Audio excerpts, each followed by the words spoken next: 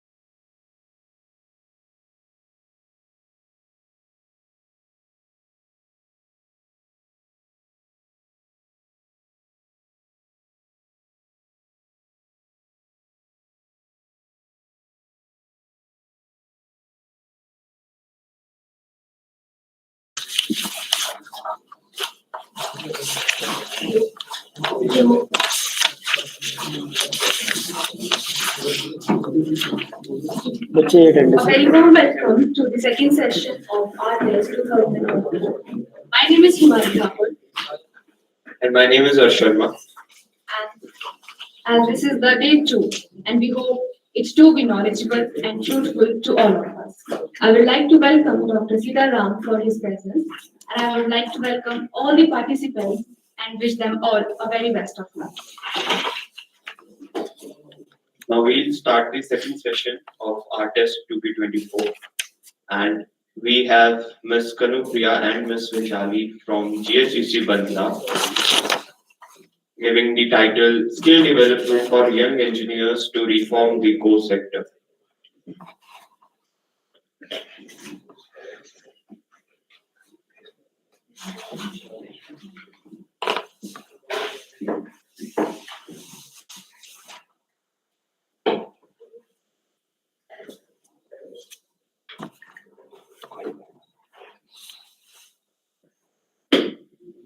इसके बाद ही हैं दो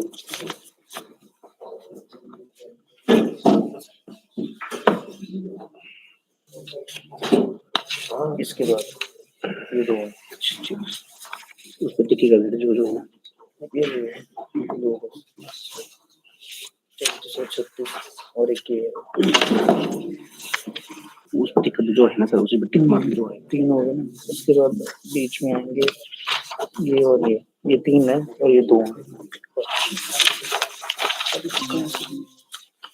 schedule में ऐसा था आजकल ना, सर एज पर शेड्यूल नहीं चल रहा फिलहाल, morning test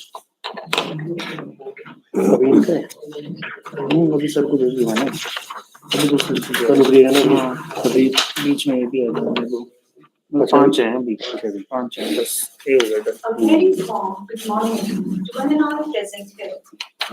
I'm Kanupriya from Electrical Engineering, Government Agro-Engineering College, Bandra. My topic of presentation is skill development for the young engineers to reform the core sector Vision 2030.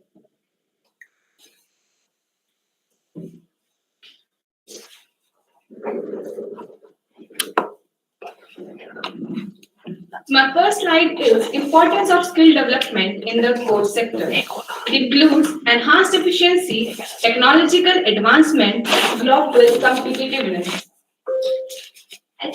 Enhanced efficiency. Enhanced efficiency shows us the contribution of skilled engineers to improve productivity, reduce wastage, and improve the project execution for the growth of the core sector.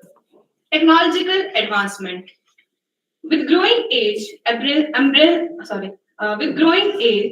embracing new technologies and methodologies leading us toward the innovation and modernization. Global competitiveness. We need to build a skilled workforce to compete globally, attracting international collaborations and investments.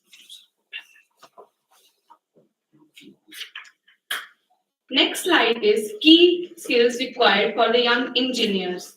They are interrelated to each other. First one is technical expertise. Technical expertise. Being an engineer, I think we need the technical knowledge in our field. बिना technical knowledge के engineer कुछ भी नहीं है. Second is critical thinking. Now you have the technical expertise. आपके पास आपकी technical knowledge है, but आपके पास ability to analyze, evaluate and solve complex problems नहीं है. आप कोई भी creative idea जब तक अपने आप से नहीं देंगे, तब तक आपको पता नहीं चलेगा कि आपकी knowledge कोई society के लिए work भी कर सकती है. Second is communication skill. I think this is the main case skill required for the young engineers. क्योंकि आपके पास technical knowledge है, आपके पास एक आइडिया भी है कि आपको क्या चाहिए, पर आपको बताने ही नहीं आ रहा है, इंटरप्रेट ही करने नहीं आ रहा है कि आपका वो आइडिया कैसे वर्क करेगा. तो communication skills also needed. Second one is leadership qualities. Capability to lead and manage teams, make decisions and work efficient under pressure. Last one is software expertise.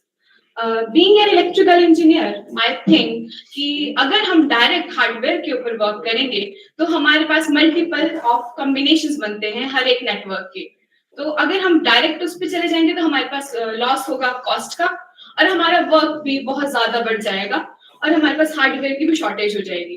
तो हम यूज करते हैं लाइक मैटलैब, सिमुलेशन और एल्टीस्पाइस, सम of the software जो हम use करते हैं ताकि हमारी एक्सपर्टीज, हमारा आइडिया इंटरेस्ट में आ सके.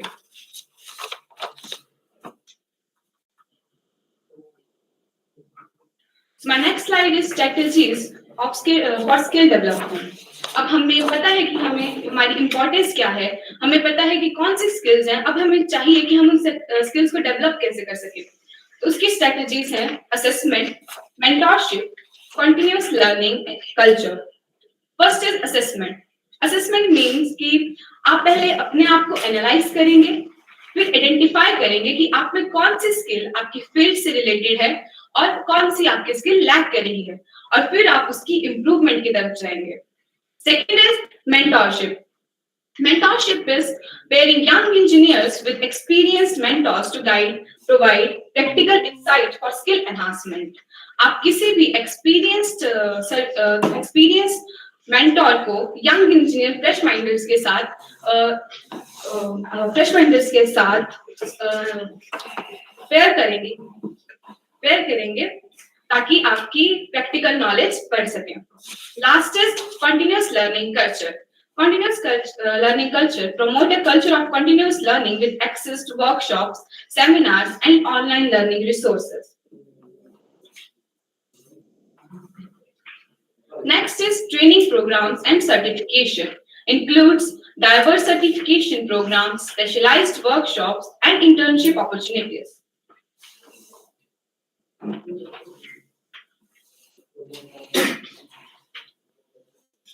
This is the main slide. I can think challenges and barriers in skill development. Now we have importance, key skills, and we analyze ourselves कि हमें क्या चाहिए. हमारे सबसे बड़े challenges और barriers हमें पता होने चाहिए skill development के लिए.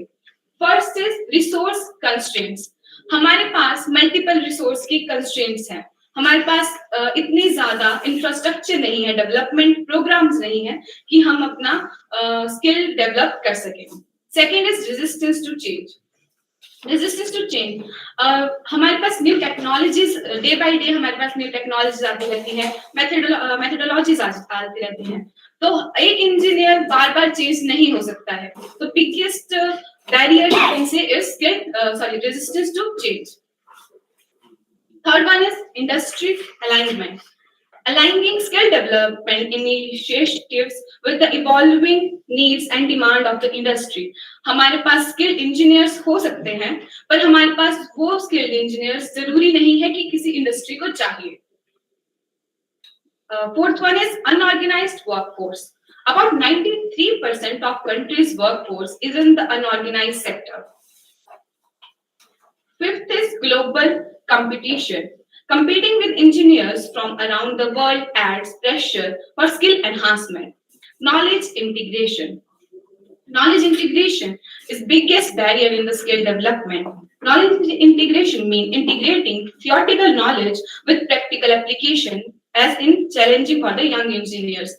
Let's take an example of Ohm's law. आप सभी को ओहम्स लॉ के बारे में पता होगा, सबने प्लस 2 में भी पढ़ा होगा अगर आप इलेक्ट्रिकल इंजीनियरिंग के लिए. पर आप में से कितने हैं जो आप प्रैक्टिकली ओहम्स लॉ को प्रूव कर सकते हैं? और मुझे लगता है बहुत कम बच्चे होंगे जो प्रैक्टिकली ओहम्स लॉ को प्रूव कर सकते हैं. तो ये हमारा बिगेस्ट बैरियर है कि हमारे पास थियोरेटिकल नॉलेज है पर हमें प्रैक्टिकली उसे एनालाइज करना नहीं आता है.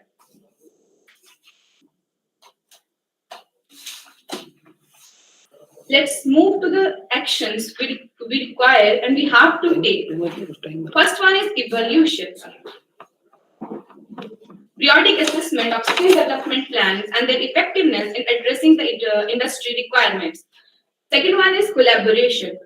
Establishing partnership between academic, industry, and government for comprehensive skill development frameworks. Skill development. Targeting skill development at all levels. Technology integration. Integrating modern technology like virtual reality and simulation to enhance practical skill training. Funding. The focus on funding the candidates rather than the institution to create the choice. Conclusion. मेरी presentation का conclusion ये है कि अगर हमें India को internationally competitive बनाना है और उसकी बूस्ट करनी है उसकी इकोनॉमी, तो हमें स्किल्ड वर्कफोर्स बहुत ज्यादा एसेंशियल है. Thank you.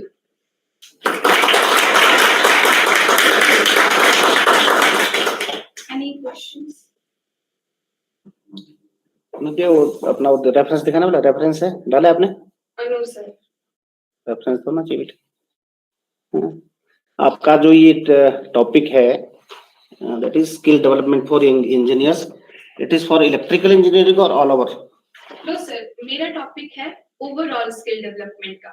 Okay. जरूरी नहीं है कि इलेक्ट्रिकल इंजीनियरिंग, और वैसे भी आजकल फील्ड्स बहुत इंटररिलेटेड हो गई हैं. आप फोकस कर रहे थे बेटा इलेक्ट्रिकल के ऊपर. सर क्योंकि मेरी फील्ड इलेक्ट्रिकल इंजीनियरिंग है तो मैं अपने फील्ड से रिलेट करने की कोशिश कर रही हूँ. नहीं, टॉपिक आपका अगर ऑल ओवर है तो ऑल ओवर फोकस करना. Okay, thank you. Thank you. Thank you, sir.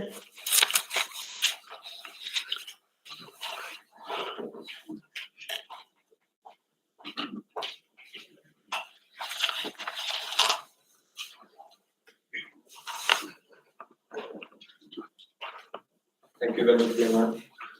Next, we have Mr. Pranoy Bharti, Mr. Akash Sharma, and Mr. Manish of GHEC Bandla. They are presenting the topic automatic generation control, recent control strategy.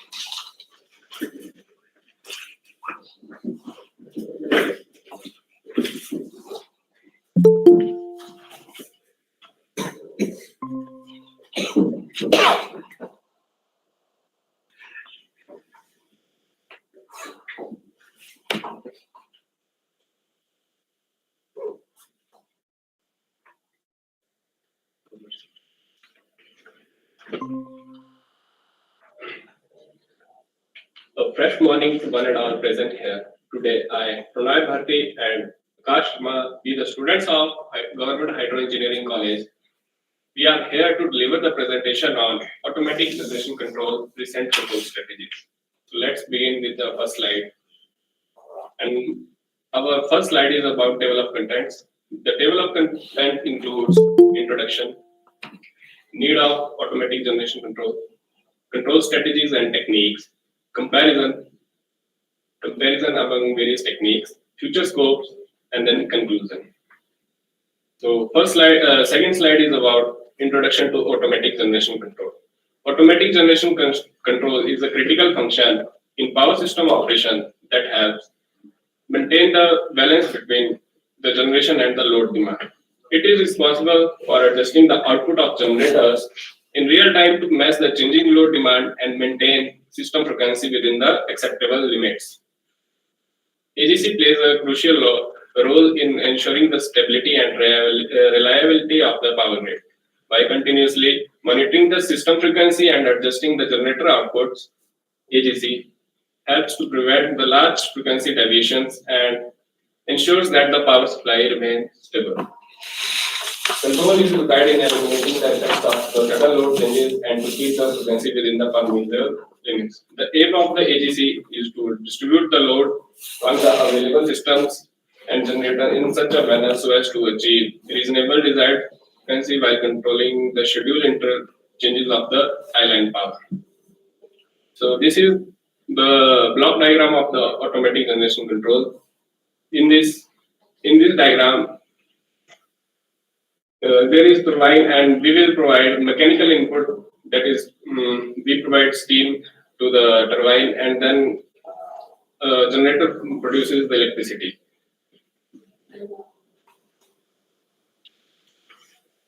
सो आप इस diagram में देख सकते हैं कि हमारा जो turbine है वो जनरेटर के साथ कपल है। तो हमारा मेन मेथड ऐसा होता है कि हमें पता है कि जो हमारा लोड होता है वो कभी भी कांस्टेंट नहीं होता, वो वेरिएबल लोड होता है। तो हमने क्या करना है कि ऑटोमेटिक जनरेशन कंट्रोल करना है। अब हमें पता है कि जैसे हमारी डिमांड, फॉर एग्जांपल मैं एग्जांपल के जरिए बताता हूँ आपको कि हमारा प्लांट है 200 मेगावाट का और आपकी लोड डिमांड है 100 मेगावाट। तो वो 200 मेगावाट तो जनरेट कर रहा है, पर हमें जो सप्लाई हो रही है वो 100 मेगावाट हमें चाहिए। जो 100 मेगावाट वो जनरेट कर रहा है वो एक्स्ट्रा जो कर रहा है वो वेस्टेज जा रही है हमारी, जिसके कारण हमारी जो एफिशिएंसी है प्लांट की वो 50% होगी, आधी एफिशिएंसी होगी। तो इसको इंप्रूव करने के लिए हमने एक ऐसा ऑटोमेटिक जनरेशन कंट्रोल मेथड बनाया कि जितनी हमारी डिमांड हो उतनी हमारी पावर की सप्लाई जनरेट हो। मतलब अपने लोड के हिसाब से हम अपनी कितनी जनरेशन कर सकते हैं। तो वो इस मेथड से हम बताने जा रहा हूँ आपको। तो इसमें हमने एक वोल्टेज सेंसर का यूज किया है जो कि एक जनरेटर के फेस के साथ अटैच है। ये क्या करेगा, वोल्टेज को सेंस करेगा और ऑटोमेटिक वोल्टेज रेगुलेटर में सेंड कर देगा। अब ये जो हमारी जनरेट हो रही है वोल्टेज, हमें पता है कि हमारी वोल्टेज दो प्रकार की होती है, एक होती है एसी, एक होती है डीसी।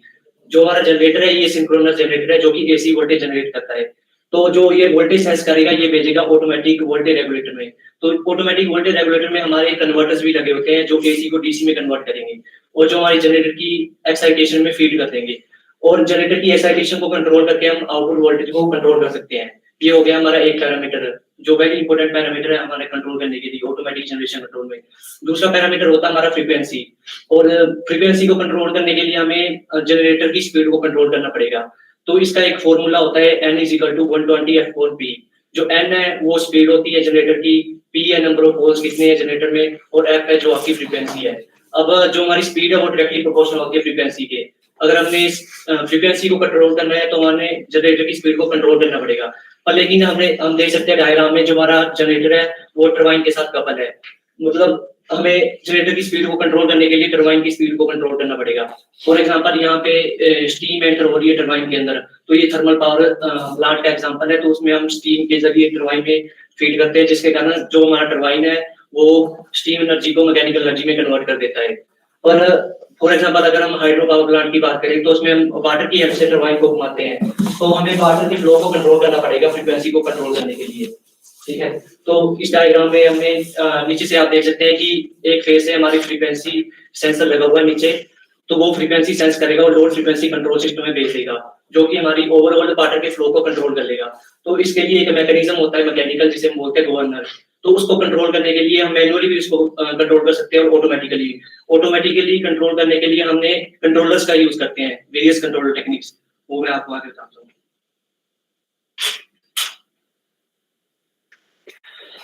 ये नीड मैंने बता दिया कि क्या नीड्स है, कि हमारा जो सिस्टम है मतलब इम्बैलेंस हो जाता है जब हमारा लोड वेरिएबल हो, तो उसको इसको रिड्यूस करने के लिए हम ऑटोमेटिक जनरेशन कंट्रोल का यूज करते हैं। कौन सा कंट्रोलर बता रहे हैं आप इसके अंदर? कौन सा कंट्रोलर? Various control techniques. मुझे तो सामने लिखा था कुछ, ठीक है, पीआई कंट्रोलर, पीआईडी कंट्रोलर्स नहीं सर आगे है इसमें। Okay go ahead. So this slide is about the control strategies and the techniques. And the first controller is PID controller, that is proportional integral derivative controller. This controller is widely used control strategy in AGC. It uses feedback from the system to calculate control actions based on proportional, integral, and derivative terms. So the proportional term provides an immediate response to the deviation from the desired set point. The integral term corrects for steady state errors, and the derivative term anticipates future changes in the system. This is the controller equation where MT is the output and ET is the error signal and MT is the manipulated signal, where KT is the proportional constant and Ki is the integral constant and KT is the derivative constant. So जो हमारा proportional constant होता है वो इसमें rise time को decrease करता है, integral constant में वो जो है स्टेडी स्टेट एरर को एलिमिनेट करता है, और जो डेरिवेटिव कांस्टेंट है इसमें डेरिवेटिव कांस्टेंट जो है आपका maximum overshoot and settling time, settling point जो है उसको डिक्रीज करता है। And proportional controller also helps in reducing the steady state error, but also increases the maximum overshoot of the system. Integral controller also helps in reducing the. but repeat मत करो बेटा, repeat मत करो, बोल दिया, आगे चलो। This is the block diagram of the PID controller. Next. तो जैसा सर इसमें समझाया, ओके। तो जैसे इस डायग्राम में हम देख सकते हैं, ये पीआईडी कंट्रोलर 3 कंट्रोलर की हेल्प से बना होता है। एक होता है प्रोपोर्शनल कंट्रोलर, एक होता है इंटीग्रल कंट्रोलर, एक होता है डेरिवेटिव कंट्रोलर। जो हमारा प्रोपोर्शनल इंटीग्रल होता है वो हमारे स्टेडी स्टेट एरर को रिड्यूस करता है। अब स्टेडी स्टेट एरर होता क्या है, तो जैसे हमें पता है कि फॉर एग्जांपल के जरिए आपको 50 वोल्ट चाहिए, वो होगी आपकी डिजायर्ड वैल्यू की, आपको 50 वोल्ट चाहिए, पर लेकिन आपके पास पहुंच रही है 49 वोल्ट, तो ये आपकी एक्चुअल वोल्टेज इतनी पहुंच रही है, तो उन दोनों के डिफरेंस को बोलते हैं स्टेडी स्टेट एरर। तो उसको रिड्यूस करने के लिए ये प्रोपोर्शनल कंट्रोलर यूज करते हैं हम। दूसरा इसमें कंट्रोलर यूज करते हैं हम इंटीग्रल कंट्रोलर, ये भी स्टेडी स्टेट एरर को रिड्यूस करता है, पर लेकिन इसकी एक डिसएडवांटेज है, इसके कारण एफिशिएंसी में लैग आ जाता है थोड़ा बहुत, तो ये एफिशिएंसी को रिड्यूस कर देता है। ठीक है, और तीसरा डेरिवेटिव कंट्रोलर होता है जो कि हमारी ट्रांजिएंट स्टेट को इंप्रूव करता है। अब ट्रांजिएंट स्टेट होता है कि जैसे एकदम से सडन लोड चेंज हो गया, तो उसके कारण क्या होता है, मैक्सिमम डेविएशन आ जाती है हमारे सिग्नल में, तो हमारा जो सिग्नल है उसमें हार्मोनिक्स आ जाते हैं, नॉन लीनियरिटीज आ जाती है, डिस्टरबेंस आ जाती है, तो इसको रिड्यूस करने के लिए हम डेरिवेटिव कंट्रोलर का यूज करते हैं। और जो ये पीआईडी कंट्रोलर है, ये तीनों कंट्रोलर को कंबाइन करके बनाया गया है, तो मोस्टली मतलब ज्यादातर यही यूज होता है। पर नाउ डेज जो मतलब मॉडर्न कंट्रोलर्स है वो है हमारे एमपीसी और एसएमसी, स्लाइडिंग मोड कंट्रोलर और मॉडल प्रोटेक्टिव कंट्रोलर, जो कि आजकल हम यूज कर रहे हैं कंट्रोलर्स को। तो स्लाइडिंग मोड कंट्रोलर में क्या है, ये एक तरह की नॉन लीनियर कंट्रोल स्ट्रेटजी होती है। इसमें हम एक स्लाइडिंग सरफेस यूज करते हैं अपने सिस्टम को ड्राइव करने के लिए। ठीक है, इसमें फिर हम एक फीडबैक लूप सिस्टम यूज करते हैं, क्योंकि हमें पता है कि हमें फीडबैक की जरूरत है। अब हमने आउटपुट के जरिए इनपुट को चेंज करना है, तो स्लाइडिंग मोड कंट्रोलर हमारा बेस्ट मेथड, पर इसकी एक डिसएडवांटेज ये होती है कि डिस्टर्बेंस के कारण इसमें ऑसिलेशन प्रोड्यूस हो जाती है, तो वो ऑसिलेशन के कारण इसकी एफिशिएंसी कम हो जाती है। तो इसको इंप्रूव करने के लिए हम मॉडल प्रेडिक्टिव कंट्रोलर यूज करते हैं, जो कि नाउअडेज ज्यादा यूज हो रहा है हमारे। इस कंट्रोलर की यही एडवांटेज है कि इसमें हम वेरियस कंस्ट्रेंट्स को इंक्लूड करते हैं, जैसे कि हार्मोनिक्स हो गया, नॉइस होगी, सबको इंक्लूड करके हम इसका आउटपुट लेते हैं और इसकी एफिशिएंसी हाई होती है। ये सर, और कंपैरिजन में भी यही है कि एमपीसी बेस्ट है as compare to SMC and PID controller. PID controller non linear signal के लिए एप्लीकेबल नहीं होता, पर लेकिन एसएमसी और एमपीसी एप्लीकेबल होते हैं, डिस्टर्बेंस के लिए भी एप्लीकेबल होते हैं। अगर इनकी एफिशिएंसी भी हाई होती है, प्रिसाइज कंट्रोल प्रोवाइड करते हैं और एफिशिएंसी इनकी हाई होती है। और कंक्लूजन में भी यही है कि नाउअडेज एमपीसी और एसएमसी कंट्रोलर ज्यादा यूज हो रहे हैं, इनकी ड्यू टू इसका वेरियस एडवांटेज, क्योंकि पता ही है कि लोड में फॉल्ट कभी भी आ सकता है, तो ये दोनों कंट्रोलर एप्लीकेबल है, स्टैंड है, हैंडलिंग कैपेबिलिटी इनकी हाई होती है लो डिस्टर्बेंस को झेलने के लिए। Thank you sir.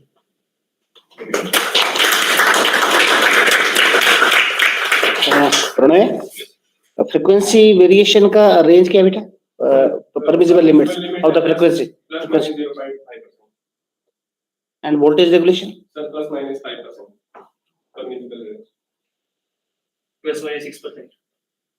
यहीं पे वेरिएशन आ गया, 1% का तो यहीं पे आ गया। And frequency plus minus 3%। Okay, thank you.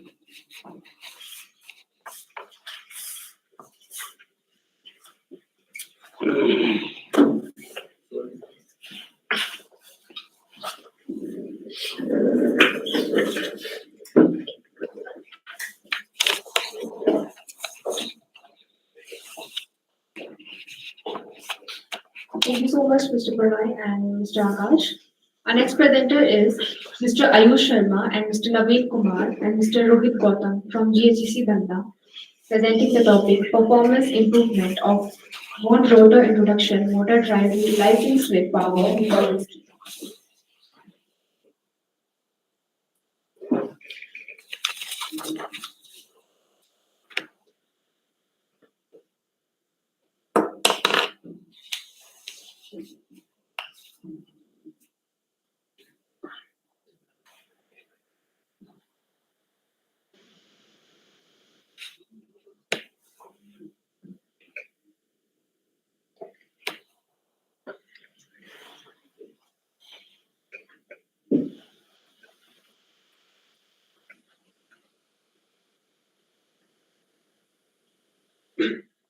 Thank you, Ash.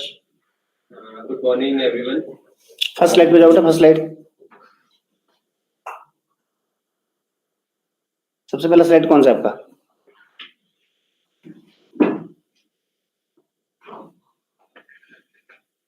हाँ, हमेशा यहाँ से शुरू करते हैं प्रेजेंटेशन अपना। Good morning, everyone. I am Naveen Kumar from third year electrical from Government Hydro Engineering College, Nanda, Bilaspur. I am here to present my research paper on the topic that is performance improvement of slip ring induction motor using slip power recovery scheme. So let's begin with the content. जैसे कि आप देख सकते हैं, आप introduction, problem formulation, solution methodology, simulation results, conclusion और references हैं। तो let's begin with the introduction. जैसे कि हमें पता है कि जो हमारी मोटर्स होती हैं वो दो टाइप की होती हैं, सिंक्रोनस, एसिंक्रोनस, और जो एसिंक्रोनस है उसका अनदर नेम इंडक्शन मोटर है। उसके सब पार्ट है दो, जिसमें हमारा स्लिप रिंग इंडक्शन मोटर होती है और स्क्वायर केज इंडक्शन मोटर होती है। तो यहाँ पे मैंने स्लिप रिंग इंडक्शन मोटर के ऊपर स्लिप पावर रिकवरी को छोड़ दिया हुआ है। ये मोटर्स जो होती हैं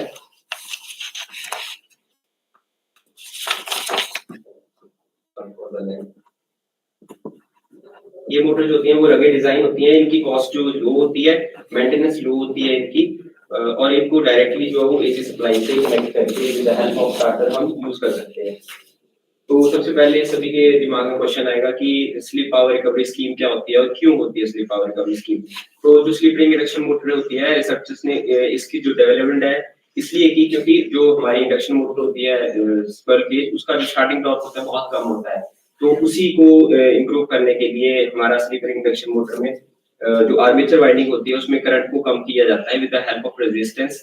तो रेजिस्टेंस हमारे पावर ड्रॉप करते हैं, जिसकी वजह से हमारी मोटर जो एफिशिएंट नहीं रहती है। तो इसीलिए हमने जो स्लिप पावर रिकवरी स्कीम को यूज किया है इसमें। तो यहाँ पे हम सॉल्यूशन पहले प्रॉब्लम फॉर्मुलेशन देख लेंगे। जो आपको दिख रहा है यहाँ पे सर्किट डायग्राम, यहाँ पे RYV3 फेस हम मेन सप्लाई से ले रहे हैं और साथ में जो हमारी इंडक्शन मोटर है उसके फील्ड टर्मिनल में इसकी सप्लाई को दे रहे हैं।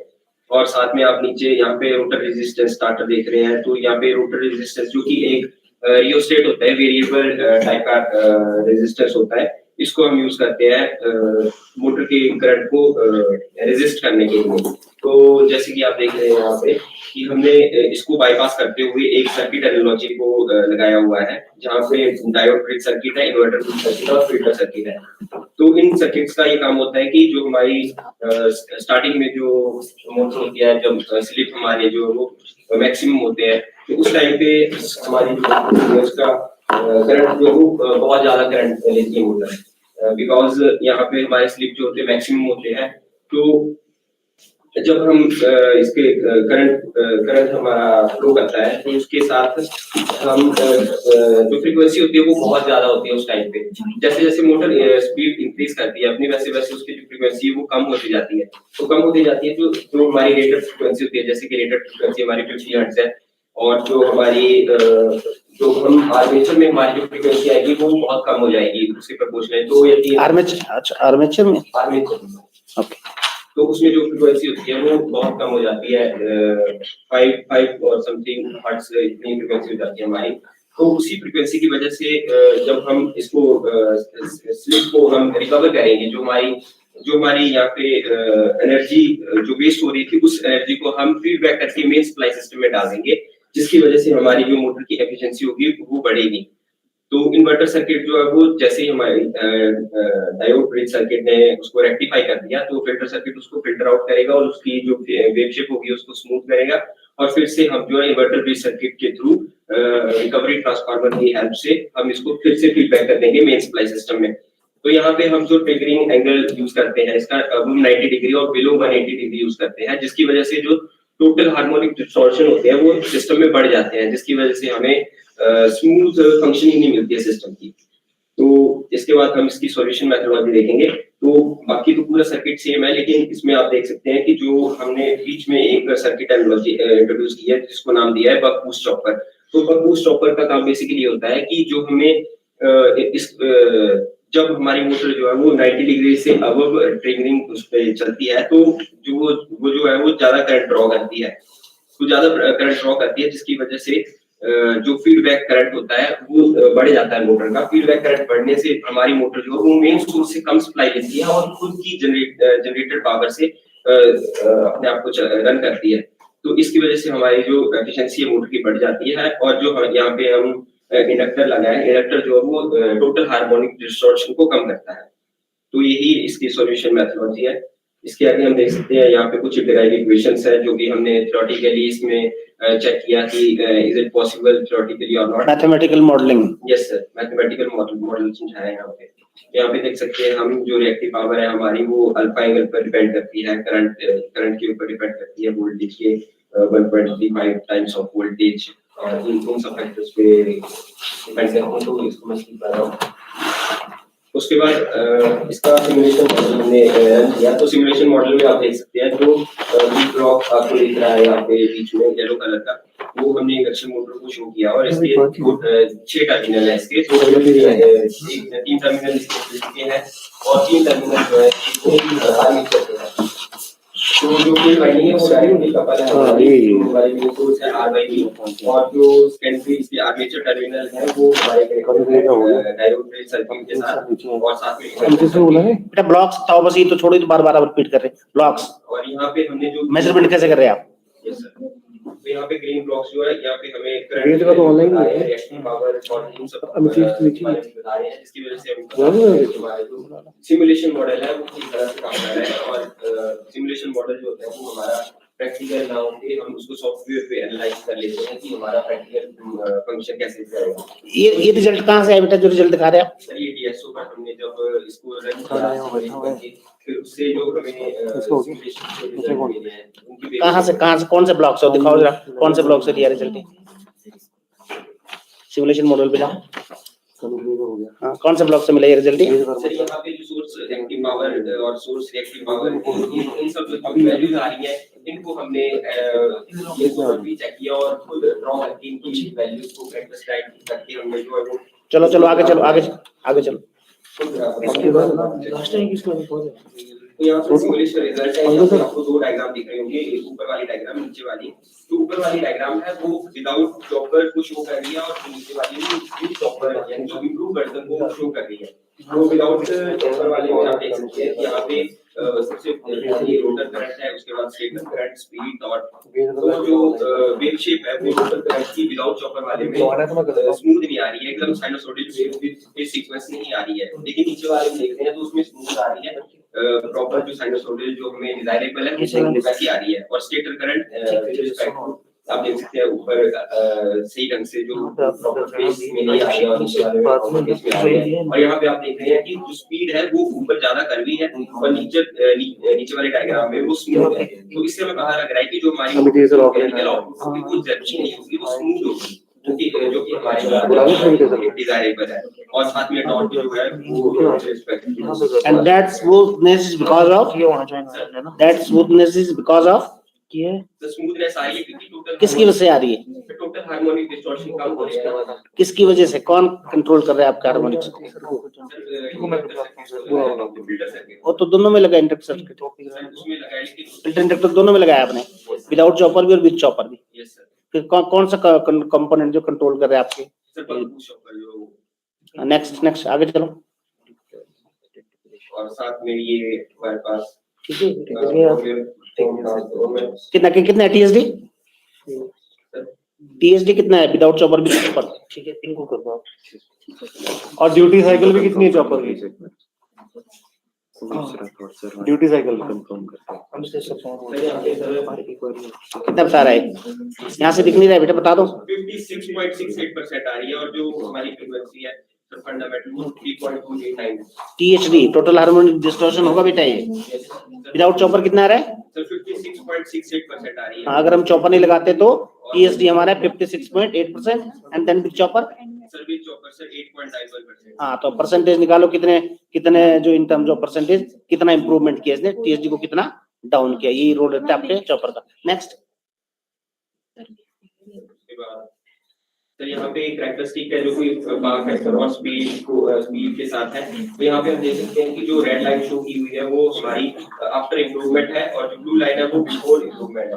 तो वो हमारे पास स्पीड के साथ हम देख सकते हैं कि जैसे जैसे हमारी स्पीड इंक्रीज हो रही है तो ब्लू लाइन डिप हो रही है, इसका मतलब है कि पावर फैक्टर हमारा 0.5 जा रहा है जो कि हमारे लिए डिजायरेबल नहीं है। और रेड लाइन से हमें शो हो रहा है कि जो हमारा पावर फैक्टर है वो हमारा इंप्रूव हो रहा है। और साथ में जो स्पीड का और परसेंटेज एफिशिएंसी शो हो रही है जिसमें पता लगता है कि जो रेड लाइन है हमारी कितना है बेटा, कितना है बताओ? एवरेज पावर फैक्टर और एफिशिएंसी कितना है without chopper and with chopper?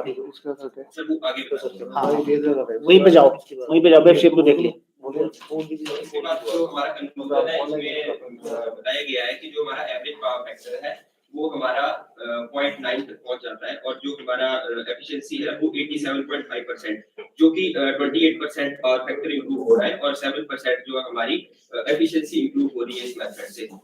तो अगर हम रफली सा एस्टिमेट लें इसका, तो अगर हमारे कोई मोटर 10 वाट की एनर्जी सेव कर रही है और एक प्लांट में 10 मोटरें लगी हैं तो वो 100 वाट जो वो 1 घंटे में सेव करेगी हमारी और एक दिन में 2400 वाट तक की एनर्जी सेव कर लेगी, जो कि मंथली में हमने कैलकुलेट किया इसका तो 7 लाख तक की एनर्जी कंजप्शन को सेव कर लेगी एज पर जो हमारा एवरेज कमर्शियल यूनिट है 10 to 20 रुपीस पर यूनिट। तो इसी कंक्लूजन में ये बताया गया है और ये कुछ इसके रेफरेंसेस हैं ओके जिनके थ्रू हमने ये सब रिसर्च किया। बेटा can be use the slip power cover scheme in squirrel cage induction motor? No sir, Why? Sir इसमें हमें सर वो जो है वो शॉर्ट सर्किट होता है सर लोकल बार से। सर उसको हम बाहर नहीं ले सकते हैं. Okay. And what is the application? Build up application sir of field the. Of application इसकी है सर, जैसे होस्ट होगी, क्रेन्स होगी, जहाँ पे हाई टॉर्क की रिक्वायरमेंट होती है. Okay. And what is the role of inverter? Sir inverter का रूल है सर, जो डिजायरेबल जैसे हमारी जो मेन सप्लाई है वो 50 हर्ट्ज और 450 वोल्ट के ऊपर करती है, और हमारी जो स्ट्रिक्ट जो रोटर की जो फ्रीक्वेंसी होगी वो बहुत कम होगी, तो उसको मैच करने के लिए हम इन्वर्टर का यूज करते हैं. Okay, thank you. Thank you, have a nice day.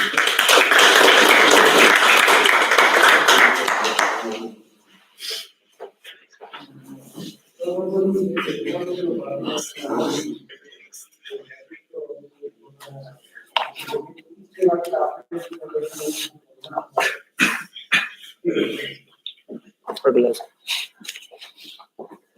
ये पास में का कि वेज को बंद कर दिया कॉल. जुड़े हुए हैं ऑनलाइन. भेजिए सर. हाँ भेज दो. Thank you so much, Naveen sir. Online में. Next, we have Miss Upasna Sharma from Government College, Una. She is delivering deep learning, identifying. बस नहीं.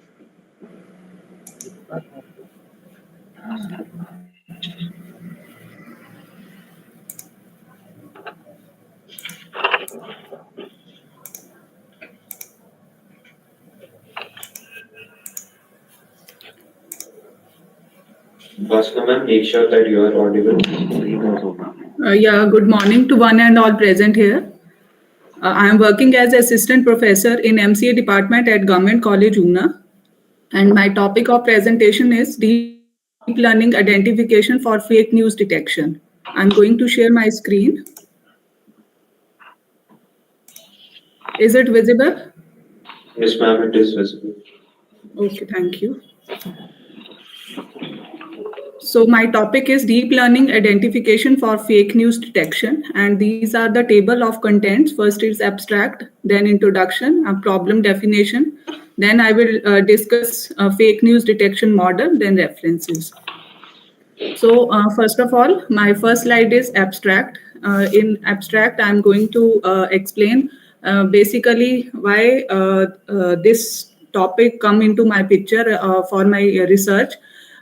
Because with the use of social media channel as well as the development of these networks, like we can see that with the use of mobiles, internet, social media, all these platforms are able to disseminate the news so frequently with the single click.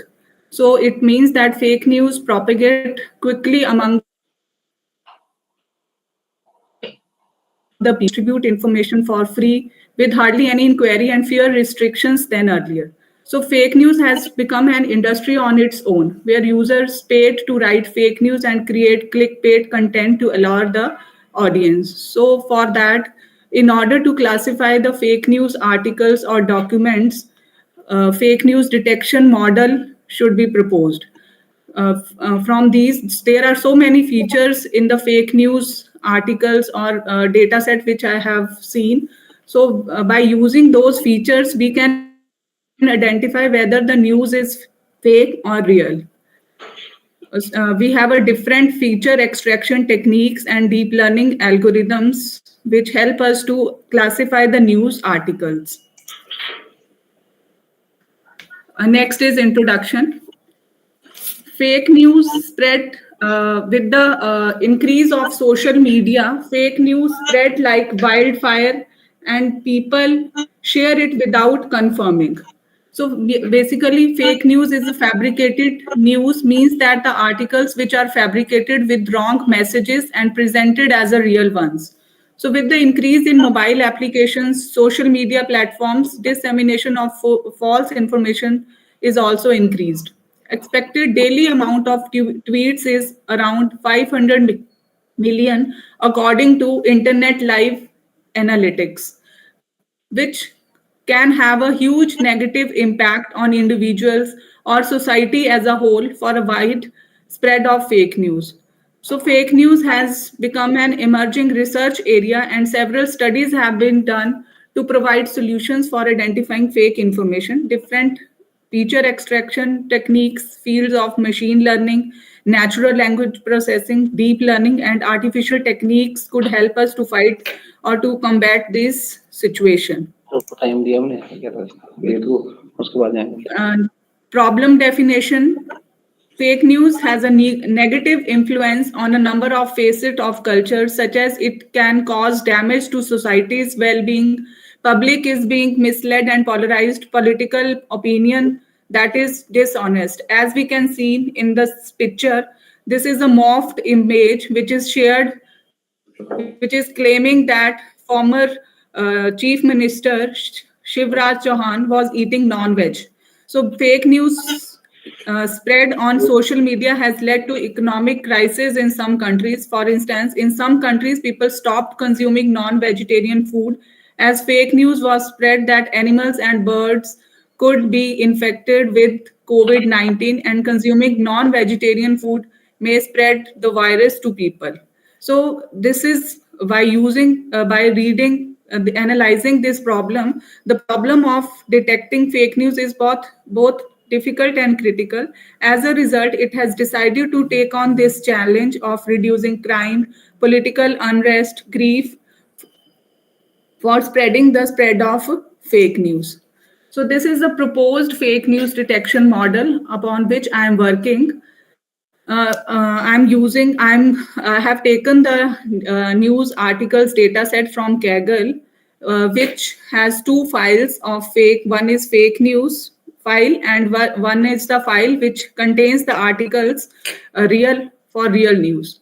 Then in the second steps, I will do pre-processing of the data, because that data is not pre-processed.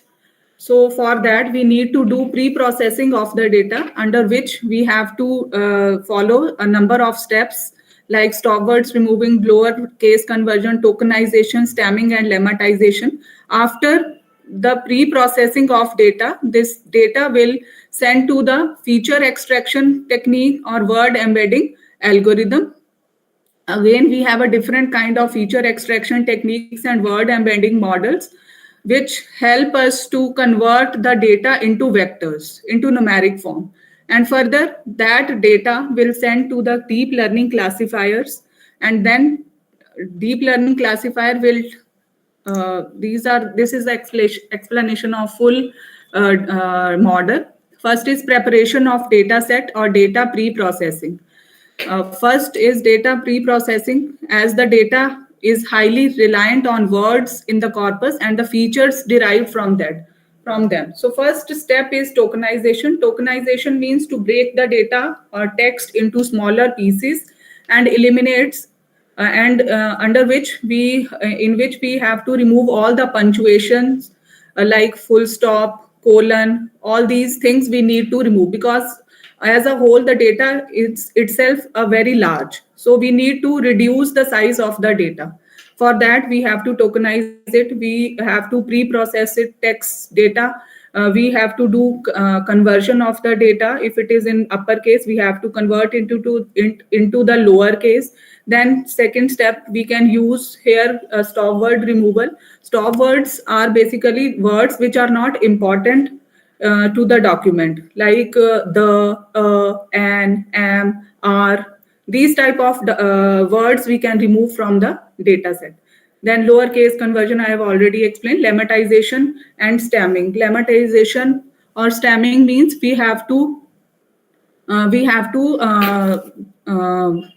split the data. Like we have a machine or machinery, so it will chop the data. Like machine or machinery में वो machine ही हमें extract करके देगा in lemmatization. So in this way, we can pre-process the data. Second step is feature extraction methods and word embedding models. So different feature extraction methods are available. Algorithms are available like bag of words, TF, IDF. In bag of words means the data, it will calculate the occurrence of words in the document. According to the occurrence of the word, it will classify, it will convert the data into vectors. So next at TF, IDF, it is also a technique for converting the data into vectors. it will calculate upon two factors like TF and IDF. TF means term frequency. Term frequency helps us to calculate the frequency of words in the document, and then we will calculate the inverse document frequency. Inverse document frequency is, it means that how important the word is in the document, how many time the word is occurring.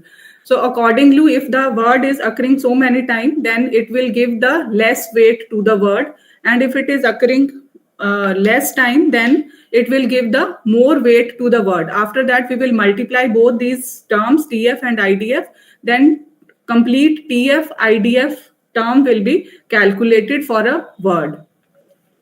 In this way, the matrix will be formed. Next है word embedding models. Word embedding models is also help in making the calculating the semantic relationship between the words and meaning between the words. Many pre-trained word embedding models are available, like Google has made the word to vector, then glove, document to vector, fast text, and BERT are available, in which the semantic meanings of the word means, like if we have a words man, woman, king, queen. So these are the relationship between the words. So according to the relationship, it will calculate the numeric vectors for particular word. So accordingly, the matrix will be formed. So next step is deep learning model creation. After that, when the vector or our data is or document is converted into the vector form, or it is in the matrix form, then that matrix will send to the deep learning, any of the deep learning algorithm. Deep learning algorithms, different deep learning algorithms are available, like CNN, RNN, LSTM, BiLSTM, GRU, etc. After that, splitting of data is to be done into test and train data. It depends upon the user requirement that the data is split into 70:30 ratio, 80:20. So accordingly, splitting can be done, and we can check the results of all the factors के हमने किस तरह से data जो है वो split करा है, उसके accordingly we can check the results of particular data. Then we can, when we done the splitting of the data into two parts, test and train data. So we next step is to train the model using training data. जो हमने test train में हमने data रखा होगा, उसके लिए उसके accordingly we have to train the model. Then after that, the ratio of the data which we have set for the testing the model, for this we have to test the model. After that, the model will be able to classify the news whether it is fake and real. And in that we can use other performance parameter. We can check other performance parameters also, like we can check the accuracy of the algorithm, F1 score, recall, and many other parameters we can use for creating the deep learning algorithm for fake news detection.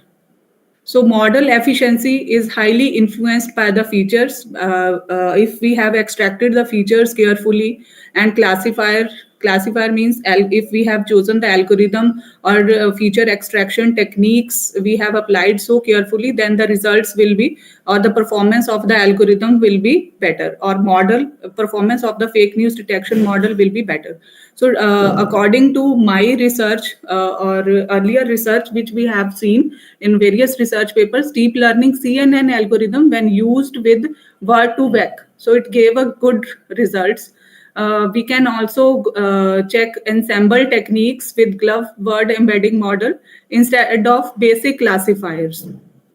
Basic classifiers means traditional classifiers which were used earlier, but now the new techniques has been introduced. For that we are getting the good results.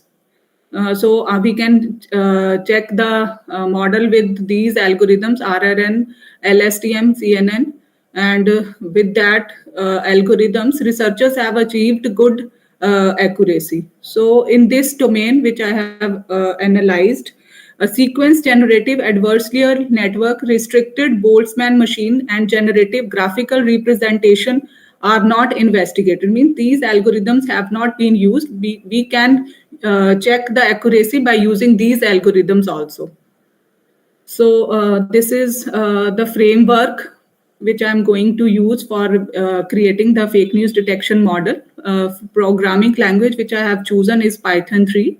Feature extraction algorithms, TF, IDF, bag of words, glove, word to vector, BERT, fast text. Deep learning algorithms are CNN, RNN, LSTM, BiLSTM, GRU, and the libraries which we are going to use, NLTK, GenSim.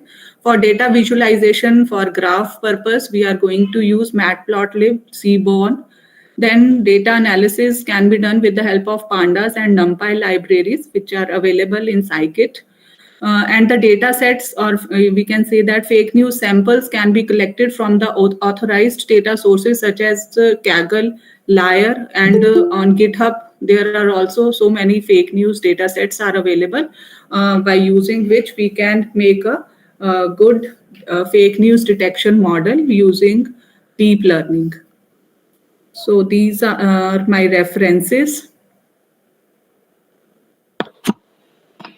Thank you.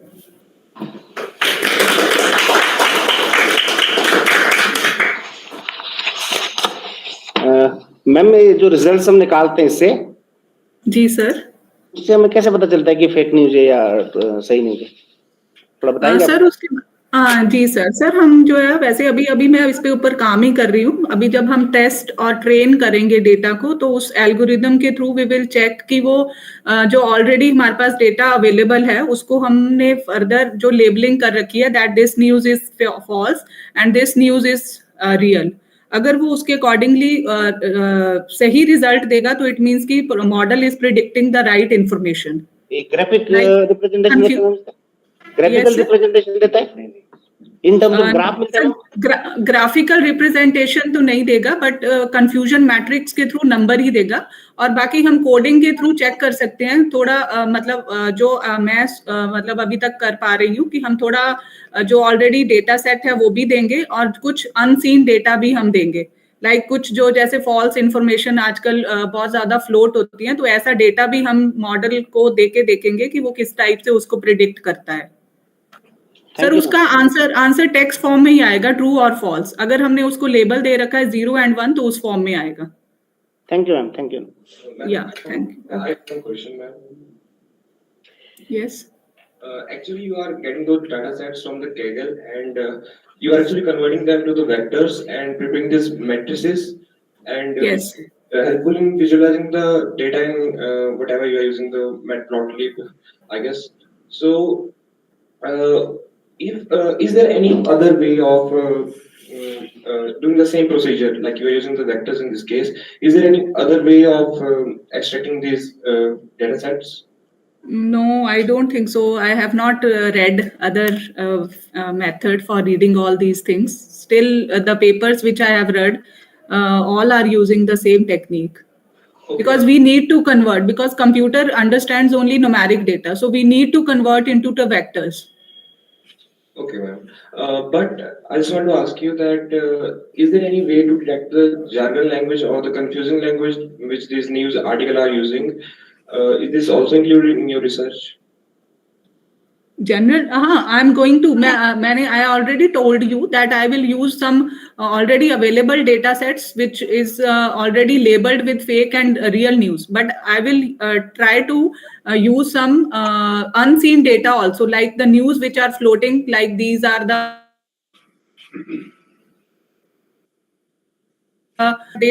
those news were false. Okay, thank you. Thank you. I will try that news also. Thank you. Thank you. Okay. Yeah.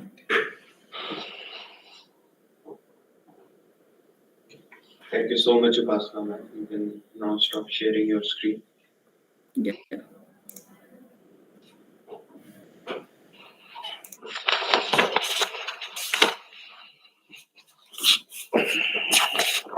It is now informed that we are observing a tea break for 10 minutes and students are not allowed to leave. It's only for the teachers. So kindly stay calm and we'll be back in 10 minutes. Thank you.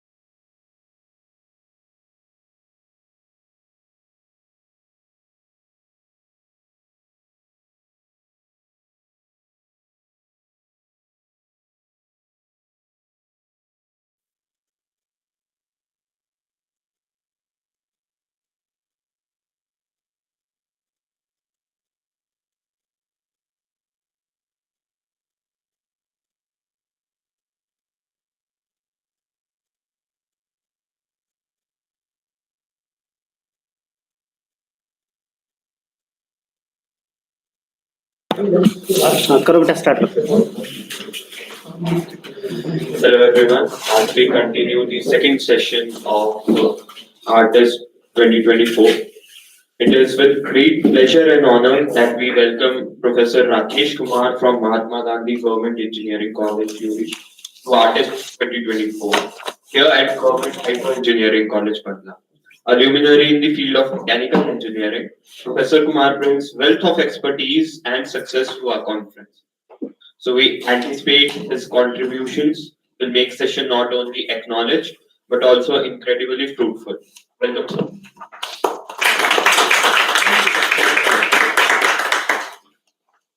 Thank you. Thank you. So we'll continue with this session. So next up we have Mr. Ved Prakash Verma from ABVGIT Pragati Nagar, and he's presenting the title Battery Charging of E-Rickshaw through Rooftop Solar PV and Regenerative Braking Capabilities. Sir, please.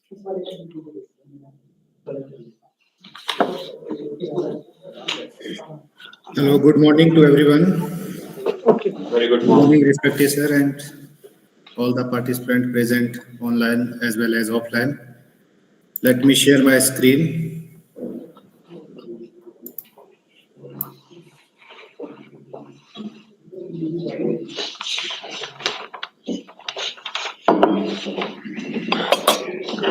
My screen is visible? Yes, sir. Okay. My title for Excuse me. contest paper is battery charging of e-rickshaw. Shall Sir, I start? एक बार अपनी screen reshare कर दीजिए please. Wait. मैं rough में लगा दूंगा और फिर से शुरू कर देता इनको मैं यहाँ पे लिख देता हूँ. इनका बेस भी करना है. इनका है नहीं, मैं इसमें लिख देता हूँ सर. इसमें जिनका नहीं है ना, बीच बीच से है कुछ. इसके बाद Screen is visible? Just a second, sir. Yes, it is visible now. Okay. Now, visible, sir? yes sir. It is visible. Please continue. Okay. My paper presentation topic is battery charging of e-rickshaw through rooftop solar PV and It is better you can convert your screen in full screen. Okay, wait, sir, wait. Slide mode पे.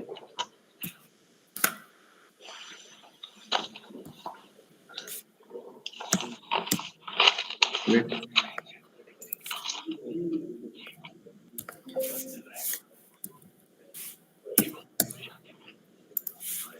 Sir आप अपनी screen maximise कर लीजिए. Wait, sir, wait a while.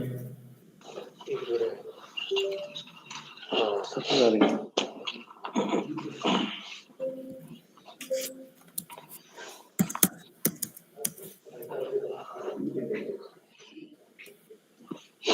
Is it full mode, sir? Wait.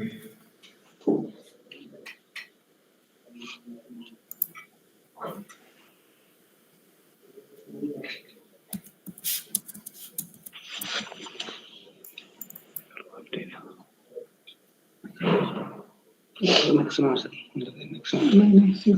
You can use F5 switch. Yes, sir. You can use F5 key for maximize the screen. Yes, sir. I am doing, sir. Now. Yes, it's okay now. Okay. Battery charging of e-rickshaw through rooftop solar PV and regenerative braking capability. Then, if I start from my presentation outline, I will go this presentation through introduction, motivation, synchronous reluctance motor, proposed configuration, benefit of that configuration, control strategy, operating mode, some simulation result, and conclusion.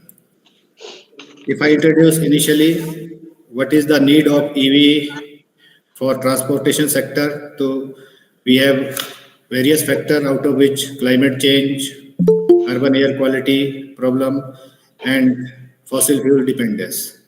These all urban air quality as well as our climate change is due to the use of higher number of vehicle which are based on internal combustion engine, conventionally operated by petrol or diesel. Growing the reduction on similarly the fossil fuel availability of fossil fuel is very less, so we cannot totally dependent upon the internal combustion engine based vehicle. Now electrical vehicle are likely to be next solution in the transportation sector. I especially focus on the e-rickshaw, which is optimum solution, especially in urban or city area. And if we use charging independent of the fossil fuel waste, then it will be reduce our carbon emission as well as it will be enhance the driving range of electrical vehicle. Motivation, what are the motivation behind this proposed configuration? That means how to reduce the emission, increase the efficiency, and various operation in the electrical vehicle. Lesser driving range is the major drawback of electrical vehicle.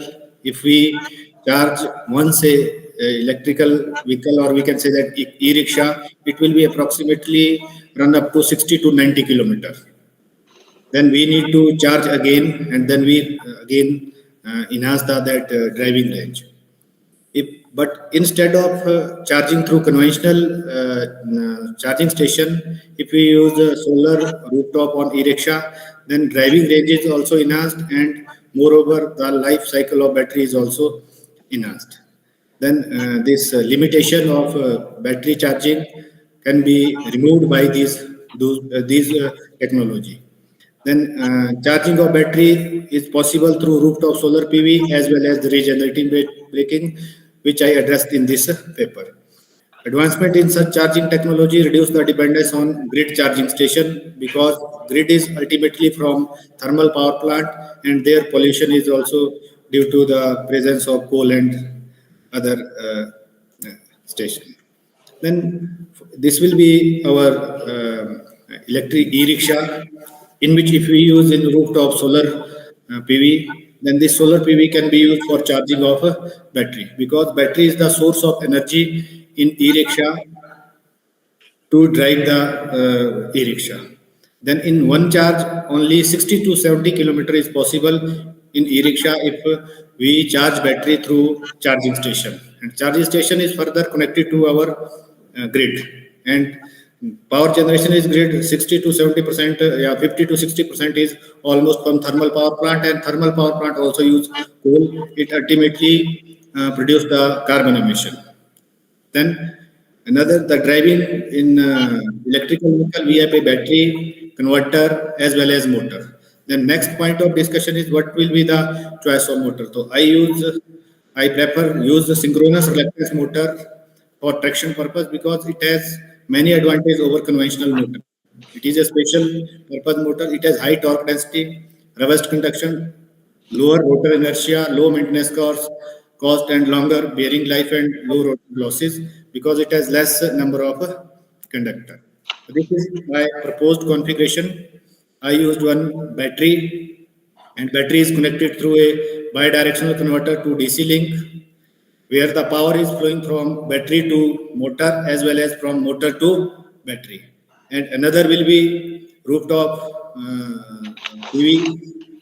Then I use one boost converter which boosts up the voltage and feed power to DC link, and through DC link, through three-phase converter, it is going to the synchronous motor. It is only unidirectional.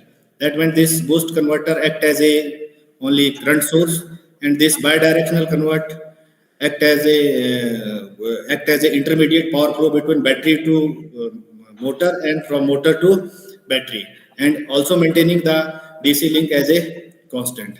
This configuration has some benefit over the existing configuration, which already available in the literature. That means battery supply long-term power demand during the charging, and rooftop solar and regenerative give some short-term power supply.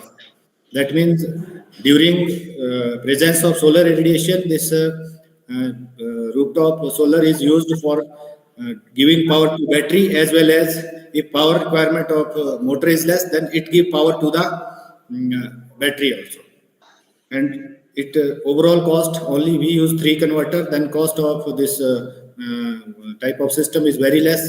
Simple control structure and novelty. Man is the novelty. Novelty means it can charge from both, either from PV and either from regenerative braking. That means battery can charge instead of conventional grid connected charger. It will charge through motor itself and through rooftop battery. That can be explained in the some simulation result. This is basic control strategy. I use simple PI controller for controlling this boost converter. Its function is to maintain only constant current. So we have I reference current and IPV, and similarly I use dual loop controller for this battery controlling. One is outer loop and another one is inner loop, which maintain this DC link voltage as well as bidirectional power flow. And I use this hysteresis control loop controller for controlling this synchronous reluctance motor, in which I use encoder. We take reference speed of rotor that can be converted to the ID IQ, and then it will be reference current will compare with the actual current, and hysteresis control will generate these 6 signal S1 to S6 for 3-phase converter. If I use for mode of operation of motor, then motor will be operate in 4-quadrant operation, which is a general, all the motor used in 4-quadrant operation: positive torque, positive speed, positive torque, negative speed, and all these operation is possible in this operation, where accelerating mode, recovery mode, motoring mode, as well as a braking mode. So first, these are, I simulate this whole system with simulation, and this is the battery charging through rooftop solar PV. Then the charging mode 3 and mode 4 are possible through the battery charging through PV. This is our green is the actual speed and red one is the reference speed. Then initially speed is rising from 0 to 1000 RPM, then some constant 1000 RPM, then deaccelerating mode, then rest mode. If we see mode 1, it is accelerating mode. Mode 2 is again constant speed mode. Mode 3 is deaccelerating mode, and mode 4 is a rest mode where speed is 0. And rises the level of solar irradiation. Initially solar radiation is 0, then it will be increase some value, then some increases again value, then some constant. After that it will be decreasing. If I show here, the battery current is initially increasing and go up to some positive value, then go up to negative value. The point from where which the battery current is negative value, battery is charging. That means SOC of battery is increasing. If I show here, this is battery discharging, this is a battery charging, including body battery charging. That means SOC of battery is enhancing. So these mode 3 and mode 4 is possible only due to this our solar.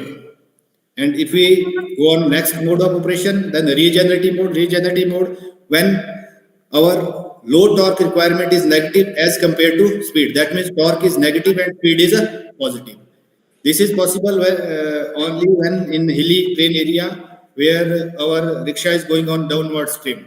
In downward stream, the load requirement by e-rickshaw is less as compared to the electromagnetic torque developed by the motor. Then in negative torque operation, speed is enhancing, but battery is again charging. Why it is charging? Because it is due to regenerative mode. That means mode 6 and 7 is to the regenerative braking. Then these are two possible way by which we can charge our EV instead of conventional charging through the charging station.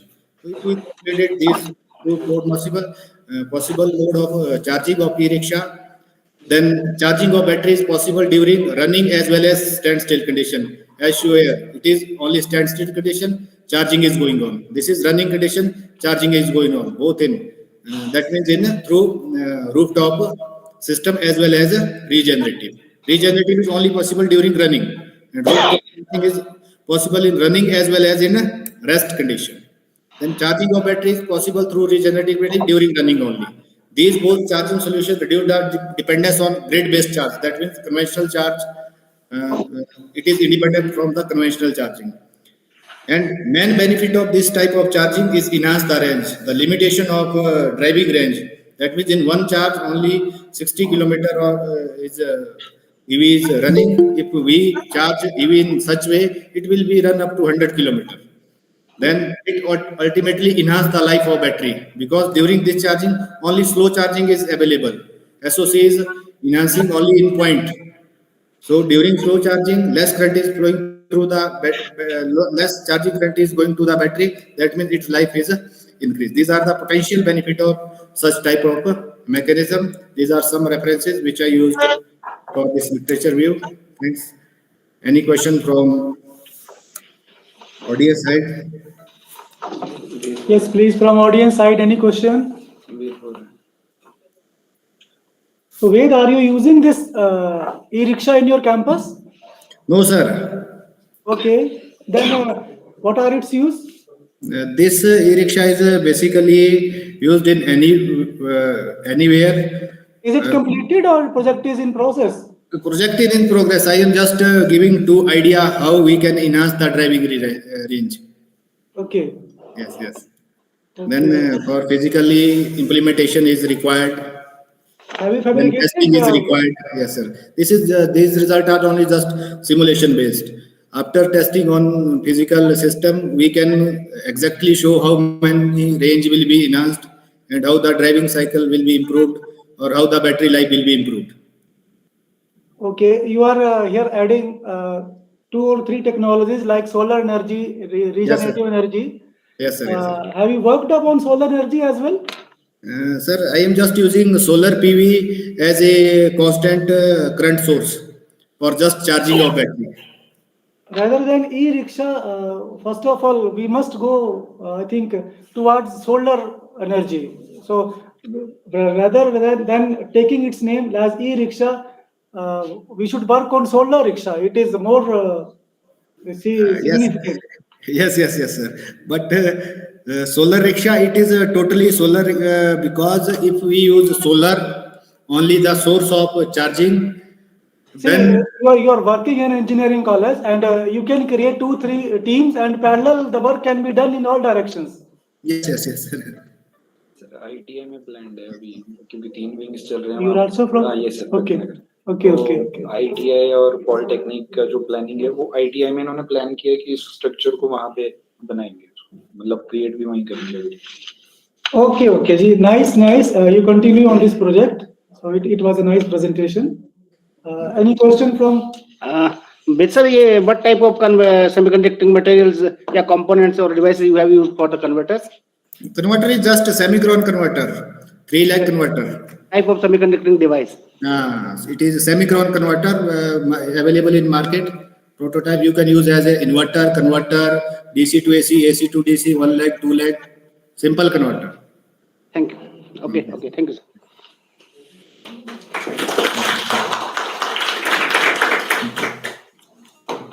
Thank you, sir.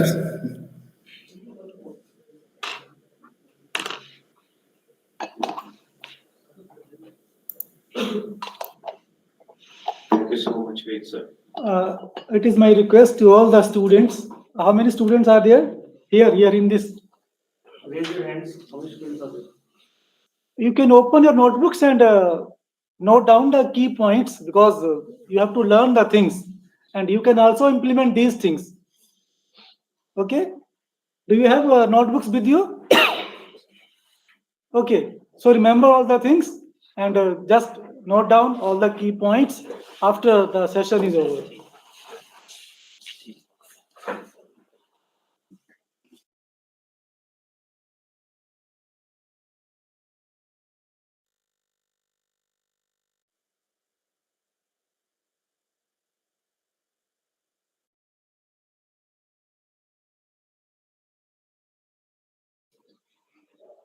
So now we'll continue towards the next presentation, and it is by Ms. Priyanka Sharma from HPU Shimla, who is presenting the topic fabrication of almond-based gum-based network hydrogels by covalent and supramolecular interaction for biomedical application. Ma'am, please. What is code number? It's code number? OP23. No. Am I audible, sir? Yes, ma'am. Thank you.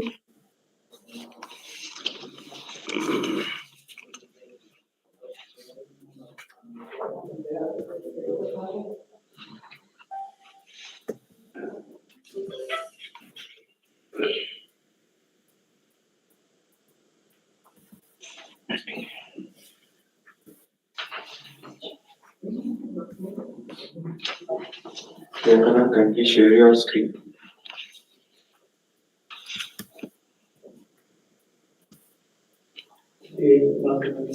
online ही है. Yes, sir. Good afternoon. My name is Priyanka Sharma from Department of Chemistry, Himachal Pradesh University, Shimla. My topic for presentation is fabrication of almond gum based network hydrogel by covalent and supramolecular interaction for biomedical application. Introduction. Keeping in concentration the antioxidant, antimicrobial and anti-inflammatory properties of almond gum, functionalization of the gum. Hello, are you presenting something or you will represent like this? Have you shared your screen? Are you using PPTs? Yes, sir. I'm sharing my screen. It is not visible here. It is not visible. Sorry, sir. Give me just 2 minutes.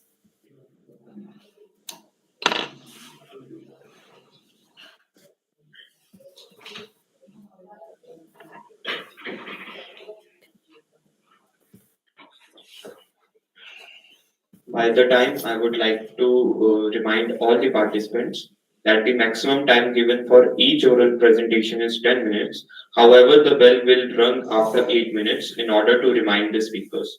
All are requested to please take care of the time duration.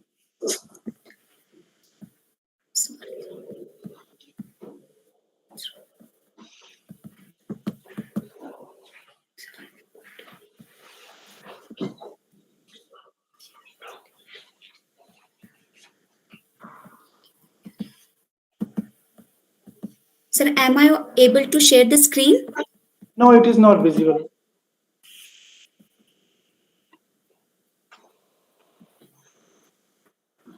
Just,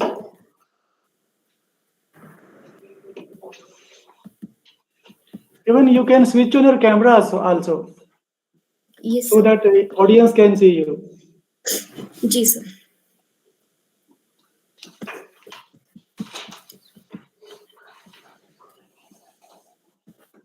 Excuse me, ma'am. Yes, sir. Ma'am, are you on a desktop right now, laptop or computer? Sir, I'm on laptop. Right so नीचे जो आपको options दिख रहे हैं यहाँ पे buttons जहाँ पे माइक है वीडियो है कैप्शन है You just click on arrow button. Yeah, वहाँ पे this here. Yes Click this. आपको एरो बटन का ऑप्शन मिलेगा प्रेजेंट नाउ आप उस पे क्लिक कीजिए प्लीज यस सर मैंने उस पे किया है अब आपको एंटायर स्क्रीन विंडो करना है ma'am entire screen entire screen right अब आप एंटायर स्क्रीन वाले विंडोज पे एक बार क्लिक कीजिए और फिर शेयर पे क्लिक कीजिए प्लीज सर विंडो पे क्लिक करने के बाद शेयर नहीं आ रहा है Select your screen, entire screen. You have to select your entire screen. वहाँ पे 3 ऑप्शंस है मैम क्रोम टैब विंडो और एंटायर स्क्रीन आप please entire screen yes sir Now click on your screen. Yeah, here. Click here. Yes sir thank you so much sir Yeah, no, it is not clicked. So actually make a screen. Okay. Now it is visible, ma'am. Kindly share your presentation.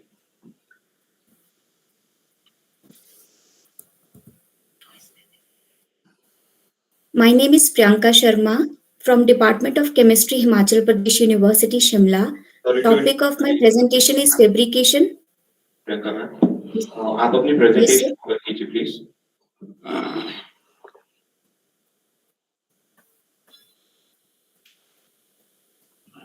आप इसको minimise कर सकते हैं ma'am आप अपनी सिर्फ presentation open कीजिए हमें स्क्रीन विजिबल ही रहेगी.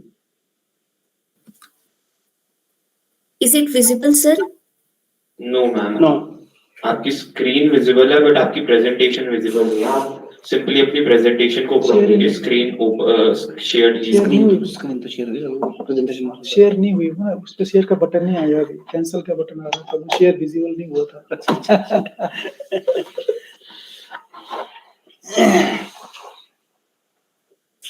आप प्रेजेंटेशन पे ही बने रहिए ma'am.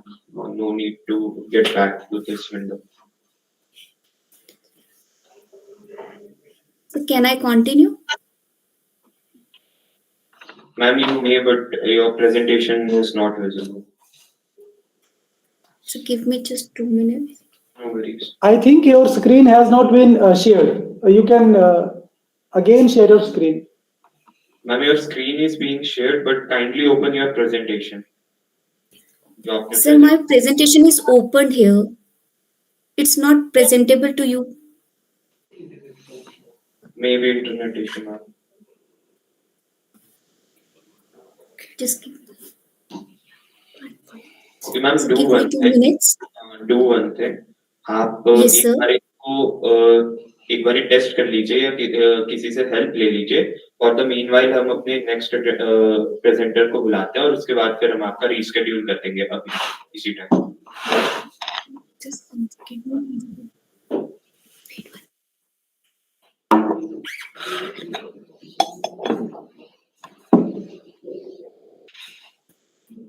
It's maybe it's network connection. Is it visible? Now is it visible, sir? No, ma'am.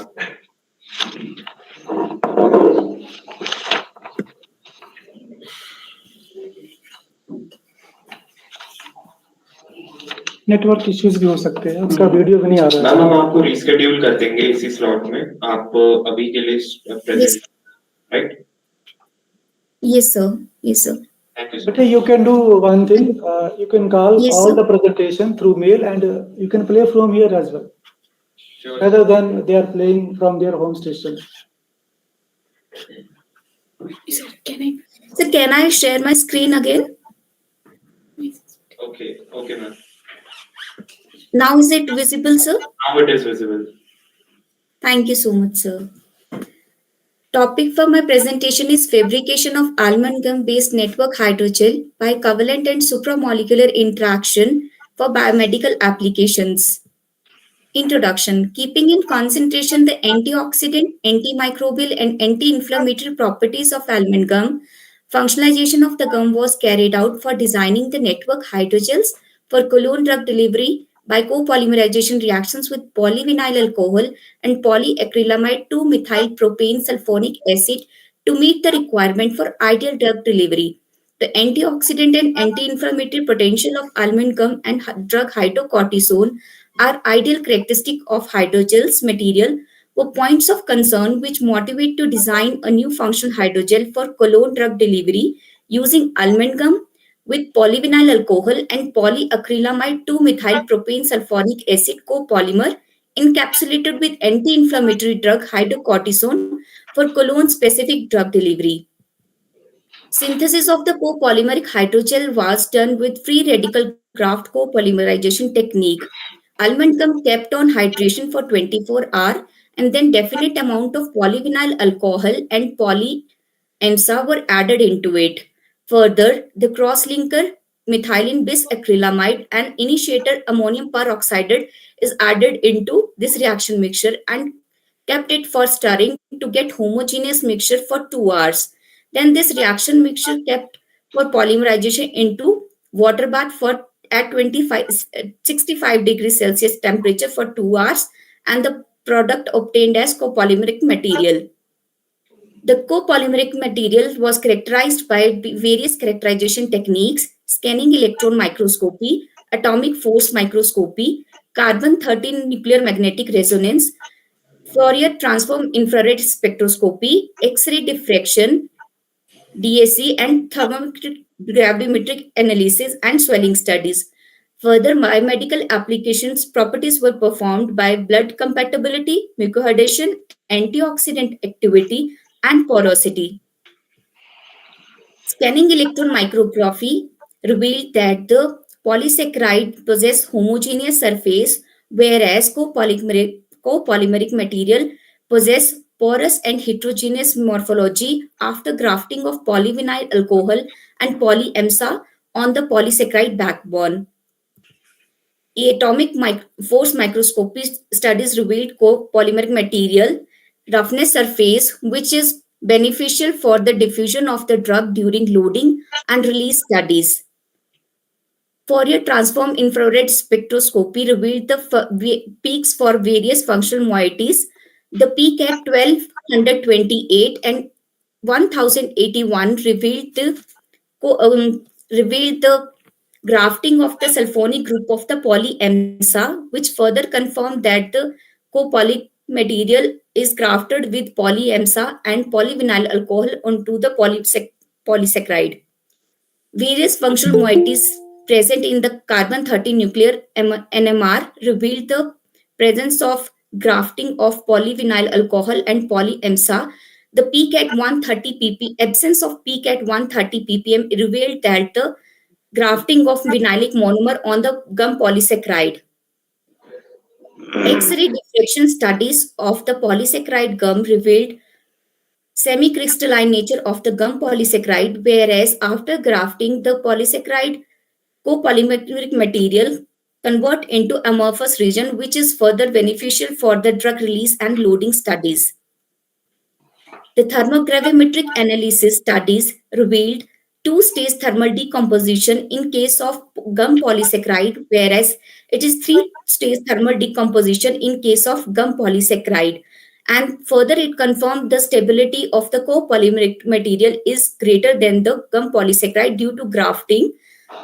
and the three-stage thermal decomposition, in which whereas first stage thermal decomposition is due to loss of water, in second stage thermal decomposition there is loss of carbon dioxide and sulfonic group of the polyamsa, and the third stage decomposition is due to anhydride formation.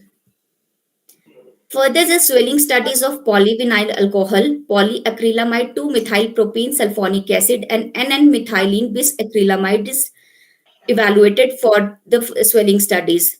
With increase in the concentration of the polyvinyl alcohol, the swelling of the copolymeric material it decrease. With increase in the concentration of polyamsa, the swelling of the copolymeric decrease. With increase in the cross-linker concentration, methylene bisacrylamide, the swelling of the copolymeric material decrease due to increase in network density, which resists the further penetration of the water into the copolymeric hydrogel. Drug release studies. The drug release was found higher in the phosphate buffer solution as compared to other medium. The release of the drug-loaded polymer matrix occurred through diffusion mechanism approach towards the Ficken diffusion mechanism. The drug release profile of the drug hydrocortisone best fitted in first-order kinetic model. The results of thrombogenicity, hemolytic potential, mucoadhesion, antioxidant activity, and porosity of the copolymeric material revealed that the material was non-thrombogenic, non-hemolytic, mucoadhesive, antioxidant, and porous in nature. Conclusion. The change in the reaction content during crafting changed the network architecture of the hydrogel, and generally network density increased with the cross-linker content, which reduced stimulated fluid sorption by copolyhydrogels. SEM studies indicate an uneven surface due to grafting, and AFM revealed an amorphous region, and TGA reflected three-stage thermal decomposition. Results of drug release reflected suitable drug release with Ficken diffusion process from the network gels with first-order kinetic model due to supramolecular interactions of the drug with the copolymer. Biomedical assay inferred non-homolytic nature with antioxidant and mucoadhesive characteristic of the network hydrogel. The results signified the suitability of the network material for colon drug delivery. Thank you.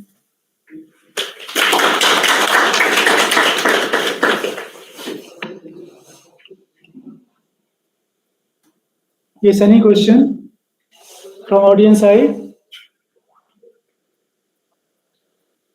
So Priyanka, it was a good presentation. Can we add here the new technologies, the emerging one technologies, IoT or AI? Yes, sir. Okay, are you working in this field as well? No, sir. Sir, I'm not working yet. Okay. Because you know the world is lagging behind all these now the buzzing words AI and IoT. Yes, So sir. if you can do, you can proceed in these directions as well. Thank you, sir. So your Thank you work for is your very input. nice. So continue, please. Thank you. Thank you so much, sir.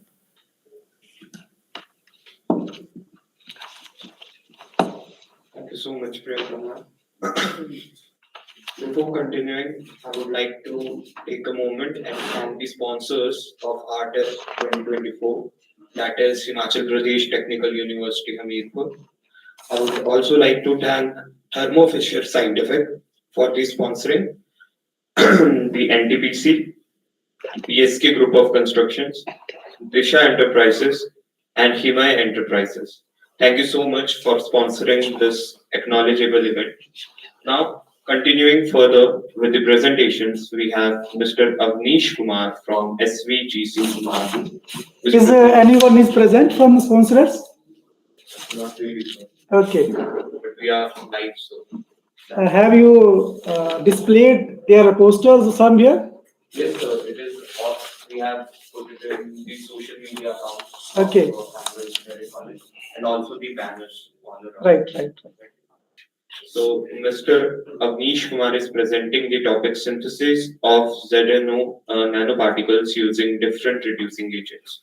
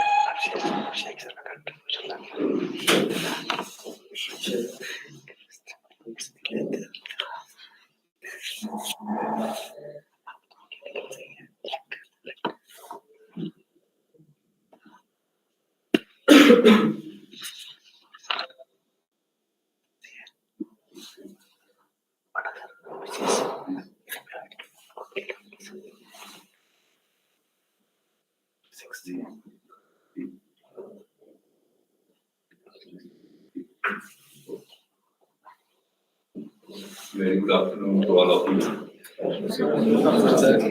Myself, Avnish Kumar from Vivekananda Government College, Kumarbi. My topic, synthesis of zinc oxide nanoparticle using different reduced agents. The idea behind this is कि मेरे को क्या सपना है कि मैं zinc oxide के nano particle बनाने लग गया। देखिए टीचर टाइम बड़ा कुछ सिखाता है। So I taught for 7 years to BTech students. तो उस टाइम हम प्रैक्टिकल करते थे जैसे आप BTech के स्टूडेंट हैं, Newton ring, Michelson Morley experiment, flywheel और ये सारे एक्सपेरिमेंट तो वहीं तक हम सीमित रहते थे। और ये बीटेक के कोर्सेज हम फर्स्ट एंड सेकंड सेमेस्टर के बच्चों को पढ़ाते थे। For 7 years I taught to BTech students. Then I taught for 10, 11 years. Where, sir? Where? UG students. In which institute? Green Hills Engineering College. Okay. Then Badusa. Then lovely Professional University. And from the last 12 years I am teaching to UG students at Government college Kumarvi. और वहाँ पे पहले हम वहाँ पे भी experiment है, वहाँ मॉडर्न फिजिक्स के एक्सपेरिमेंट हैं, कुछ इलेक्ट्रॉनिक्स से रिलेटेड है, वो सारे काम करते हैं। अब 1-2 सालों से क्या है कि एमएससी फिजिक्स भी स्टार्ट हुई है। Then we are teaching also MSc physics students, और उसमें मेरे को कोर्स दिया गया कि नैनो फिजिक्स पढ़ानी है। देन अगेन जब हम नैनो फिजिक्स पढ़ा रहे हैं, देन आई थॉट कि चलो हम नैनो पार्टिकल भी बनाएंगे, तो देखते हैं कि क्या हम कुछ मिलाएं, कुछ घोलें और हमारे नैनो पार्टिकल बनाएं। तो ये टॉपिक था हमारे पास, synthesis of zinc oxide nanoparticle. Simple experiment है, फर्स्ट हमारे पास है। तो in this study zinc oxide nanoparticle are prepared using sol gel method. कई मेथड हम पढ़ाते हैं बच्चों को, तो एक मेथड है sol gel method, and it is very simple method, easily apparatus available है। आपको एक मैग्नेटिक स्टाइल चाहिए और कॉस्ट भी आपको कुछ केमिकल चाहिए, और यू कैन, और थोड़ा सा आपको पता हो कि कैसे आपने उसको मिक्स करना है, और you can get fine particles.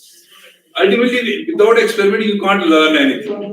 आप एक्सपेरिमेंट करेंगे तो सीखेंगे, कुछ आपको आएगा कि आप क्या बना रहे हैं, क्या क्या बन रहा है, तो आपको ये पता लगता है। अरे नैनो पार्टिकल है क्या? Nano particle of matter that is between 1 to 100 nanometre size में रहना चाहिए। अगर इससे बड़े साइज का नैनो पार्टिकल बनता है तो वो नैनो नहीं आप बोलेंगे उसको, ठीक है? तो ये पार्टिकल आपने बनाने हैं, और ये पार्टिकल आपके पास बन रहे हैं, ये 0 डायमेंशन के भी हो सकते हैं। नैनो कितना होता है बच्चों? रेज़ टू पावर कितना?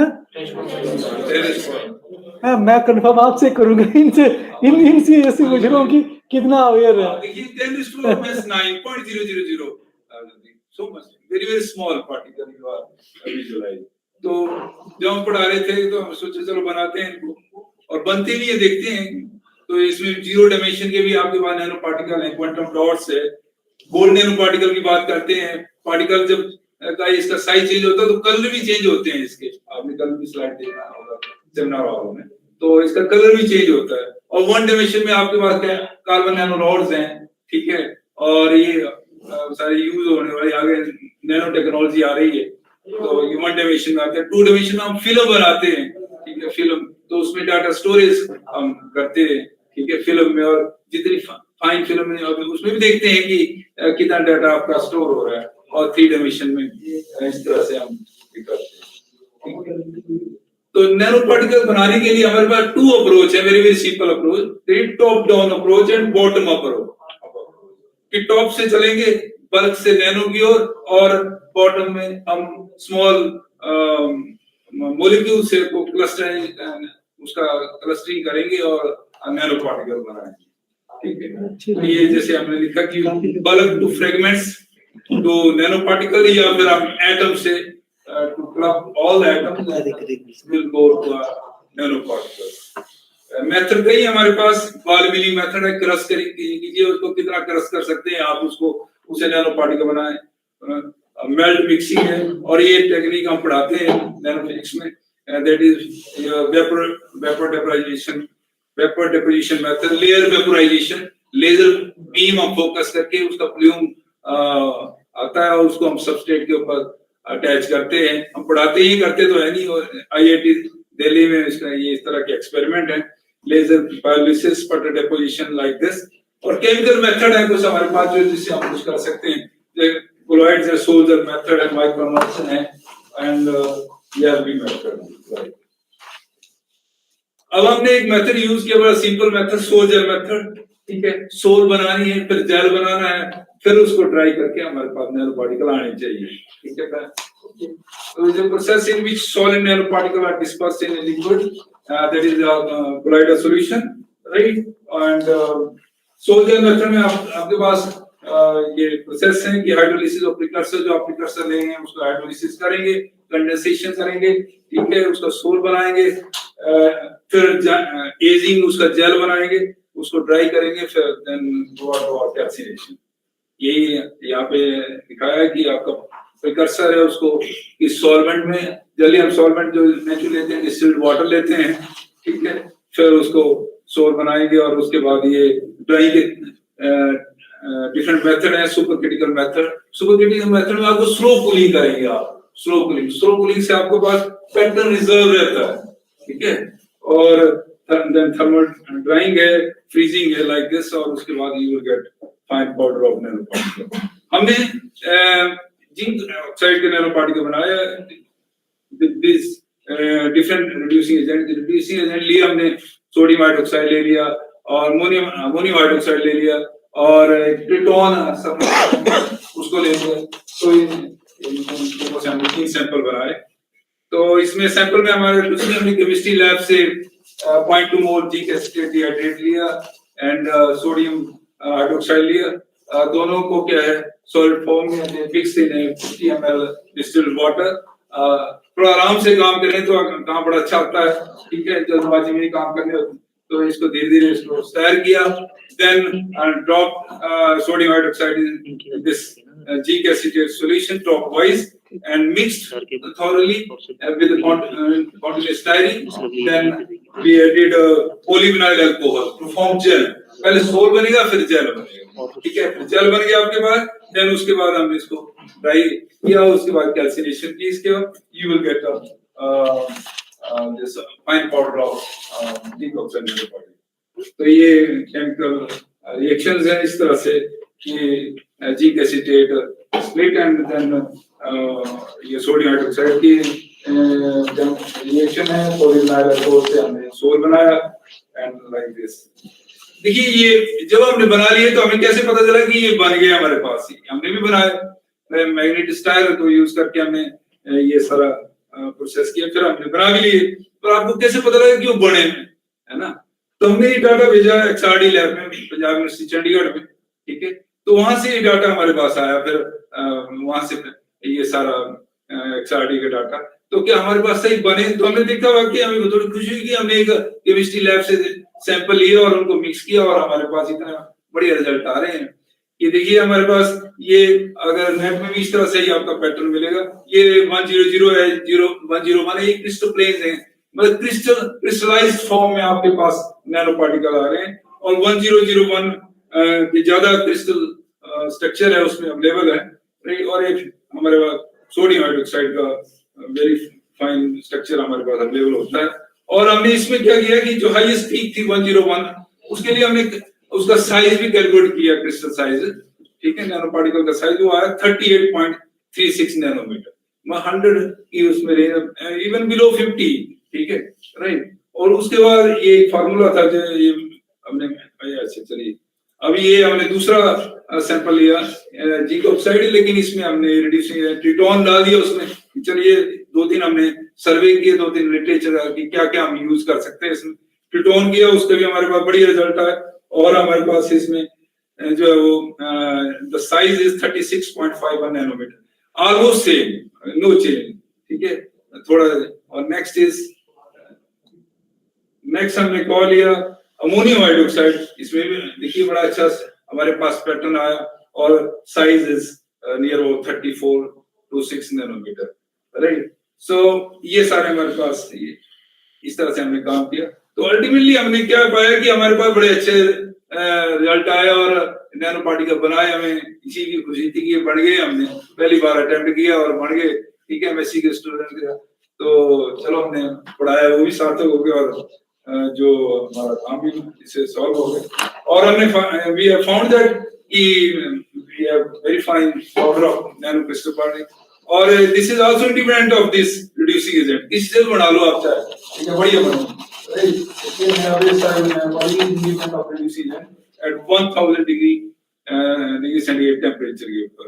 तो ये हमारा एक सिंपल सा अटेम्प्ट है, राइट। और देखिए ये नैनो पार्टिकल की आपको ज्यादा नहीं आ रही है इसकी रिक्वायरमेंट, इस सनस्क्रीन में हम इसको यूज करते हैं, ठीक है, to protect our skin from ultraviolet radiations and antibacterial agents के रूप में भी हम इसको यूज करते हैं। इलेक्ट्रॉनिक्स में बिकॉज हम स्टडी देयर डाइलेक्ट्रिक कांस्टेंट, ठीक है, ज्यादा डाइलेक्ट्रिक कांस्टेंट आएगा, we use them in our capacitors to store more charge, ठीक है। और सेंसर्स में हम इनको यूज कर रहे हैं, ठीक है, और एनर्जी स्टोरेज में हम इनको यूज कर रहे हैं, ठीक है। तो ultimately we are using this nano particles. तो ये हमारा, ये हम सारे काम कर रहे हैं। तो with these words, thank you very much.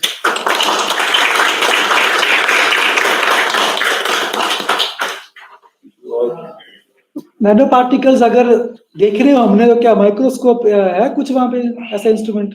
नहीं, हमारे पास तो एक फाइन पाउडर आता है सर, बाकी तो हम उनको फाइन पाउडर की फॉर्म में देख सकते हैं, बाकी तो नहीं। बाकी तो हमारे एक्सआरडी कोई हम कराएंगे, वहीं से पता चलेगा उसका कि क्या वो बनते हैं, बने या नहीं।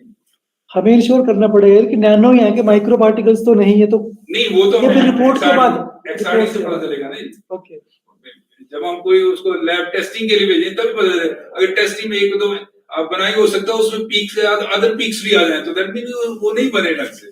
सॉलिड फॉर्म, लिक्विड फॉर्म में? Solid all solids, powder form, fine solid form में आपको अवेलेबल है। तो ऐसा आप करिए, आप बीटेक के स्टूडेंट हैं, कुछ करेंगे तो थोड़ा सा मैं बोलना चाहूंगा। शर्मा जी और हम ग्रीन हिल्स में भी इकट्ठे रहे, और शर्मा जी ने वहाँ पे ग्रीन हिल्स में 2003 से उस कॉलेज को एस्टेब्लिश करने में बहुत बड़ा रोल था इनका। और अभी भी शर्मा जी अपनी पूरा जो एक्सपीरियंस को यूटिलाइज कर रहे हैं। तो देखिए बेटा, पढ़ने का या पढ़ने का कोई एज नहीं होता है। मैं मानता हूँ बीटेक स्टूडेंट तो आप तो खिलौना खोला करो इलेक्ट्रॉनिक्स की और उनको फिर जोड़ा करो, ठीक है, तो तभी आप बार बार सीखेंगे कैसे इलेक्ट्रॉनिक्स, है ना। Thank you Sharma ji, thank you very much.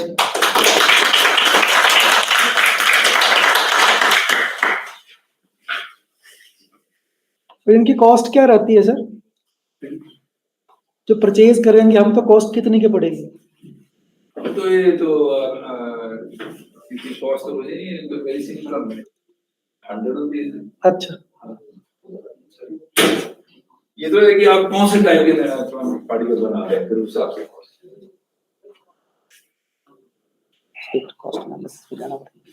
तो चाहिए। Thank you so much. Next, We have Dr. Reena Sharma from EBVGIET Pragati Nagar. She is presenting the topic synthesis, characterization, and gravimetric study of oxyventivium complexes derived from indole to carboxyhydroxylate ligand using VO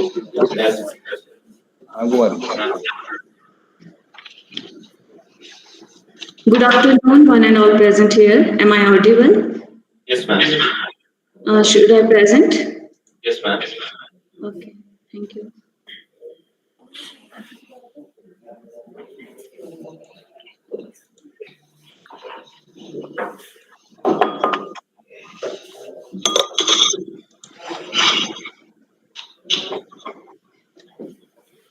So my screen is visible, sir?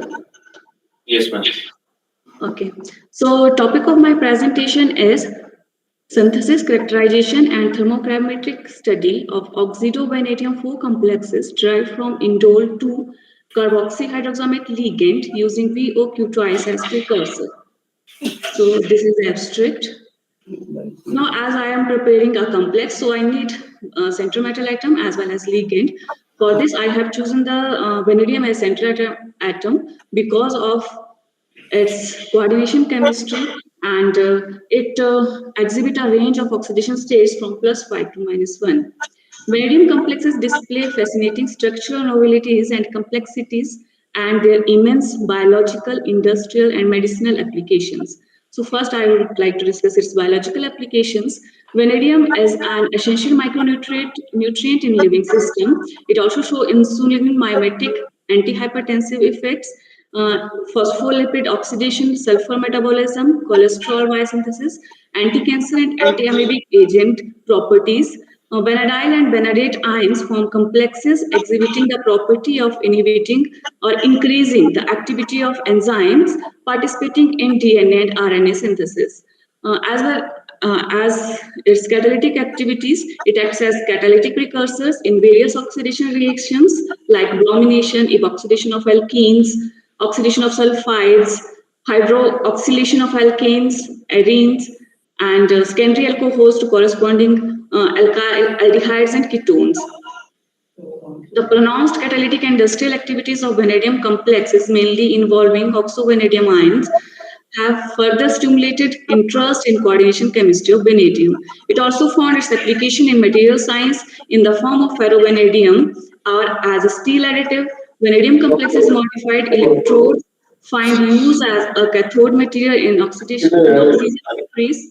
Sorry to interrupt you, but on which slide? You are on which slide? So it also finds application in material science. Dr. Reena, are you listening? Sorry, sir? Yeah, your slides are not moving. No, sir? No.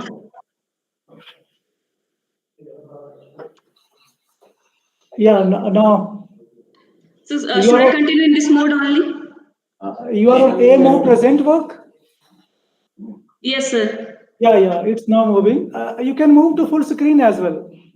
Sir, I was presenting in full screen mode, so that was not moving, as you said. I think your full screen is not visible to us, but you can continue in this mode too. I think there is a technical problem. Okay, sir, okay.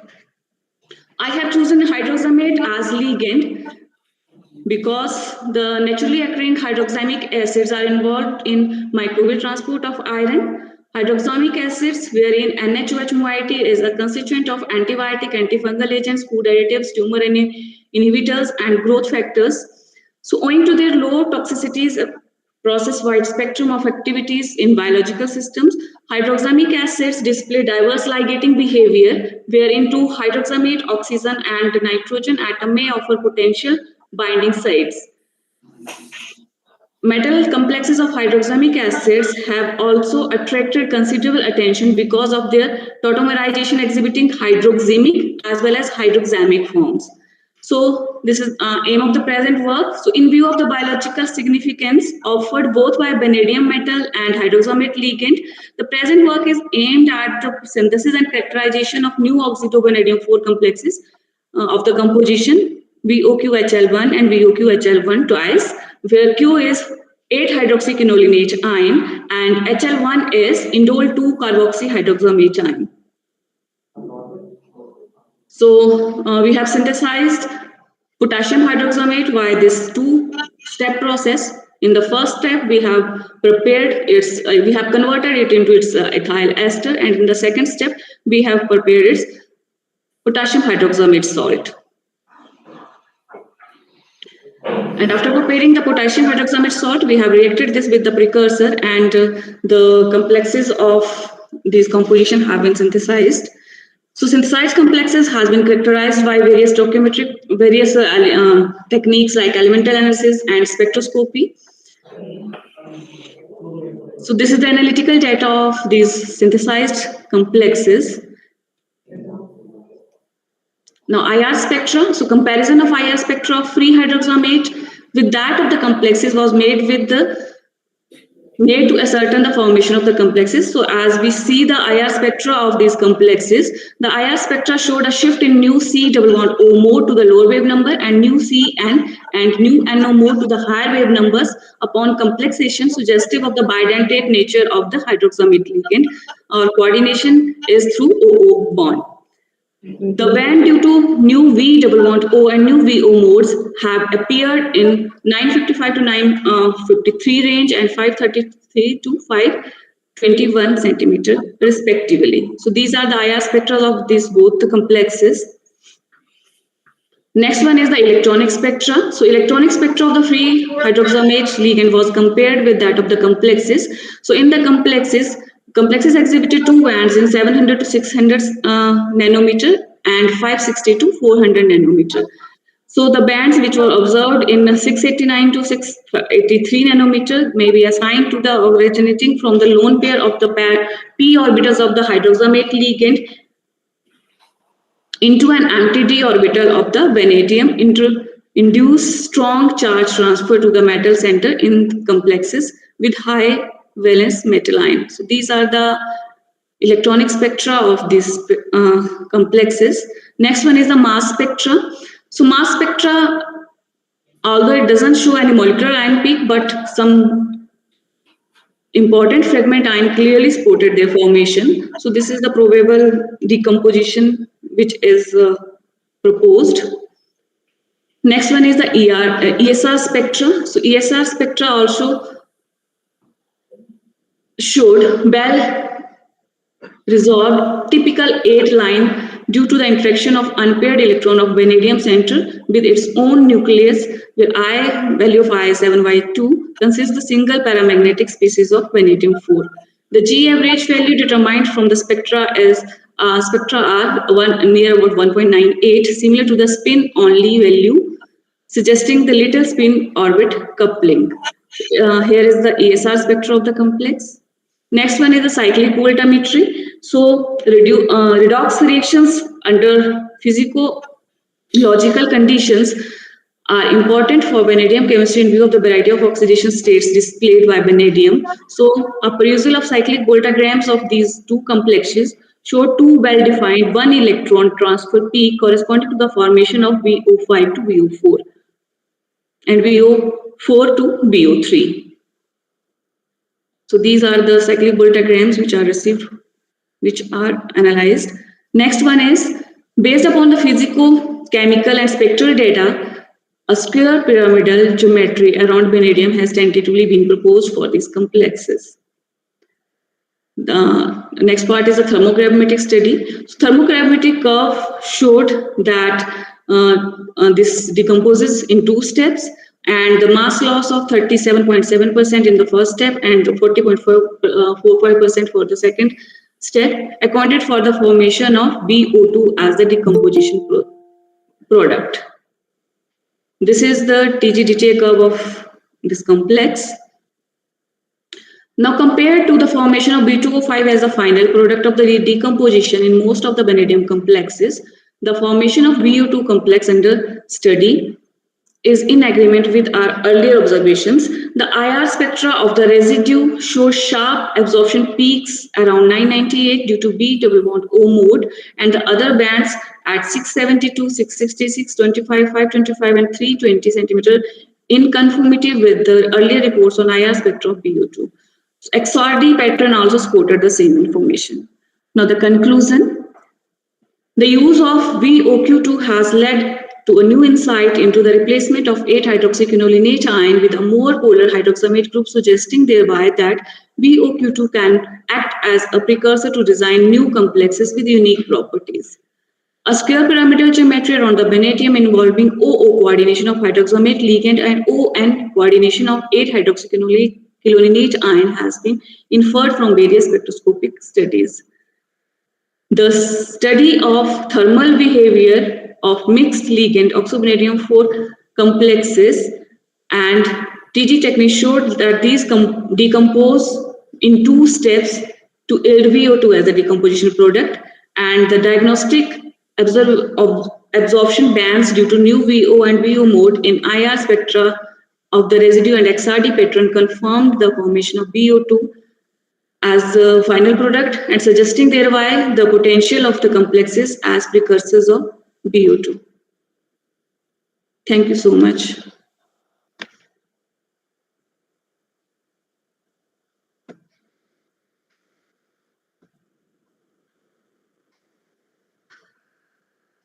Thank you all. Any question?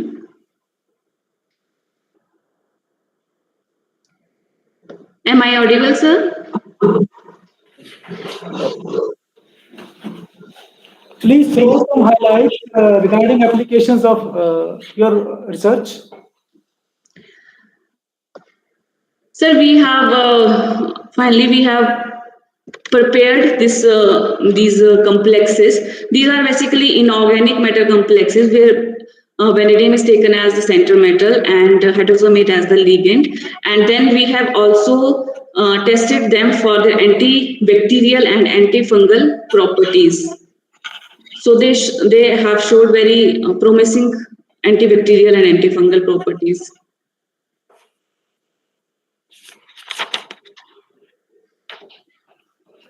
Okay, it's okay. Thank you, sir.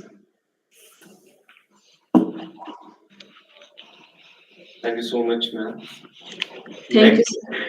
we have Ms. Jaswinder Kaur from Rayat Bahara University, and she's presenting on the topic a hybrid approach to cardiovascular disease detection, emphasizing out-of-sample testing and feature important analysis. Am I audible? Yes, ma'am. Okay.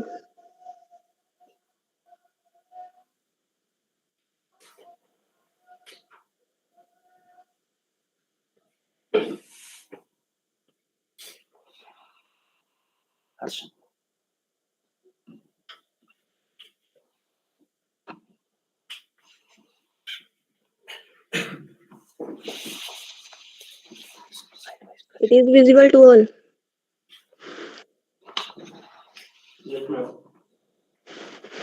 Okay, let's start. Good afternoon to everyone.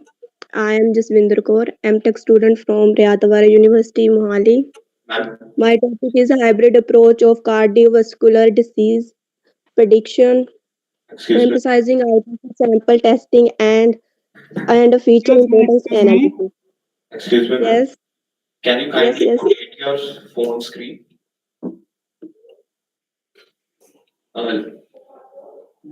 Landscape mode में दिखा सकते हैं ma'am, अभी portrait mode पे आप please rotate कर लीजिए अपने फोन की स्क्रीन को. Okay.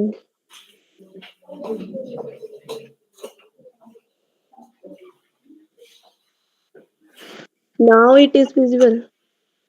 मैम विजिबल है बट पोर्ट्रेट मोड पे है. आप लैंडस्केप मोड पे कर लीजिए, इसको स्क्रीन को थोड़ा वाइड कर लीजिए. आप अपना फोन रोटेट कीजिए तो स्क्रीन रोटेट हो जाएगी. Okay, okay.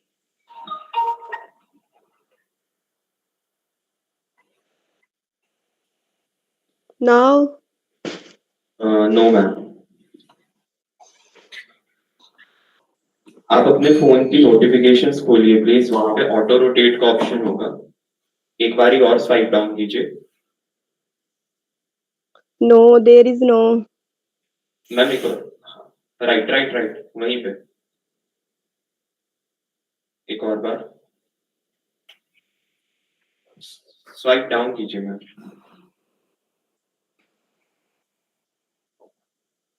Now,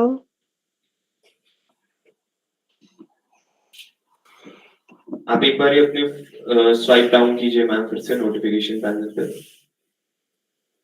yes. अब एक और बार बस राइट सारे ऑप्शंस जहां पे आ जाए ऊपर।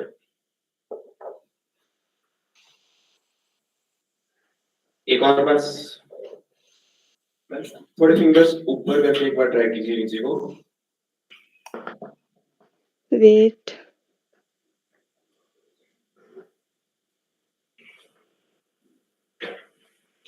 नोटिफिकेशंस खोलिए अपनी।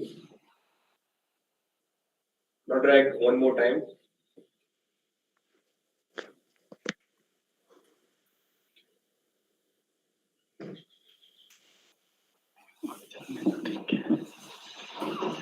एक और बार ड्रैग डाउन कीजिए मैम। चलो वर्ष कोई बात नहीं।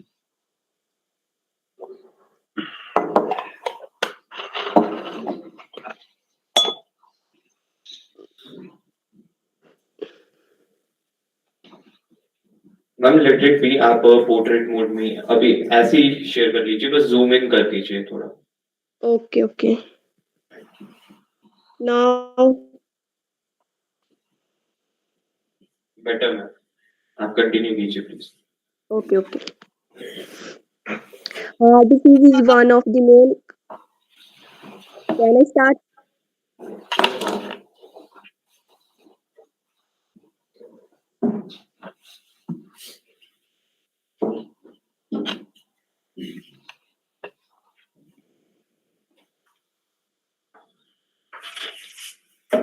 Can I start?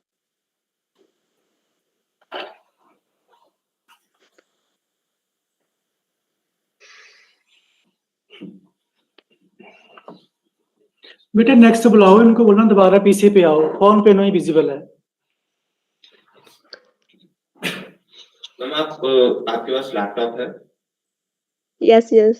मैम तो आप एक बार मीट ज्वाइन कीजिएगा प्लीज, और उसके बाद Actually network issue है, that's why I'm using phone, because yesterday there is so many cases that not completely join while.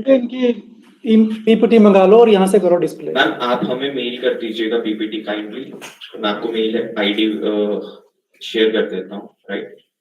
Okay, okay. Comment box में आपको एक ईमेल आईडी आ जाएगी इस टाइम पे, राइट? आप उस पे मेल सेंड कर दीजिएगा प्लीज इस पीपीटी को।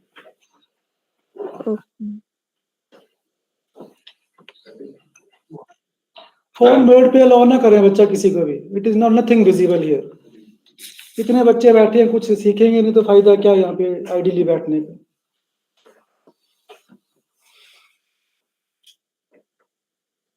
Okay, so we'll be moving forward, and now our next presenter is Mr. Ved Prakash Verma on behalf of Professor Umesh Rathod, sir, Director and Principal of APGIE Brother, and he's presenting the topic use of SEIG in pico hydropower generation. Sir, please. Is he the part of this paper? Yes, sir. Okay. Yes, sir. Yes, sir. Good afternoon, sir. Good afternoon. Let me share the screen.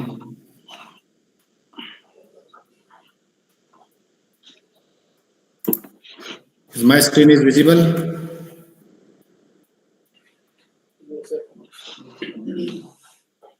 Slide mode पे ले जाओ इसको।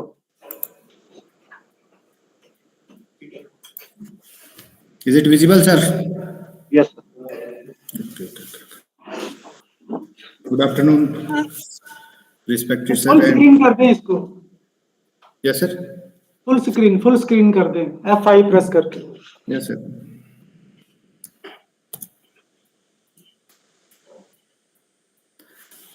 Is it visible, sir? नहीं लग नहीं रहा completely visible है थोड़ा मिनिमाइज करो Wait. PDF excuse me sir, थोड़ा रिड्यूस कर दे साइड में जो 3 डॉट्स हैं प्रिंट के साइड में, उस पे क्लिक कीजिए और प्रेजेंट ऑप्शन पे क्लिक कीजिए, present. Okay, sir. Okay, now. yeah it's visible now Okay.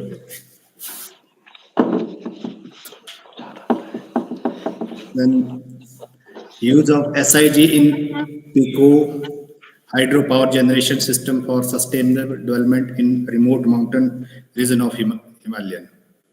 This paper basically focus on the how to feed the power through isolated power plant in a remote location where the transmission line cost is very high as compared to power utility by the people. Then if we classify the hydropower plant, so according to their power development capacity, it will be divided in following type: Pico hydropower plant, whose power generation is up to 10 kilowatt and generally used in isolated mode; micro hydro power plant, whose capacity is up to 300 kilowatt; then mini hydropower plant above 1 megawatt, small hydropower plant up to 15 megawatt, and medium hydroelectric power plant that is 15 to 100 megawatt, and large hydropower plant more than 100 megawatt. And broadly, they are either in grid connected mode or isolated mode. Then Pico and Micro are generally in isolated mode. That means they can feed a specific area, specific village, or specific community. Then if we see, this will be the water discharge pattern in mountain region of Himalayan between 1997 to 1998, and this will be the power generation pattern in mountain region of Himalayan, that is January to December in that year. If daily electrically load, these are the 3 feeder which we take data from our electrical power generation system or geographical department. These are the feeder loading. 3 feeder we take. Then electrical generation and their control requirement in renewable energy conversion system. We have a broadly generator are in all the hydropower plant. We use synchronous generator, which is commonly known as alternator. And that type of generator required voltage and frequency control at constant power prime mover, because in these power plant, our power flow is controlled by some control valve so that it always generates the constant power. And second type of generator is induction generator. These are generally used in renewable energy conversion system for fixed load as well as for variable load. They, according to construction, are classified into 3 categories: skill gauge induction motor, doubly fed induction generator, which is generally known as wound rotor induction generator, and permanent magnet induction generator. And there are some permanent magnet synchronous generator also, which operate in constant speed, and another is synchronous reluctance generator. But type of generator and their working depend upon require different control strategy. Then what will be the advantage of induction generator in used in renewable energy conversion system feeding isolated load? We are considering only isolated load, not grid connected load. The advantage is that they have robust construction, simplest control, less maintenance, small size, and small power generation, and low cost. And disadvantage is that it requires capacitor bank for excitation or recti power compensation, and switching of capacitor and capacitor bank for voltage regulation. For both purpose, we need capacitor bank. One is for voltage regulation and another is for excitation requirement. This is the block diagram in which we have small hydro turbine in which uncontrolled water is flowing to the rotor. Then power is generated to stator, and we use capacitor bank for excitation. It will be connected to consumer load, and this load is fixed. That means the generator always give fixed load, but practically in consumer side the load is variable. Then what we do, we maintain always constant load. If for example, if we have 10 kilowatt load or out of which 8 kilowatt is used by consumer, then 2 kilowatt will be fed to the dump load. Dump load is basically a electrical heating load which just waste that power in heating purpose. But instead of using this heating load, if we use pump, then that can be used to pump the water or other activity during the minimum load requirement by consumer. This technology is generally used in China and generally known as pumped storage hydropower plant. The same generator power is used for again lifting the water from outlet to the inlet, or we can say for the dam. This is our Simulink model, and these are the result. If we say this will be our voltage generated by SIG, this is the current requirement, and this 4.5 at time second 4.5 we can change or we add the dump load. If we see in next slide, this is the load requirement by consumer. From 4.5 second onward, there is no requirement of power by consumer. But at that time, this whole the power is consumed by this dump load. And if we use dump instead of dump load, in place of dump load, if we use this pump, then water will be uplift from outlet to inlet. That means toward dam. This is the voltage across dump load, current across dump load. This will be the power generation. This is the voltage across dump load during before working. And this prototype we already tested in our lab at Praktinagar, and we use one SIG and this DC motor as a dump load. This motor can further connected with a generator, pump, which is used for lifting the power. And these are some benefit if we use water pump as a dump load. If we increase the capacity of water pump and depend upon head means from what height we lift the water. These are the quantity which water will be lifted, and these are the hours, how many hours this water will be lifted, and that water can be used for irrigation purpose or further power generation in the same power plant. If we concluded, the concluded point or takeaway point of this study is that these results show that sustainability of water pump as a dump load in our SCIG system for offload period in remote region where transmission line cost is more as compared to the installation of a power plant. Then if these can be used for irrigation and other purpose, and highly especially in that area where population is very less and in mountain region ice is available, and we only this small hydropower plant is used for power generation purpose. The additional benefit of this dump load as a water pump is that pump can be used for uplifting the water toward irrigation or further power generation. Thanks.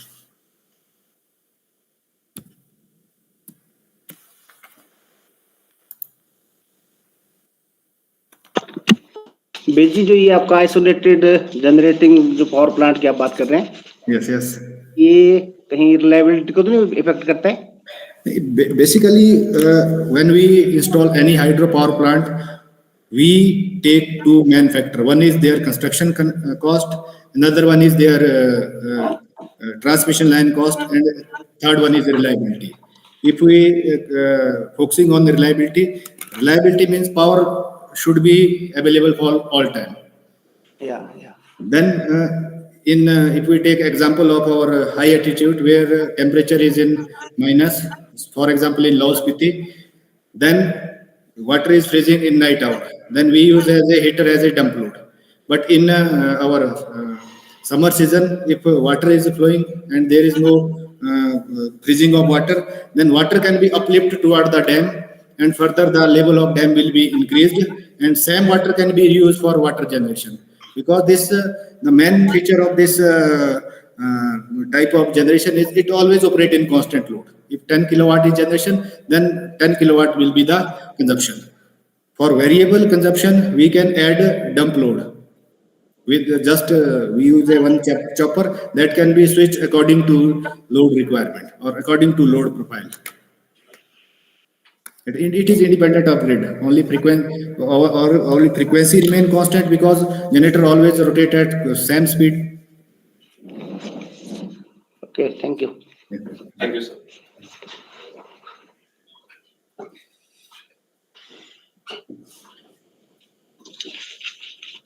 It is to remind all the participants that now the maximum time given for each oral presentation is 8 minutes. However, the bell will ring after 6 minutes in order to remind all the speakers. All are requested to please take care of the time duration.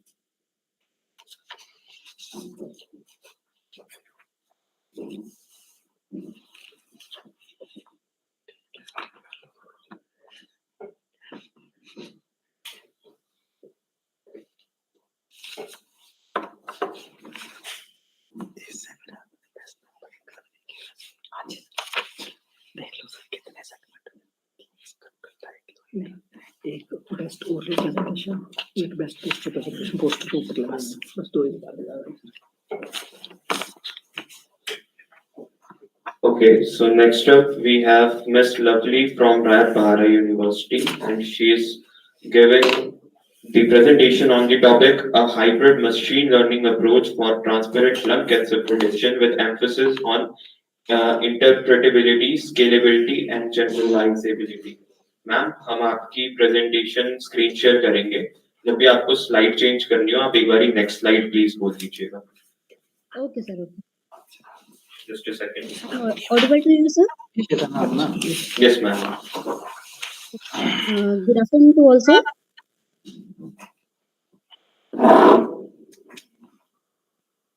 Hello. Good afternoon to all, sir.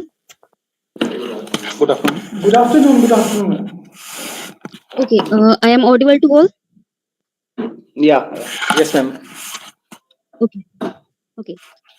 Sir, I am Lovely from I'm tech student from Rtest University, Mohali.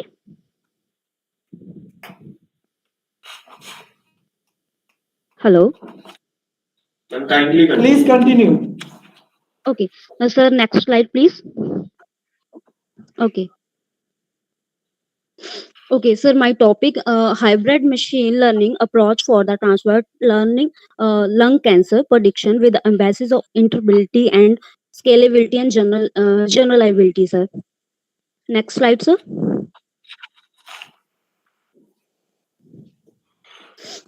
Okay, so abstract. Lung cancer remains the leading cause of global mortality and mortality in the setting of advanced and reliable the pick of the early detection and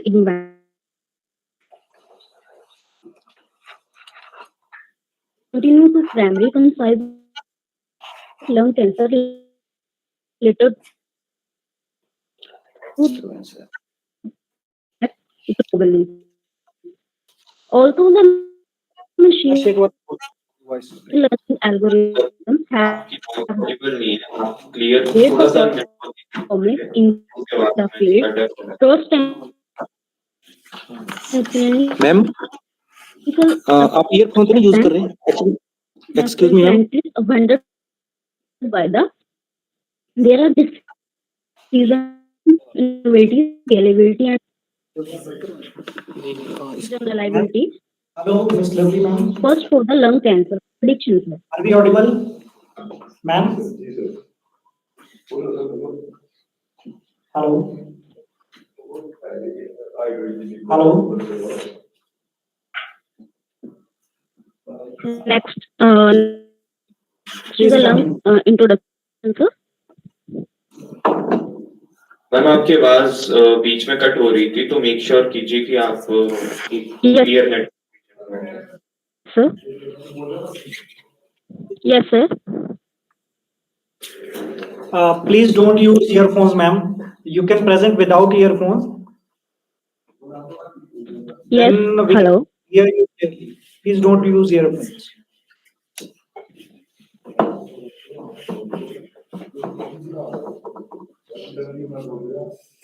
Yes. Yes, sir. Yes, sir.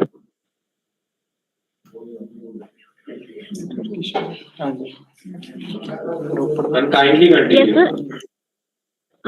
Yes, sir.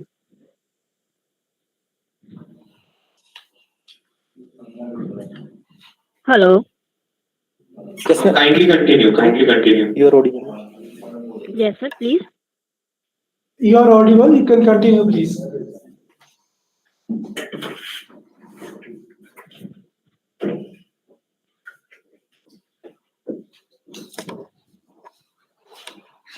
Are we audible? Okay. Next is the हो गया बस introduction. These details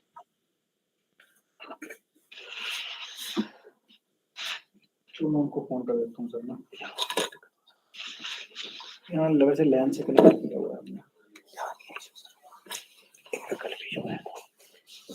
okay. So next my slide is introduction.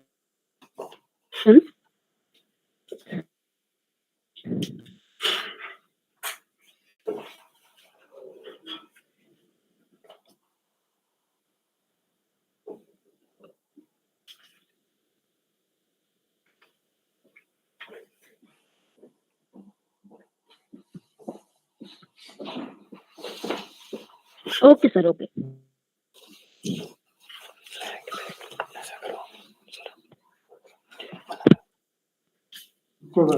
after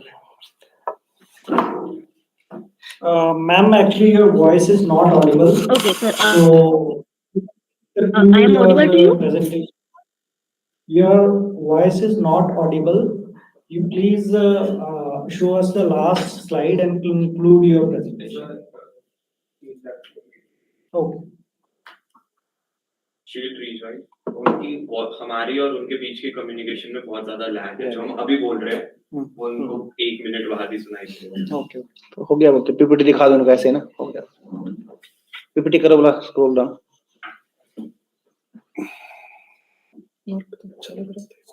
हाँ जी sir okay it's okay ना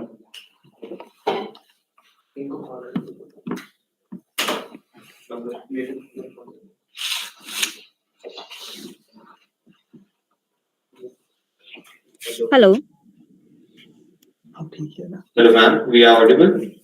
Okay, sir. Sir, please type of lung cancer आप show कर दीजिए slides. हम audible है ma'am. Okay.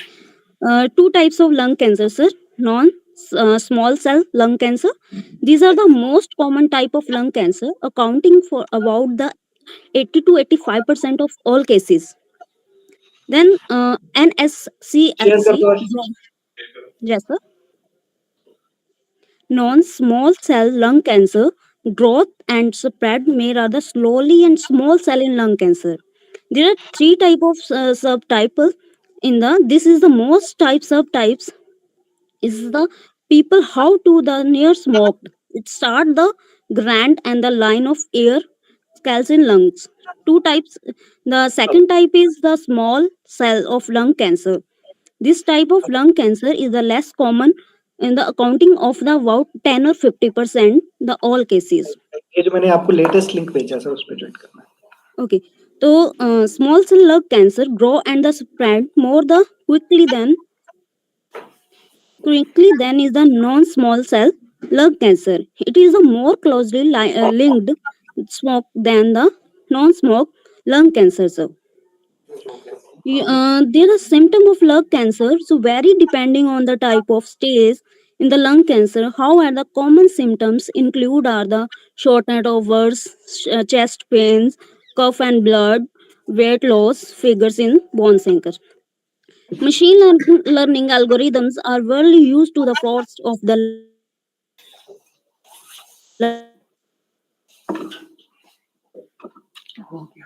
lung cancer as well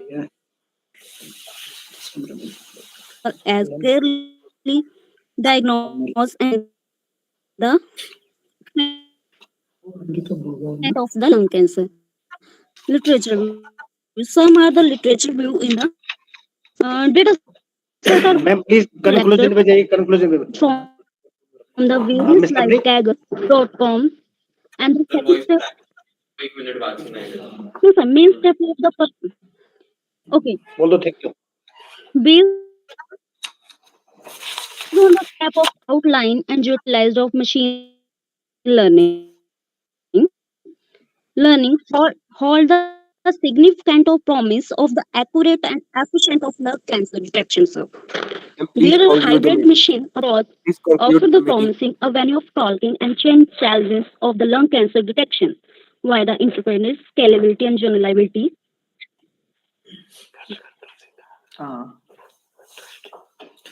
Okay. Hello.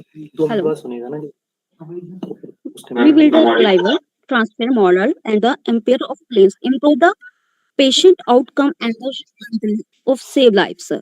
Further integrating and into the clinical workflow.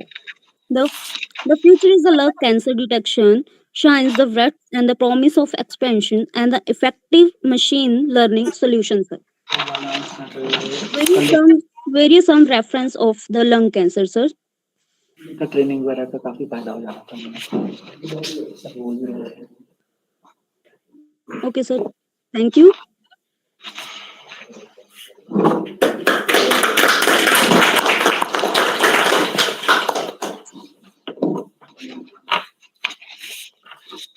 Any questions, sir? Thank you. Thank you. Okay, Thank you, sir. ma'am. Thank you. Thank you. Okay, sir. Thank you so much. अब black तो नहीं सुना कि 2 minute बाद सुनेंगे हम तो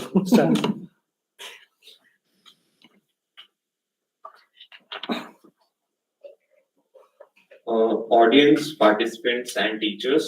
Now joining us is Dr. Arvind. Dr. Arvind has received his bachelor's degree in mechanical engineering in 2007 from Himachal Pradesh University, MSc in marine and subsea technology in 2014, and PhD in 2017.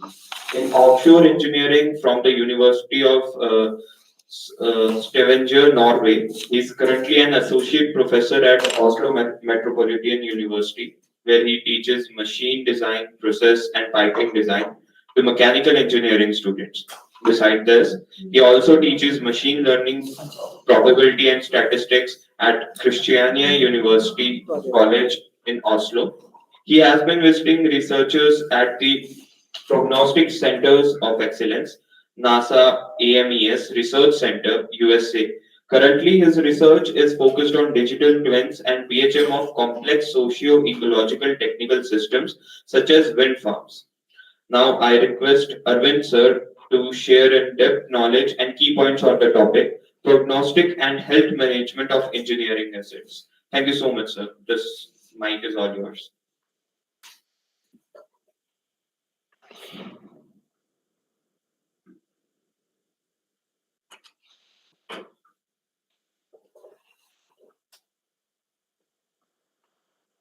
Arvind sir, can you hear us?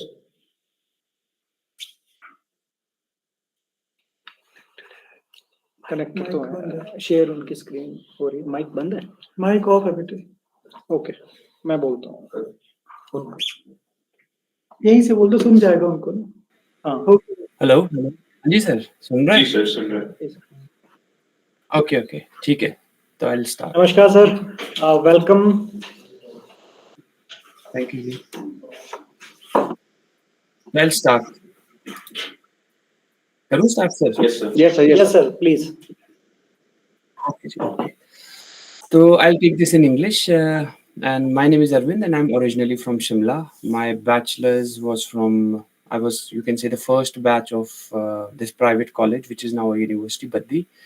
And then I worked for 5 years in Reliance in oil and gas sector, and then pursued my master's and PhD from Norway.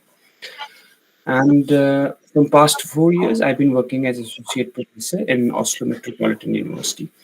So today I'm going to touch upon this topic, which is that how machine learning is used in order to predict, first of all, what is the health of your machine and when would it fail, right?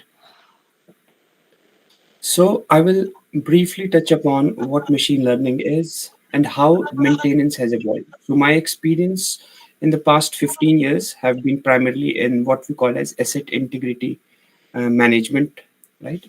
And for example, your institute, it is the core of your institute is hydro. And in Himachal and as well as in Norway, most of the electricity is produced by hydroelectricity. So in Norway as well, 98% of the electricity that is being produced currently comes from hydro plants. And I think even in Pangi and in other areas, we have some of the hydro plants which are operated by companies from Norway. So I have not worked directly with hydro industry, but I worked with a similar, or you can say an energy industry, that is oil and gas. And now I'm working with the renewable energy, that is the wind. So in regards to that, I will tell you a little bit how do you maintain your assets, how do you assess their condition, and then finally, how these days, because machine learning is being used everywhere, how it is used in the real-time condition monitoring for the wind turbines. So I believe most of you would know what machine learning is. If you don't have in-depth idea of it, you might have heard uh, this term, right? And even if you've not heard it, you use this on daily basis without you knowing it or not knowing it. For example, your Facebook feeds, your Instagram feeds, your movie recommendations, everything is powered by machine learning. So what is this definition? This term machine learning was coined back in 1959 by Professor Arthur Samuel, and he gave a very simple definition that it is a field of AI which is having the ability to learn without being explicitly programmed. But this was a very generic definition. And then came a more precise definition, which was given by Professor Tom Mitchell in 1997, where there is a little bit of notion of mathematics, where the emphasis is on the learning. You can see some bold words that you learn from an experience in regards to some task, right? T. And how do you measure the performance? So there is a performance measure P. So using these terminologies of experience, task, and performance, the machine learning's definition was kind of evolved in the past 30 or 40 years, from 1960 to 1997. And now there are plenty of plethora of definitions which you can find, and one of them is about probabilistic machine learning, but we will not touch that. I will just try to describe this notion of machine learning in a very pictorial manner, and that is that you have some kind of data which is being collected. It could be from your sensors, in my case, or it could be from your likes, dislikes that you do on daily basis. So we first of all try to establish a pattern in the data. Then once that pattern has developed, we try to model it, right? From these models, we are trying to make some predictions of the future. And then from these predictions, you can make decisions or you gain some kind of an experience. So this data is historical, and then you build a model to predict something in the future, right?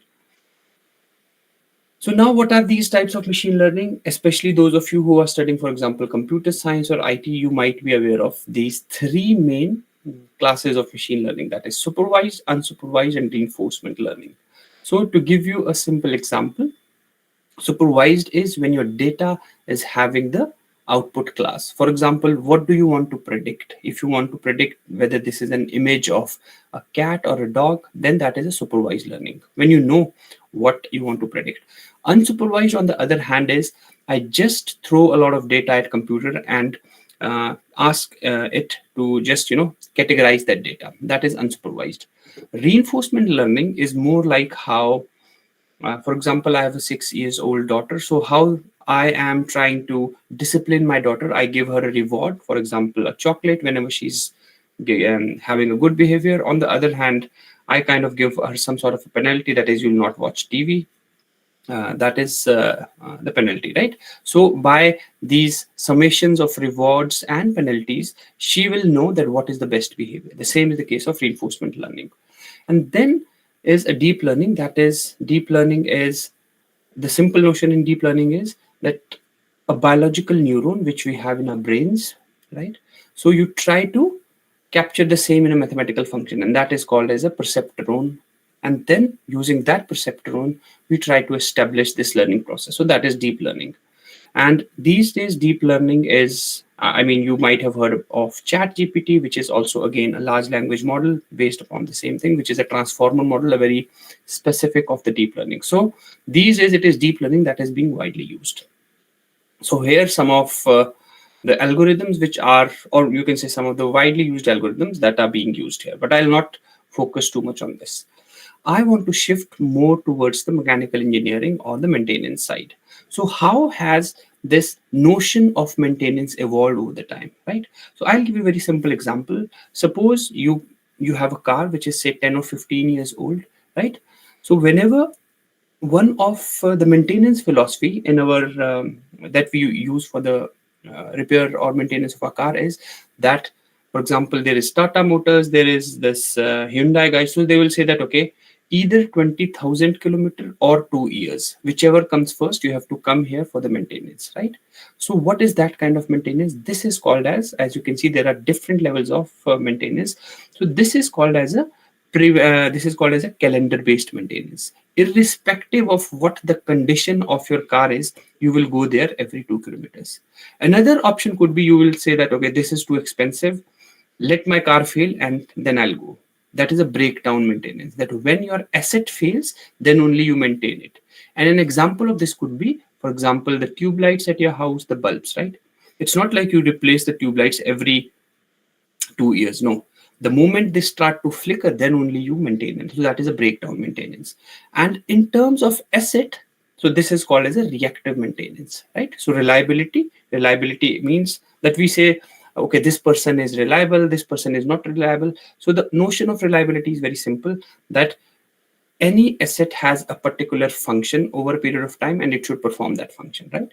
So based upon this, we have basically 4 different kinds of maintenance you can say types. So predictive and proactive, this is what I'm going to touch more, right? So level 3 and level 4. So level 3 is condition monitoring, which is very, you would say, analogous to we humans. For example, if I'm having a pain in the chest, I go to the doctor and then he would take certain tests, for example, my blood test, my x-rays, and then he would tell what my condition is. In the same way we are doing for the machines. We, with the help of sensors or with the help of some techniques, we try to understand what the condition of that machine is. And then whenever that condition is below a critical level, we would say that go and maintain that. Different kind of methodologies for condition-based monitoring starting from 1950s and ranging from visual observations to oil analysis, and then ultrasonics, that is non-destructive testing. I hope, and this is NDT is one of the methods which is heavily used. For example, you have your different kind of turbines. So in order to see whether your turbines or the propellers of the turbines, they are having a healthy state, that is where the non-destructive testing is used, right? And then over the time, what has happened, so NDT was, we were using sensors, but that was just one sensor. Now, since 2000, which we call as, you can say, the information era, the sensors have become cheap, a lot of data is being collected, and then now the notion is that, okay, you should continuously put the sensor and try to establish the health of your asset. And this is called as you can say, so these are more real time. On the other hand, this is the offline methods, right? So intervention of humans in this real time is minimal. So let me give you example now for the level 4, which we call as a predictive maintenance. So what you are seeing here is a nacelle of your wind turbine. And on the top, this is the gearbox. So on the gearbox, you would have a lot of different vibration sensors. So what we try to do is we collect a lot of data, and this is basically the vibration data, right?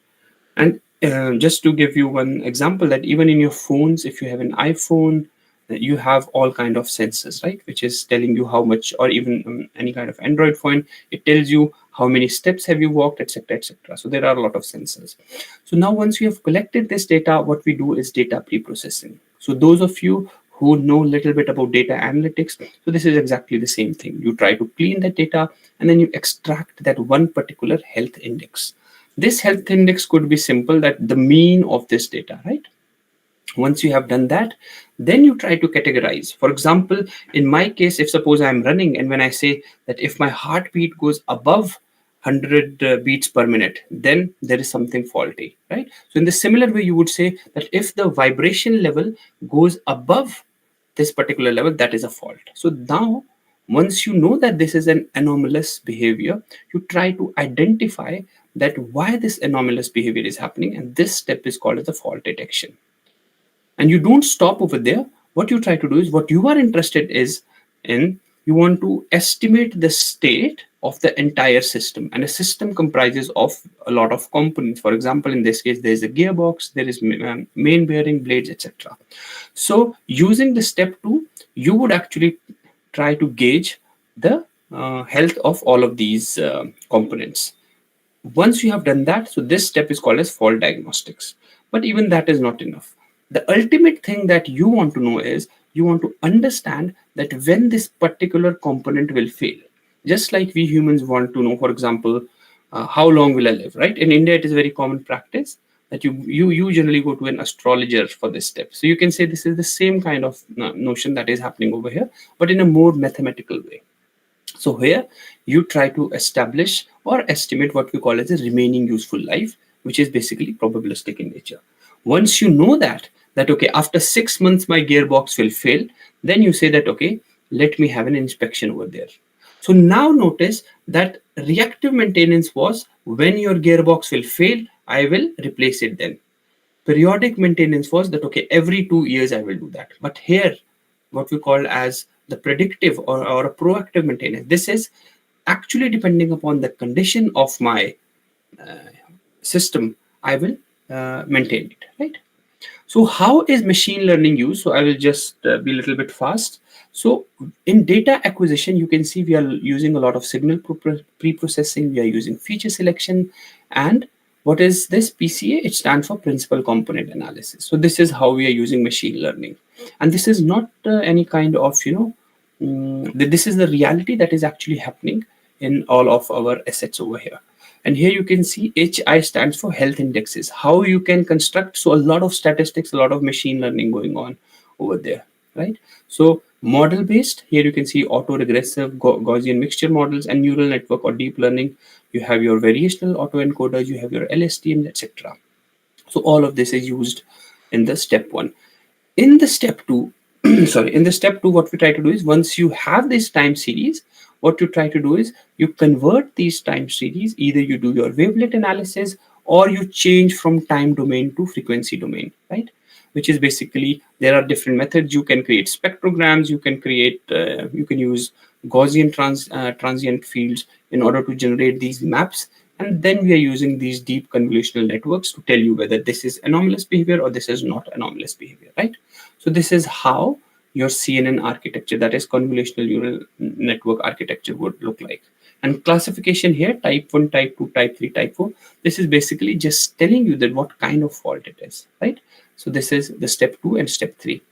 And then comes the step 4, that is the fault prognostics. Fault prognostics, the term prognostics, it simply means, prognosis means, so there is diagnosis where you tell that what is wrong, and prognosis it, how long will you survive, right? So in medical terminology, this is very, very common and it has been borrowed from there. So once you know your health index, thereafter you will do some kind of simulations. To start with, it's basically Monte Carlo simulation.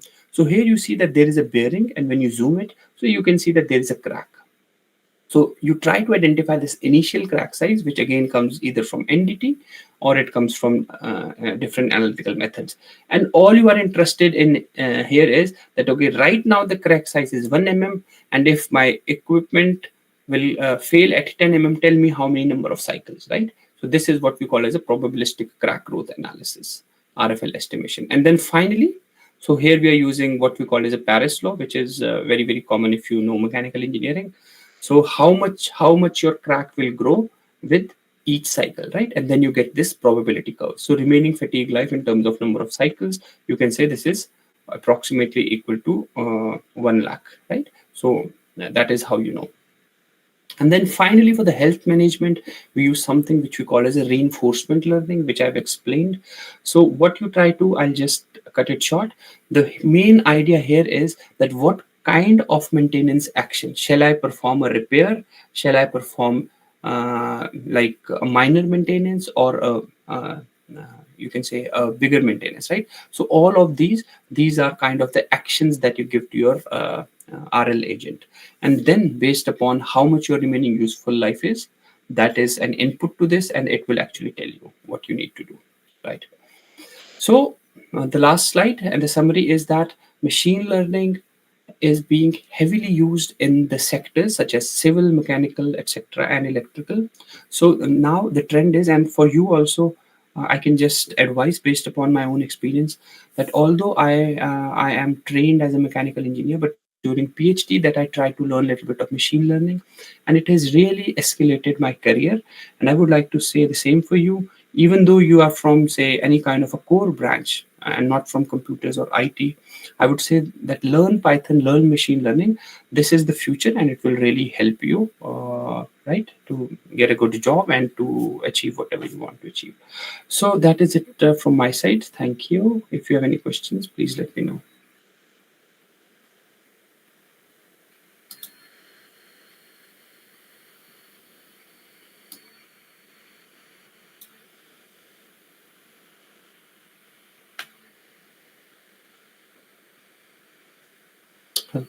Sir, I can't hear you.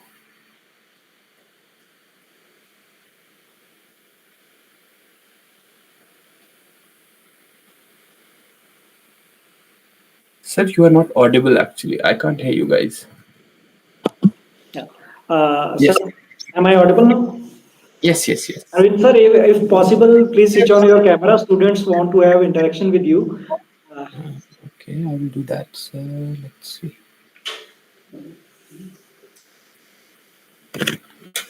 Yeah. So now you can see me. This is Abhishek Diman this side. First of all, thank you very much for accepting our invitation in such a short period of time. All the students, most of the students here are from CSC and electrical engineering. Okay, okay. I think they must have understood some things, but at last, I want a word of motivation from your side that they can also reach Norway, Oslo, University, and all. So please, two or three words of motivation for Yeah, us. yeah, yes, sir. I think first of all, I'll start with the bad news and then I'll go to the good news. The bad news is that from 2023, Norway has, initially we had free masters. So when I also came from India, the masters was free for any international students. But in 2023, they stopped that thing, right? But then, so now again, this was a political decision, and we hope that it will be changed back to this, right? So, in terms of motivation, what I can tell you is my experience of staying abroad for almost 12 years now is that I will talk in general about an Indian student, how we are different from others, right? So, if you compare an average Indian student with, I'll say, an average European students, where we stand out, it maybe not in terms of intellect, and again, this is based upon my experience, but in terms of hard work and in terms of our ability to, I would say, focus and a disciplined approach. And the example is when I came to pursue my master's. So I had one friend who was from Ethiopia, and he used to study very less, but he was very brilliant, highly brilliant. And I am like more of, I have to study every day, that kind of a guy. And at the end, when you compare the grades, they were almost equal. But now, when you see for the over 12 years, where I'm not saying I'm much ahead of him, but my point here is that your persistent and your hard work can easily overcome the smartness of others, right? So, you as an Indian student, this is our culture that we have to study hard, and we are very grounded, and that is also what makes us really different. And another thing is, wherever you go, you will find an Indian at every position. That is also which will definitely help you. So when you want to pursue your PhD, for example, Norway is very good for PhD. So my advice for you is, and I can start with that my schooling was from the Scenic School, and my 12th grade were not too high. I can say it was 63%, right? Not a very high thing. But then in bachelor, and I wanted to be Air Force pilot. Then I didn't become Air Force pilot, so I didn't want to drop. So I just went to the private college. And the question that time was that should I drop and try for say NITs, because I know I'm not IIT material, so you should know where you stand. And but then my parents said just go with it. But then the moment I reached bachelor's, and it was a big I would say gamble, because that time it was called IEET Baddi, right? And we were the first batch of mechanical. So how would be the placements, etc., etc. But then, with guidance from some of my seniors who were in NIT, they said, let's keep on studying, study these books, etc. So somehow I managed, and then I would say that my career graph changed a lot. Your luck will come into picture only when you work hard, right? It's not possible कि भैया मैं Monday का व्रत रख लेता हूँ, शिव जी will do something for me. He will आप कुछ करोगे, right? So you have to be very very careful. These things only. So there is this inflection point. Luck will come into your picture only the moment जब आपने वहां तक आप पहुंच चुके हो. तो 95 जो जर्नी है वो आपको करनी है, 5% की वो भगवान को करनी है. बल 12th से पहले मेरा ऐसा नहीं था, हमारा सब भगवान पे ही था कि भैया 95 भगवान करेगा तो 5 हम करेंगे. बट नहीं, ये philosophy doesn't work. The moment you start working hard और तो सब चीजें सही हो जाती है, राइट? तो ये चीजें तो अपने देखो, पढ़ाई इज वेरी वेरी इंपॉर्टेंट. आपको चाहे लाइफ में कुछ भी करना है, education is not just a means of earning money. आपका जो है माइंड, जो आपका कॉन्सेप्ट ऑफ लाइफ है ना, it changes and it makes you very humble. आप लोगों से जब इंटरेक्ट करते हो, खासकर जब आप बाहर जाते हो, you are representing India and I am very very proud. और मैं डेफिनेटली सैनिक स्कूल से था तो पेट्रियोटिक तो था ही, बट द पॉइंट वाज कि इंडिया का जो एक रुतबा है throughout the world, that is very very different. And when you go, and I am hopeful that all of you will go wherever you are, right? आप अच्छा ही करोगे life में. आपको कोई गाइडेंस चाहिए, और मैं सर मोटिवेशन के लिए when I am come to Shimla, मैं मोस्ट प्रोबेबली अगले साल आऊंगा. जब अभी मैं एक हफ्ते के लिए आ रहा हूँ, तो then I can do that is वो. तो हम बल्कि हमारे गुम्मा में जो था वहाँ पे भी अपना एक जो कॉलेज है, तो वहाँ पे भी वो तो पास ही, हाँ जी, प्रगति नगर में सर. तो मेरा गाँव वहीं पे. तो मैं आऊंगा. आई एम वेरी वेरी होपफुल. और इससे IIT मंडी के साथ मैं कोलैबोरेट कर रहा हूँ अभी. NIT हमीरपुर और HPU के साथ हम वो कोलैबोरेट कर रहे हैं. तो हम आपके साथ भी कोलैबोरेट डेफिनेटली करेंगे, क्योंकि कुछ ऐसी कॉल्स हैं जहाँ पे स्टूडेंट्स और फैकल्टी कैन कम हियर और हम वहाँ आ सकते हैं. और मैं तो ये ढूंढ रहा हूँ कि इंडिया में भी हिमाचल के साथ कैसे ज्यादा से ज्यादा कोलैबोरेट करूँ. सो हमारे students, they are ready sir, they are ready. They are developing projects from first year only. And रही कोलैबोरेशन का ऐसा है सर कि हम रिसर्च सेंटर जो है हमारे कॉलेज को मिल गया है इस बार. तो मोस्ट प्रोबेबली कॉलेजेस में आपको पता है रिसर्च करना is a very difficult work, but still we are trying to develop it as a research centre with the help of doctor Ravi ji, doctor Shashi ji and all. हाँ जी, हाँ जी, हाँ जी. जी जी जी. तो वी विल वेलकम यू. जब भी आप आएंगे, आप प्लीज मुझे जरूर एक मैसेज ड्रॉप करिएगा. बच्चों के साथ एक फिजिकल इंटरेक्शन हो जाएगी. ठीक है सर. हाँ जी, हाँ जी. दूसरा, हमारे जो चेयरपर्सन है आज के सेशन के, professor Rakesh Kumar ji, is the principal from the Mahatma Gandhi government engineering college, jury, Rampur sir. Okay sir ji, He नमस्ते. wants to interact with you. Please. हाँ जी, So Arvind ji, हाँ जी. MGGEC, Mahatma Gandhi Government Engineering College, Kotla Juri, second engineering college in Shimla State, Shimla district. So whenever you will visit, you will plan to Shimla.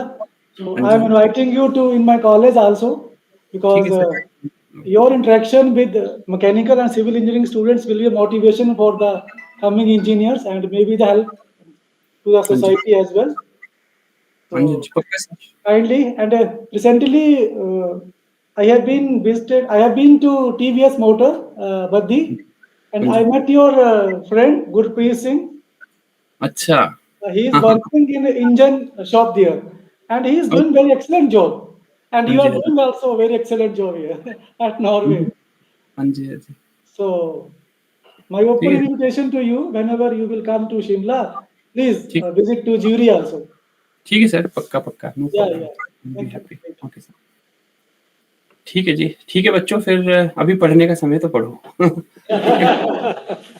That's I have just one question.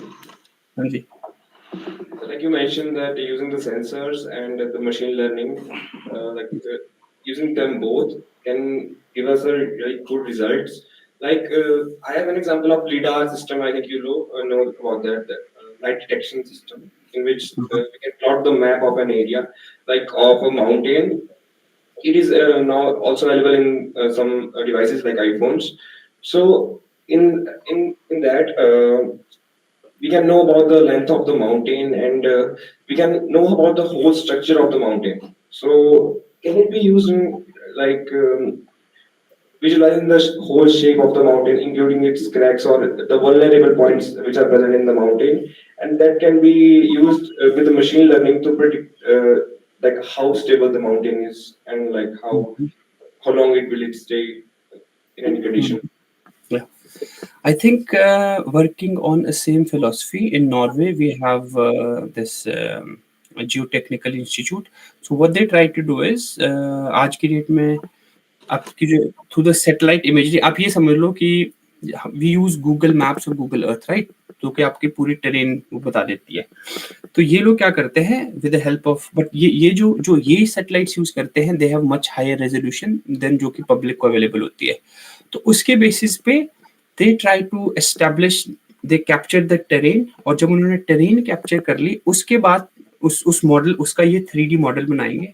उसका 3D model जब बना लेंगे उसके बाद then they use this sonic waves in order to identify कि कहाँ पे cracks है कहाँ पे नहीं है।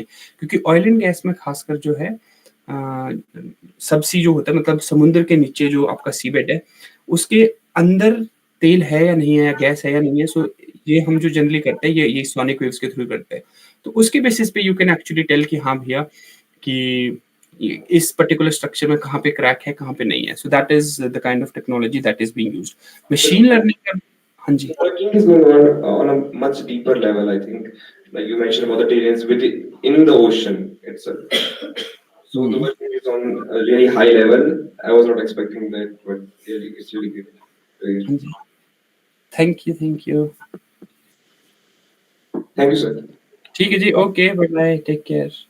Thank okay you. Bye bye, okay जी, टेक केयर।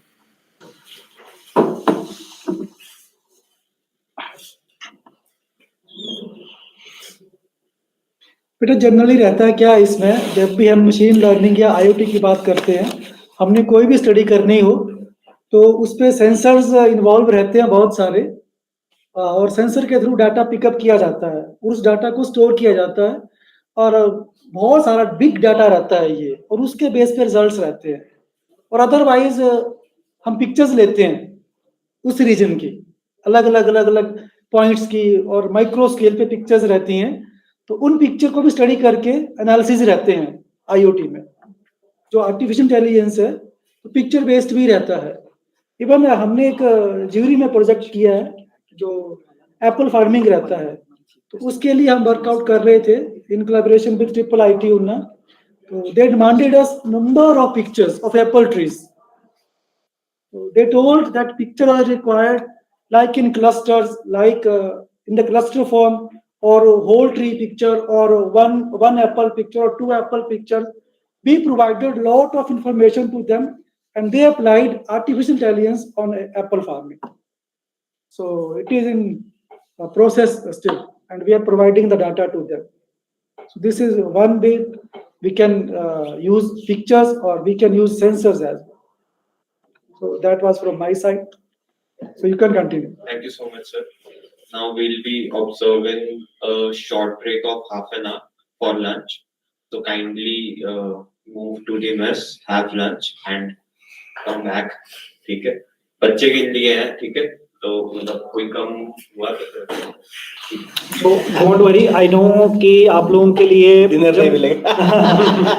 हमारा भी ऐसा है कि जो चीजें बातें होती हैं कुछ एक तुम लोगों को ऐसा लगता है कि हमें समझ में तो आ नहीं रहा है कुछ, ठीक है, बट एक चीज हमेशा याद रखना बेटा कि हम लोगों ने अपनी पीजी तक भी कभी कॉन्फ्रेंस अटेंड नहीं करी, ठीक है, और ये जो बातें तुम सुन रहे हो ये तुम्हें 4 साल बाद समझ में आएंगी कि नहीं मैंने उस टाइम ये चीज जो है वो सुनी थी, ठीक है। सो कई बार ऐसा भी होता है ना क्लास में भी तुम्हें यार सर क्या बोल रहे हैं मुझे जाना है यहाँ से, ठीक है। सो ऐसा नहीं है, वो चीजें आपको कहीं ना कहीं बेनिफिट करें, ठीक है। So please go to your mess and come here at sharp 2:50, okay. चले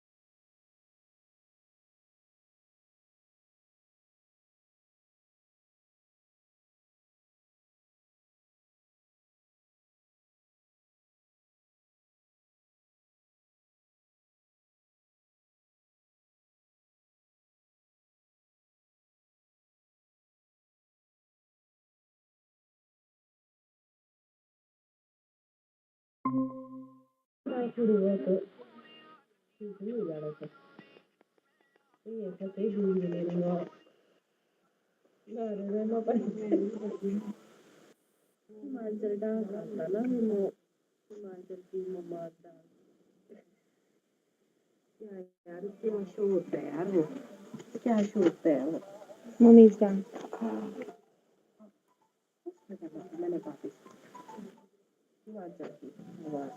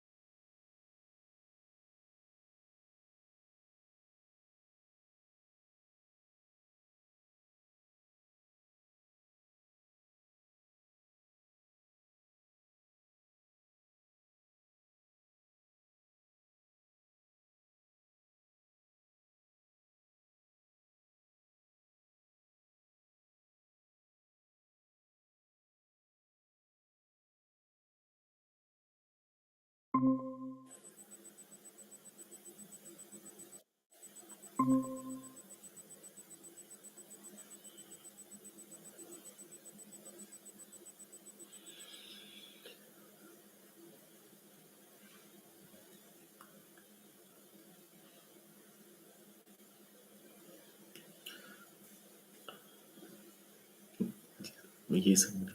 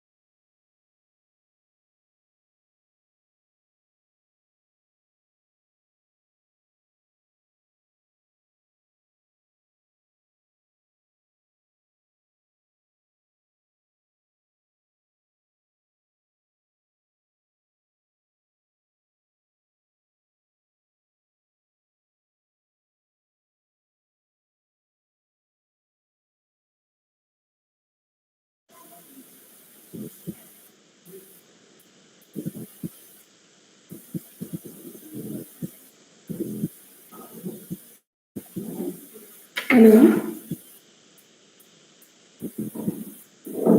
Am I audible?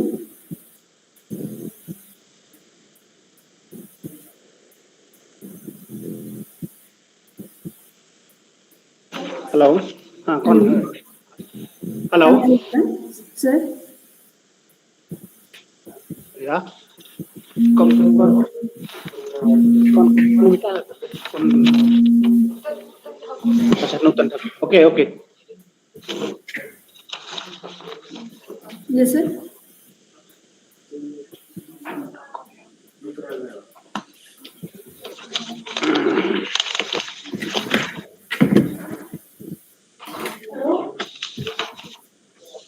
प्लीज अपनी प्रेजेंटेशन शेयर कीजिए.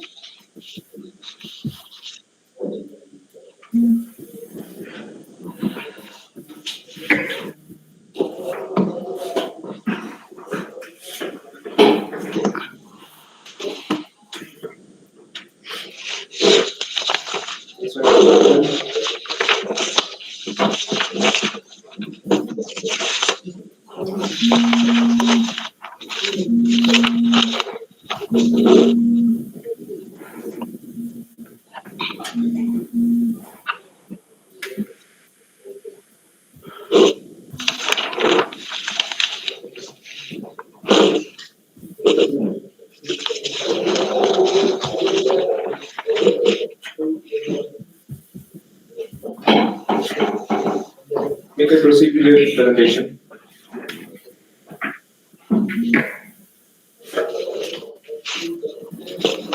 Am I audible? Yes, ma'am. Thank you. Good evening, all of you. Firstly, I am very grateful Government Hydro Engineering College, Bandra, giving me this opportunity. Topic of my presentation is evaluation of hydraulic conductivity based upon grain size distribution and angularity on different type of materials. First of all, hydraulic conductivity is a property of soil and rock which defines how a fluid can flow through a pores of soil and fracture of rocks, and hydraulic conductivity of soil having big concern in the technical problem like settlement analysis, stability analysis, seepage losses, and it naturally affects the groundwater pattern. And hydraulic conductivity is a crucial significant means for fluid transmissibility in various regimes, and it also depends upon the viscosity and density. And there are two methods for finding the hydraulic conductivity. And first one is a lab tested method, and second is a field method. In a lab tested method, there are two methods. First is a constant head hydraulic conductivity test, and second is a variable head hydraulic conductivity test. In constant head hydraulic conductivity test, the constant head should be maintained and the volume of water percolate the sample is determined, and also discharge which will be flow the specimen or material and size of specimen. In my thesis work, I am using constant head permeability test method. And the objective of my thesis is to present study in experimental investigation to find out the effect of grain size distribution and the hydraulic conductivity of different size of sand and has been carried out, and also grain size distribution and hydraulic conductivity of different materials, and conduct hydraulic test on various materials to determine Reynolds number and friction factor, and also relationship between size of particle, hydraulic conductivity, and angularity of various material used in investigation. And also lastly, compare the hydraulic conductivity from grain size analysis using different empirical equation. In my thesis work, the material and methodology, experimental setup, water supply system, thermometer, manometer, discharge measuring device, pygnometer to find out the specific gravity of material, and vernier calipers, weighing balance, and the material used like sand, different size of sand used, and crushed aggregate, river gravel, and glass marble. These are some samples: sand, aggregates, river gravel, and glass marble. In a glass marble, we pick 30 random pieces, then find out the average of mean particle. In experimental procedure, the tests are performed sieve analysis test seconds in sieve analysis test various material of different size and shapes. The material are sieved from the bulk material in order to obtain similar shape for each size and second specific gravity test and angularity test. In result and discussion, we use in result and discussion, various results conducted from test at the time of experimental program, we sieve analysis test, specific gravity, angularity test, hydraulic conductivity test. The parameter used in this analysis are standard deviation, porosity, Reynolds number, friction factor, and porosity function. This graph shows the variation of fluid number and Reynolds number, and in non-uniform material having different grain diameter, in graph shows straight line having flow in linear regime. And relation also show the relationship between angularity and size of particle. In this graph, the relation between angularity and materials is particle size and angularity number performed for the various types of material. And this graph shows that angularity will be decreases due to increase in geometric mean size of particle. In this graph, the blue color shows sand and the orange color show glass marble, and light blue color river gravel, and blue and orange color show the glass marble. And the conclusion of my thesis is the study is undertaken to interrelated relationship between permeability, shape factor, and angularity parameter. The permeability estimation equation developed can be effectively utilized the estimated permeability for similar shape particle for the particular size simply by angularity number. As the size of material will be increases, the value of conductivity, hydraulic conductivity also increases, and this may be caused due to variety of factors such as increase in void space, less friction due to reduced surface area in contact with liquid layer. And second, as the area of permeability increases, there is decrease in value of Reynolds number and increase in friction factor as the area of permeability increases.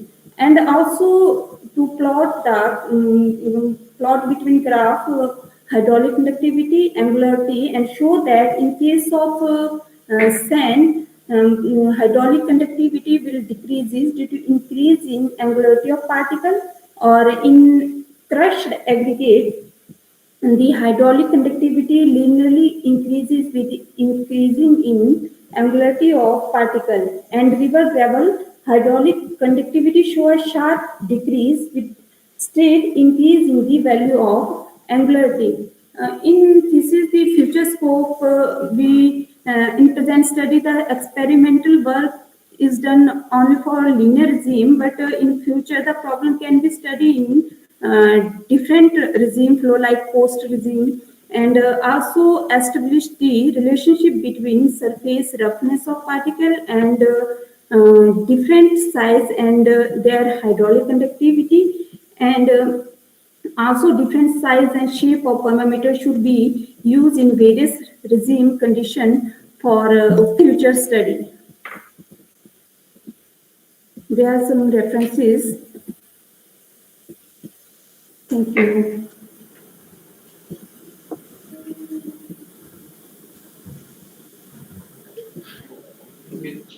Hello? Hello? Hello. Hello? Hello, ma'am, I'm audible? Hello. Hello?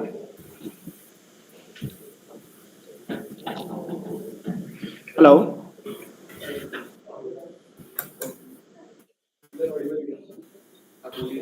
Hello?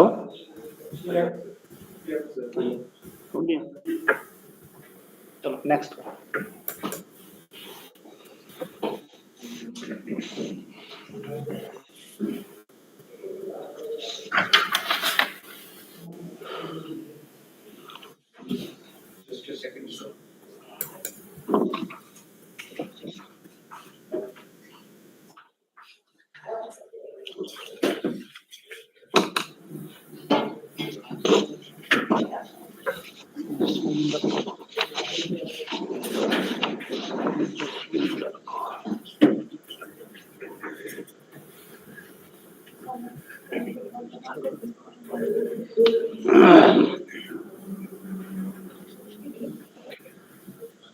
Okay, we'll continue to the next presentation. So the next presentation is by Ms. Jaswinder Kaur from Rajbara University on the topic a hybrid approach to cardiovascular disease prediction emphasizing out of sample testing and feature importance analysis. So ma'am, we'll be sharing presentation. जब भी आपको next slide पे जाना हो तो आप एक बारी next slide बोल दीजिएगा please. Yes, ठीक है? yes. Okay.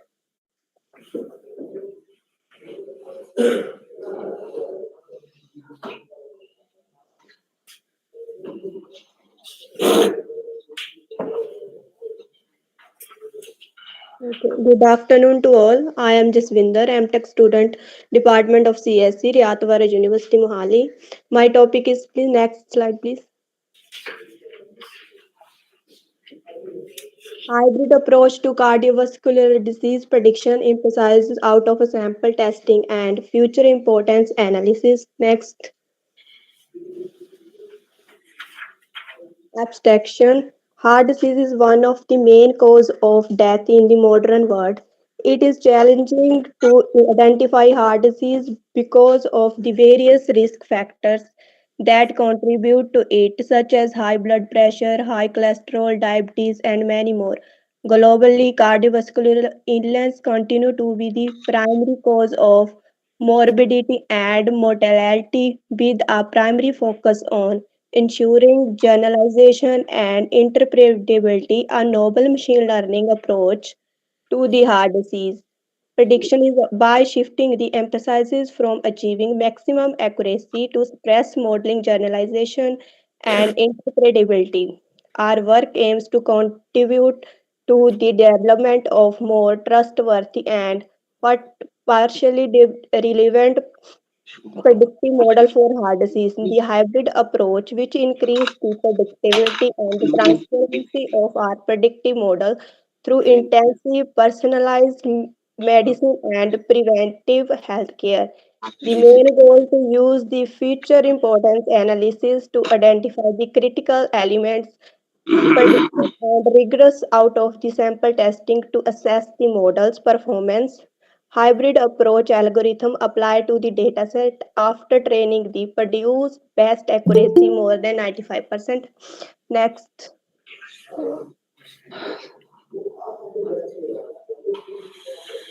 Introduction. A heart disease occurs when blood flow to our heart gets blocked, damaging a part of the heart muscles.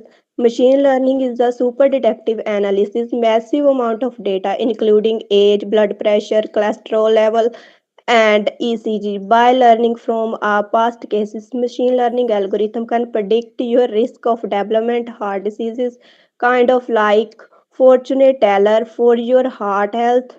Different machine learning algorithms have different strengths.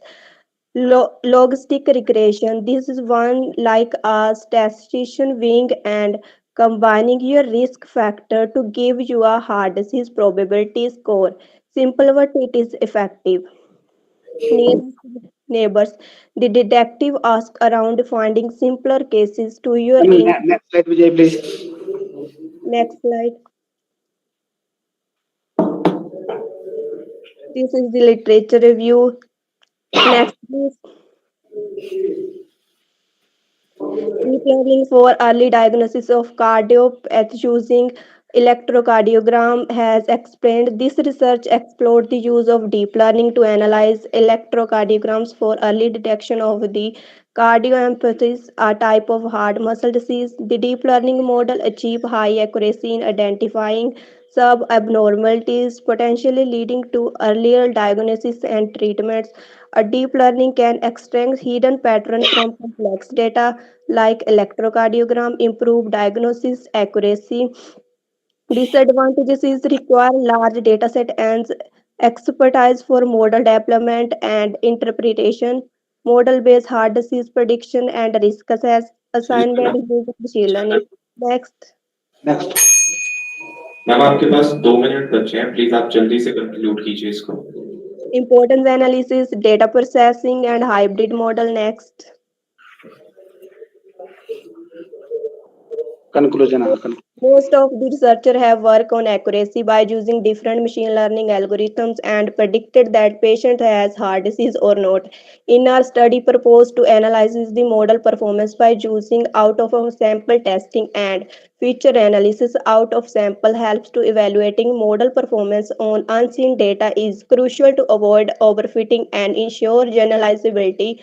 Also feature importance analysis, understanding which features contribute most to the model prediction is vital for interpreting result, debugging errors, and improving model explainability. Next. These are the references. Thank you.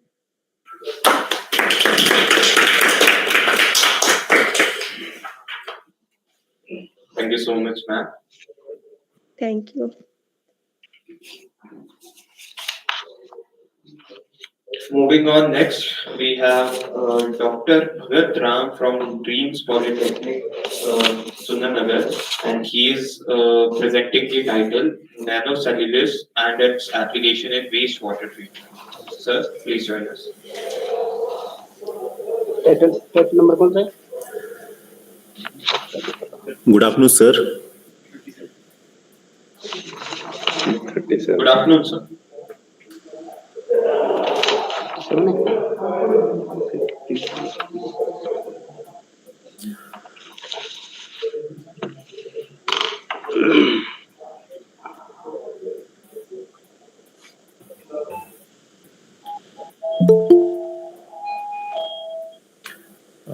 Is it audible? Yes, sir. Visible? Visible. Okay, sir. Good afternoon, sir. Good afternoon, all.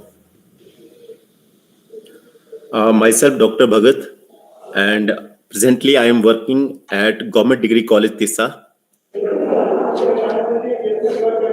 And actually, this is my PhD work, that is nanocellulose and its application in wastewater treatment. So this is the outline, which include introduction, nanocellulose, a material of choice, the method to convert cellulose to nanocellulose and its modification, application of nanocellulose in wastewater treatment, and conclusion and futuristic perspective.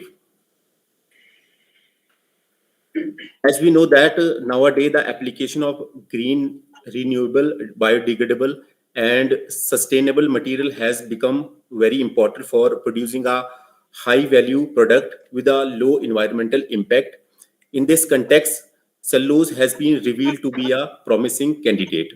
Cellulose is one of the most abundant, renewable, biodegradable natural polymers. It was isolated from green plants. Basically, it contains D-glucose homopolymers unit, which is linked by 1,4-glycosidic linkage.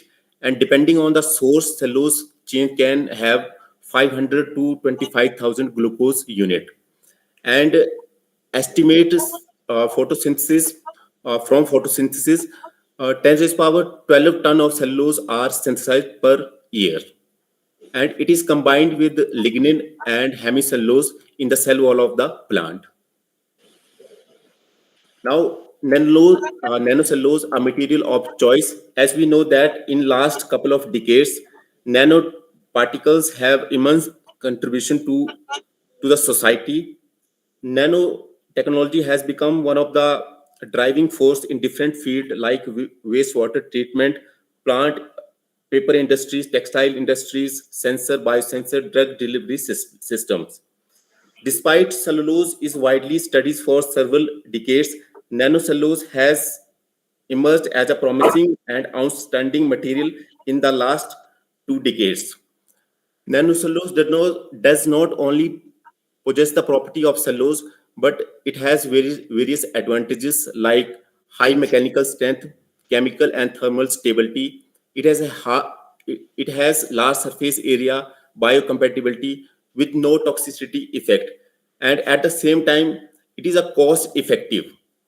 And based on the source and extraction methods, nanocellulose can be classified like cellulose nanocrystals, cellulose nanoviscous, cellulose nanofibrils, bacterial nanocellulose.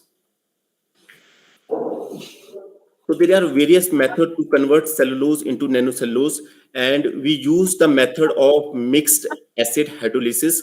And in this methods, we take a mixture of sulfuric acid and HCl in a specific ratio, and then we sonicate the desired suspension at different conditions. And apart from this, there is also a mechanical methods where we can get nanocellulose. So these are some characterizations of nanocellulose, which shows its morphology, size, shape, uh, on by evaluating with the help of AFM, particle size analyzer, and TEM imaging. From these results, it shows that successful synthesis of nanocellulose, and the shape of nanocellulose is spherical, having size in the range of 45 nanometer to 60 nanometers. So nanocellulose provide the chemistry of hydroxyl group. If we see its basic structure, at position 2nd, 3rd, and 6th, there is a hydroxyl groups which can be modified by esterification, etherifications, acetylations, and oxidative cleavage to get a desirable product in different fields. These are some absorption studies with respect to pH, temperature, and time. And these results shows that we were able to synthesize a very rapid adsorbent, which takes only 20 minutes to remove toxic metals from wastewater. So apart from this, reusability is also a main concern for us, and we used single adsorbent for 4 to 5 cycles. And sensing studies and antimicrobial properties were also studies, and these are some result of these studies. Now, on concluding remark, nanocellulose shows a potential to be a truly green nanomaterial with several useful features. It has a high mechanical thermal stability. It has a high adsorption capacity sensing property with a rapid and selective adsorption. And according to markets, nanocellulose market is forecasted to achieve $783 million by 2025. Thank you, sir.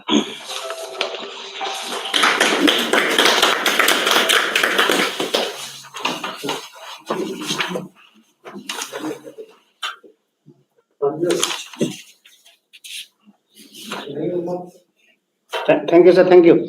Thanks, sir. Thank you, sir. Next is Mr. Kulwant Singh Nagyar from HPTU Hamirpur, presenting the topic Effect of Treated Institutional Waste Contamination. Professor, kindly stop being presented.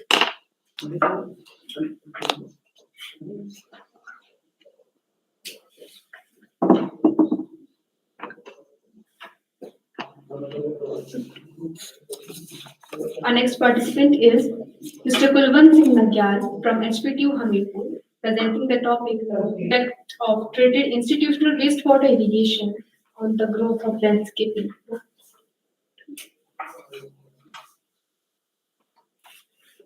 Our next participant is Mr. Vishav Sharma from Rajiv Gandhi Government Engineering College, presenting a case study on structural irregularity and soft story analysis of a multi-story RCC building according to IIT Laboratory.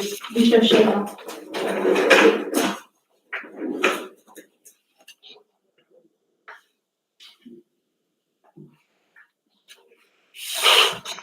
I'm audible?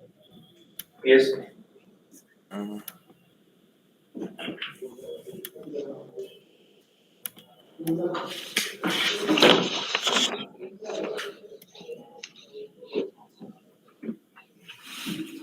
My screen is visible to all? Yes, sir.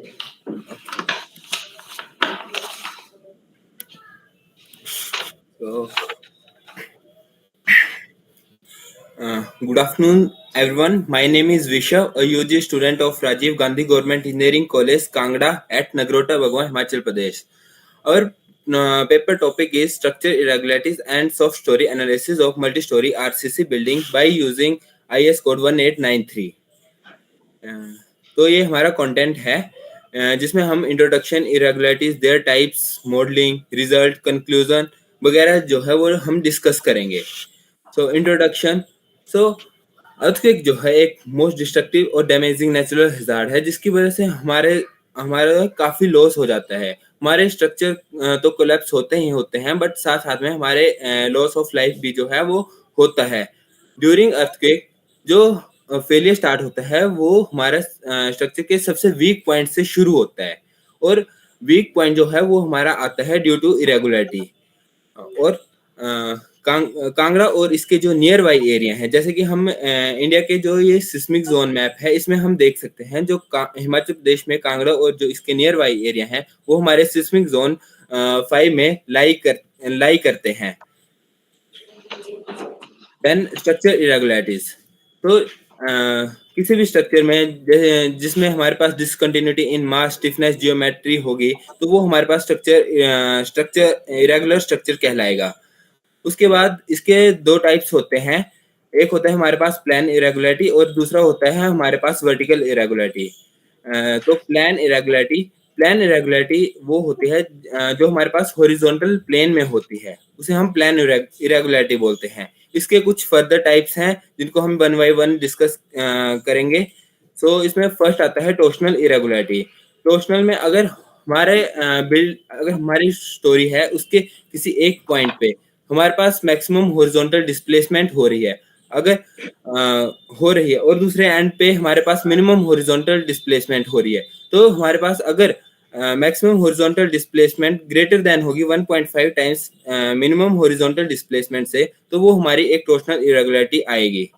उसके बाद second irregularity plan irregularity में आते हैं हमारे re-entrant corners. और हमारे पास building में कुछ इस तरह के कॉर्नर्स हो गए, जैसे U shape building, T shape, L shape buildings होंगी, तो हमारे पास वहां पे रीएंट्रेंट कॉर्नर्स आ जाते हैं. और अगर जो ये प्रोजेक्शंस हैं ये हमारे पास ग्रेटर देन है 15% of its overall plan dimension, तो ये हमारे पास रीएंट्रेंट कॉर्नर इरेगुलरिटी कहलाएगी. Then next irregularity is slab with excessive cutouts. ये जनरली हमारे आर्किटेक्चरल फीचर्स की वजह से आती है. हम क्या करते हैं, स्लैब प्रोवाइड करवाते हैं और उसमें हम कुछ कटआउट्स या फिर ओपनिंग जो है स्लैब के बीच में रख लेते हैं. अगर ये ओपनिंग हमारे पास ग्रेटर देन है 50% ऑफ फुल स्लैब एरिया से, तो ये हमारे पास slab with excessive cutouts irregularity कहलाएगी. नेक्स्ट आती है हमारे पास non parallel lateral force system. इसमें जो हमारे पास लोड कैरिंग मेंबर्स होते हैं जैसे बीम्स एंड कॉलम्स, अगर वो हमारे पैरेलल ना हो, ऑर्थोगोनल ना हो एक दूसरे के साथ, तो वो हमारे पास non parallel lateral force system irregularity कहलाती है. जैसे इस इमेज में देख सकते हैं कि जो हमारे पास लोड कैरिंग मेंबर्स हैं, बीम्स, कॉलम्स, वो हमारे पैरेलल नहीं है, वो हमारे ऑर्थोगोनल नहीं है, तो ये एक तरह से non parallel lateral force system irregularity आएगी.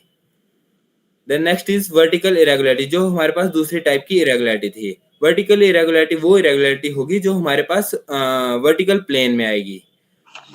तो इसमें सबसे पहले इरेगुलरिटी आती है मास इरेगुलरिटी. तो मास इरेगुलरिटी वो होती है जिसमें हमारे पास किसी भी स्टोरी का वेट, किसी भी फ्लोर का वेट जो है वो ज्यादा होगा अबव या बिलो फ्लोर से. जैसे हम कंसीडर करें, जैसे कॉलेजेस में लैब में वर्कशॉप लैब सबसे ज्यादा कॉमन होती है, तो अगर हम वर्कशॉप लैब को ग्राउंड फ्लोर की जगह 4th या 5th स्टोरी पे बनाएं, तो उससे क्या होगा, उससे एक मास इरेगुलरिटी आने के चांसेस जो है वो इंक्रीज हो जाते हैं. नेक्स्ट इज फ्लोर और कॉलम्स. इस इरेगुलरिटी में क्या होता है, इस इरेगुलरिटी में हम जो हमारे वर्टिकल मेंबर्स हैं वो हमारे डायरेक्टली रेस्ट कर रहे होते हैं ऑन हॉरिजॉन्टल मेंबर्स पे. जैसे कि आप यहाँ पे इमेज में देख सकते हैं कि जो हॉरिजॉन्टल मेंबर्स हैं जैसे कॉलम्स, वो हमारे डायरेक्टली रेस्ट कर रहे हैं बीम पे, वो एक दूसरे के साथ कनेक्ट नहीं है. तो अगर इस तरह की कुछ सिचुएशन आती है तो वो हमारे पास एक फ्लोटिंग कॉलम इरेगुलरिटी होगी. Then next is strength irregularity. इसको हम वीक स्टोरी इरेगुलरिटी भी बोलते हैं. इसमें जैसे यहाँ पे देख सकते हैं इमेज में, जैसे जो फर्स्ट फ्लोर है, ग्राउंड फ्लोर है, उसकी जो स्ट्रेंथ है वो SI है, और ऊपर वाले फ्लोर की स्ट्रेंथ है SI+1। तो SI की जो स्ट्रेंथ है वो कम होगी as compare to strength of above floor. अगर इस तरह की इरेगुलरिटी आती है हमारे पास, तो वो हमारे पास स्ट्रेंथ इरेगुलरिटी आएगी। उसके बाद आता है हमारे पास सॉफ्ट स्टोरी। सॉफ्ट स्टोरी भी एक तरह की इरेगुलरिटी है, और ये वर्टिकल में आती है। ये आती है हमारी ड्यू टू पार्किंग स्पेस के लिए हम कॉलम्स हटा दें या शेयर वॉल्स हटा दें, आर्किटेक्चर या फंक्शनल रिक्वायरमेंट्स की वजह से ये हमारे पास सॉफ्ट स्टोरी इरेगुलरिटी आती है। ये होती है हमारे पास जो हमारे पास फ्लोर है उसकी जो स्टिफनेस है वो 70% लेस है अबव फ्लोर से, तो ये हमारे पास सॉफ्ट स्टोरेज इरेगुलरिटी जो है वो आएगी। इसकी वजह से हमारे पास सीरियस स्ट्रक्चर डैमेज होते हैं, जिससे हमारी जो बिल्डिंग है वो टोटली अनयूजेबल हो जाती है। सो इट इज इम्पोर्टेंट कि जब भी हम एनालिसिस करें तो सॉफ्ट स्टोरी एनालिसिस भी करें, एक इम्पोर्टेंट पॉइंट मान के चलें। इस इमेज में एक 7 स्टोरी होटल था जो कि कोलैप्स हो चुका है ड्यू टू सॉफ्ट स्टोरी की वजह से। अब इसको ना यूज कर सकते हैं ना किसी काम के लिए ये बची है। Then next is soft, basically हमने इसमें सॉफ्ट स्टोरी चेक करी थी एक रेजिडेंशियल बिल्डिंग की, जो कि हमारे कैंपस में, जो कि हमारे कॉलेज के कैंपस में है। स्टाफ्स क्वार्टर्स हैं स्टाफ्स के लिए। तो ये हमारी बिल्डिंग जनरली कांगड़ा रीजन में और सिस्मिक जोन 5 में हमारी बिल्डिंग लाई करती है, और G+4 ये बिल्डिंग है। ये टोटल हाइट, ये स्पेसिफिकेशंस है बिल्डिंग की। टोटल हाइट इतनी, कॉलम साइजेस और lift column size, multi beam size, slab thickness, grade of concrete, grade of steel etcetera. उसके बाद ये हमारे पास बिल्डिंग का प्लान है, जिसमें ये ग्राउंड फ्लोर प्लान है, जिसमें आप यहाँ पे देख सकते हैं कि यहाँ पे पार्किंग की फैसिलिटी है। यहाँ पे ओपनिंग की जगह, ओपनिंग तो है ही है, बट साथ में वॉल्स भी जो है वो प्रोवाइड कराई गई हैं। उसके बाद बीच में जो है हमारे पास स्टेयरकेस है और लिफ्ट वेल है। नेक्स्ट इज हमारे पास ये प्लान एलिवेशन और सेक्शन है, जिसमें जो फर्स्ट ग्राउंड फ्लोर से फर्स्ट फ्लोर की जो हाइट है वो 3 मीटर दी थी, और उसके ऊपर जो भी हाइट है वो हमारे पास 3.05 मीटर थी। उसके बाद मॉडलिंग टेक्निक। मॉडलिंग बेसिकली हमने इसको एनालाइज और डिजाइन और इसकी स्टडी करी थी हमने by using STAAD pro connect edition software. तो एनालिसिस एंड डिजाइन सॉफ्टवेयर है जिसपे हमने करी थी। तो सबसे पहले हम इसमें ज्योमेट्री टैब पे गए, और ज्योमेट्री टैब में जाके ट्रांसलेशनल रिपीट की हेल्प से हमने अपने बिल्डिंग का मॉडल बनाया। उसके बाद मॉडल बनाने के बाद हमने प्रॉपर्टीज, जो बिल्डिंग को प्रॉपर्टीज जैसे size of column, size of beams, वो हमने प्रोवाइड कराए। फिर मटेरियल में जाके हमने कंक्रीट दिया। स्पेसिफिकेशंस पे जाके फिर हमने मेंबर क्रैक प्रॉपर्टीज की और डायफ्राम किया। वैसे स्पोर्ट में जाके फिर हमने स्पोर्ट्स दी, इसकी फिक्स स्पोर्ट दी। लोडिंग में जाके load combination, dead load, live load, जो अर्थक्वेक लोड थे वो लगाए, और डिजाइन में जाके फाइनली हमने इसको सॉफ्ट स्टोरी एनालिसिस के लिए चेक कर दिया। देन इसमें हमने 2 केस लिए थे। एक केस 1 जो हमारे पास जो ओरिजिनल बिल्डिंग थी, हमने विदाउट इरेगुलरिटी हमने उसको चेक करा कि उसमें सॉफ्ट स्टोरी आ सकती है कि नहीं आ सकती है। दूसरे केस में हमने खुद इरेगुलरिटीज इंड्यूस करवाई, जैसे कि आप यहाँ पे देख सकते हैं फ्लोटिंग कॉलम इरेगुलरिटी जो हमने खुद इंड्यूस करवाई, उससे हम चेक करेंगे कि सॉफ्ट स्टोरी आ रही है कि नहीं आ रही है। तो रिजल्ट कंपेयर स्टार प्रो के अब रिजल्ट। तो सबसे पहले केस 1 में हमें कोई भी सॉफ्ट स्टोरी जो है वो यहाँ पे डिटेक्ट नहीं हुई है, और हमें यहाँ पे स्टेटस जो है वो ओके मिला है। और केस 2 में हमारे पास सॉफ्ट स्टोरी जो है वो डिटेक्ट हुई है एट स्टोरी 5, जो कि सॉफ्ट आ गई है यहाँ पे।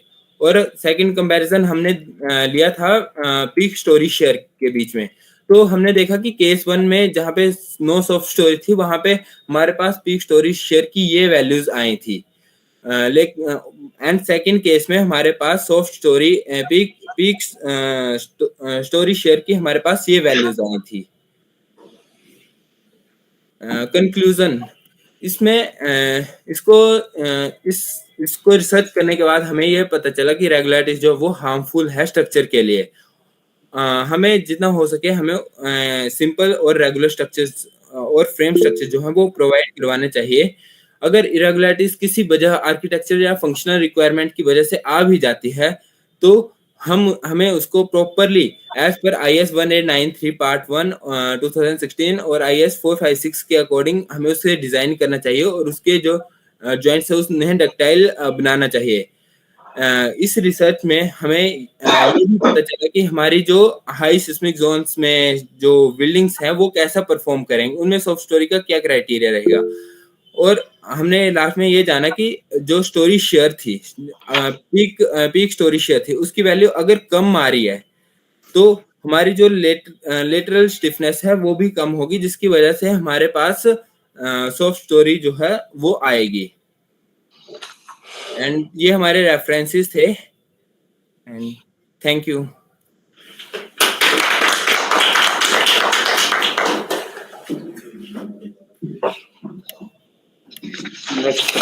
Thank you so much, sir. क्या नाम था? विश्व।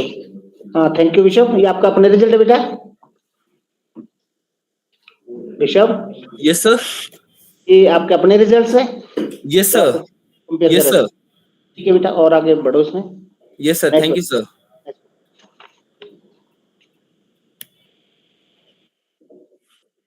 Moving on with our next presentation is from Dr. Sanjay Kumar from HPTU Hamirpur, and he is presenting Marangoni convection in a relatively hotter or cooler layer of liquid with stress-free water. Sir, please. Good afternoon to all. Good afternoon.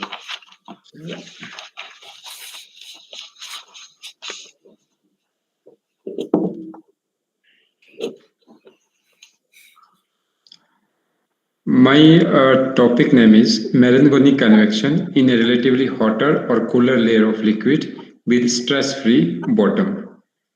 Actually, this is the case of surface tension effects under the absence of gravity.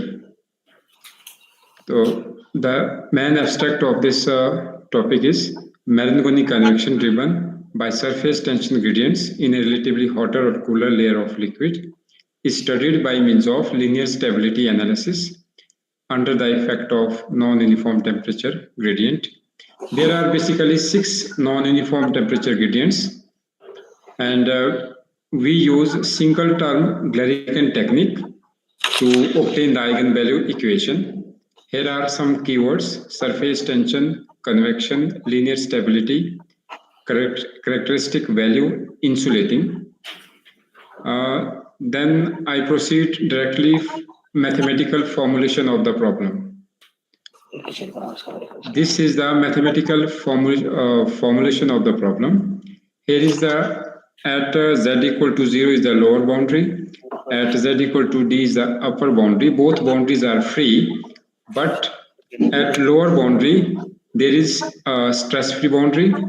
On heating underside, we get the temperature gradient, and mathematical formulation is given by the equation of state, equation of continuity, motion, and energy.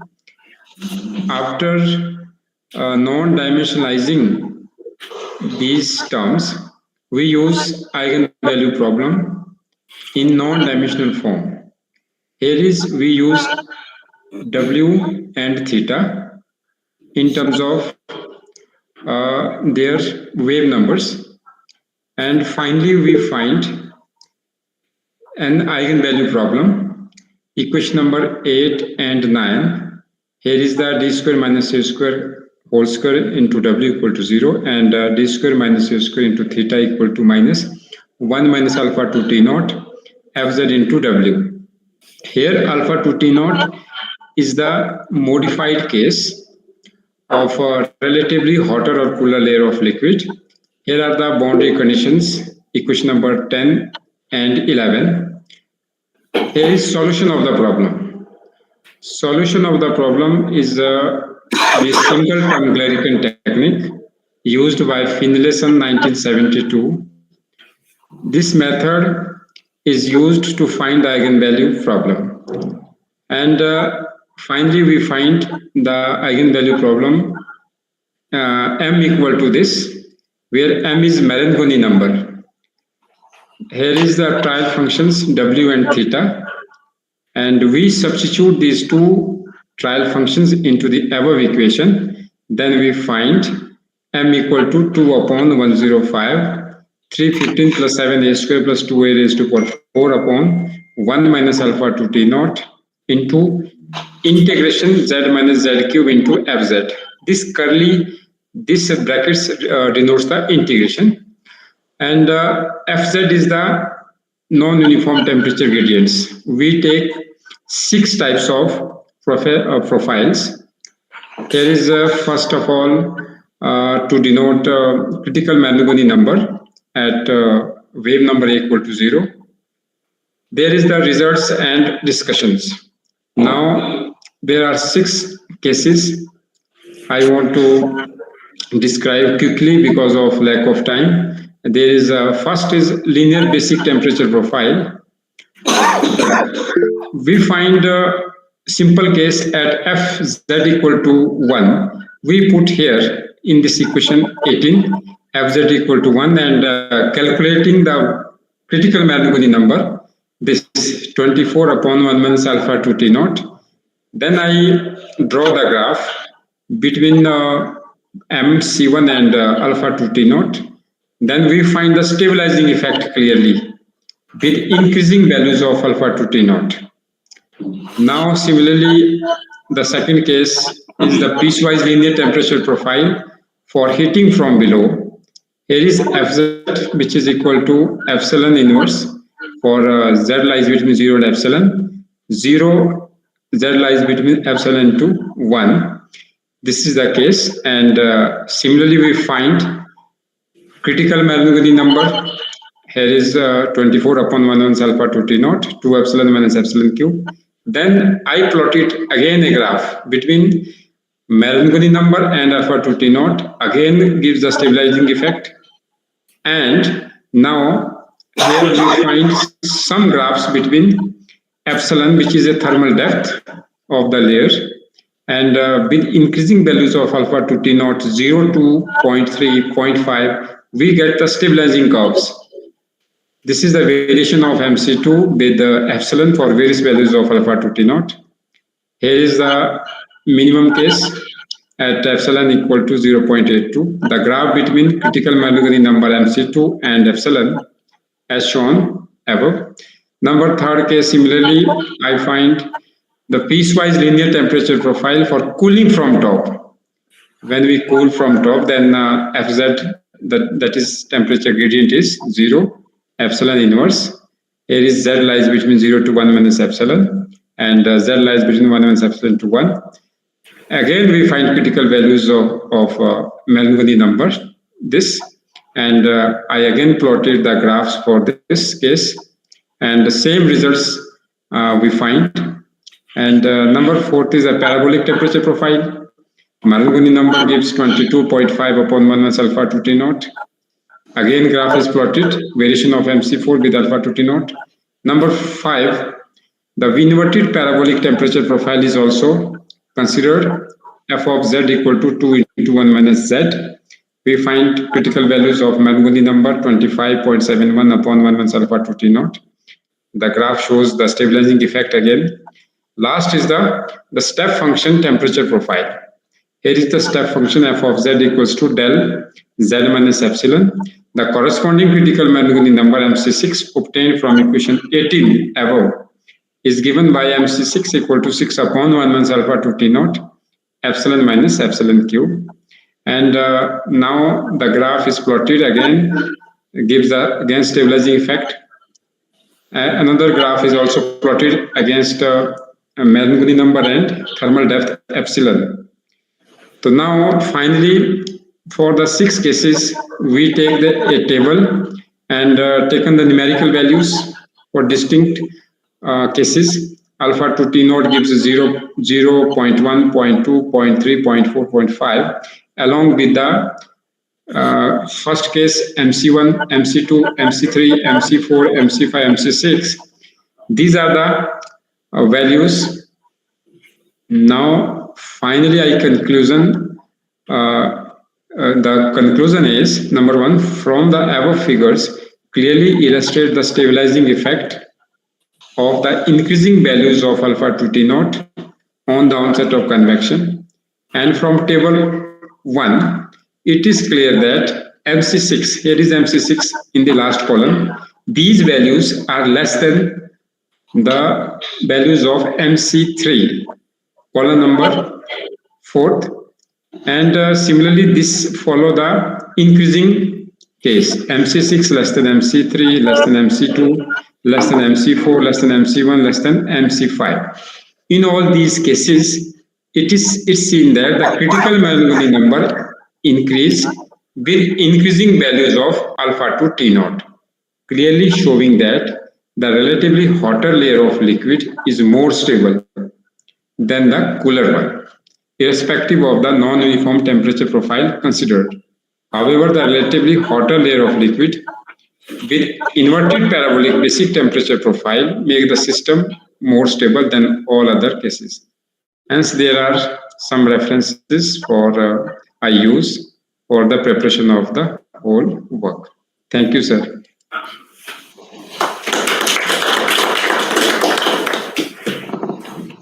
Thank you very much, sir. Thank you, sir. My pleasure, sir.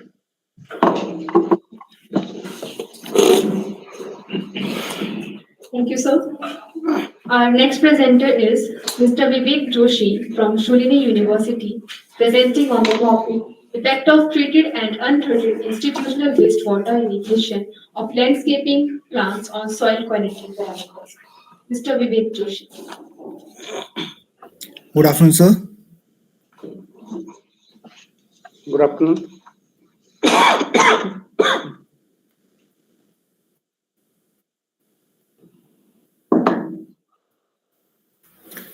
So, my name is Vivek Joshi. I'm doing MTech in Civil Engineering from Sholini University. So, today I am here for conference. So, the topic is the effect of treated and untreated institutional wastewater irrigation of landscaping plants on soil quality parameters. So, that is the introduction. Human activities impact water bodies, and agriculture is the biggest water user in most countries, accounting for about 70% of global water consumption. Traditional irrigation practices are putting immense pressure on limited freshwater resources. So, to address this issue, wastewater reuse is a good option. Wastewater reuse in agriculture is a valuable tool that developing countries use to control pollution and address the challenge of increasing food production in water-stressed areas. Freshwater percentage is only 3% on Earth, so the advantages of reusing wastewater in agriculture are numerous and undeniable. It provides nutrients that can be used in place of chemical fertilizers. Treated wastewater, once considered a waste product but now considered as a valuable resource to fulfill irrigation needs. Treated wastewater irrigation can provide soil with essential nutrients and organic matter. Landscaping plants play an important role in urban and suburban environments, and they provide improved air quality and reduce heat from atmosphere. Treated wastewater contains harmful pathogens like bacteria, viruses that are a risk to human health. And this is a literature view. Treated wastewater irrigation significantly reduces dependency on freshwater resources, preserving the vital resource for critical needs. Treated wastewater irrigation can contribute to the organic matter content of soil, leading to improved soil structure, water holding capacity, and cation exchange capacity. Treated wastewater irrigation can be more cost effective than freshwater irrigation, especially for large scale landscaping projects. Treated wastewater contain essential plant nutrients like nitrogen, phosphorus, potassium, and potentially reducing relies on chemical fertilizers and improving soil fertility. Numerous studies demonstrate that treated wastewater irrigation can significantly increase soil organic matter content and leading to improved soil structure and aeration and water holding capacity. This is beneficial for plant growth and drought tolerance. This reduces water requirement and promotes water conservation, while proper treatment can mitigate salinity risk. Long-term wastewater irrigation can still lead to salt accumulation. Treated wastewater typically contain significant amount of nitrogen, phosphorus, and potassium, potentially reducing reliance on chemical fertilizers and improving soil fertility. So this is my objective. So my objective is to compare the effect of treated and untreated institutional wastewater irrigation on soil, that is the on pH, electric conductivity, organic matter, and nutrient content, and potential presence of contaminants. So this is the methodology. So first is the site selection. So this for this experiment was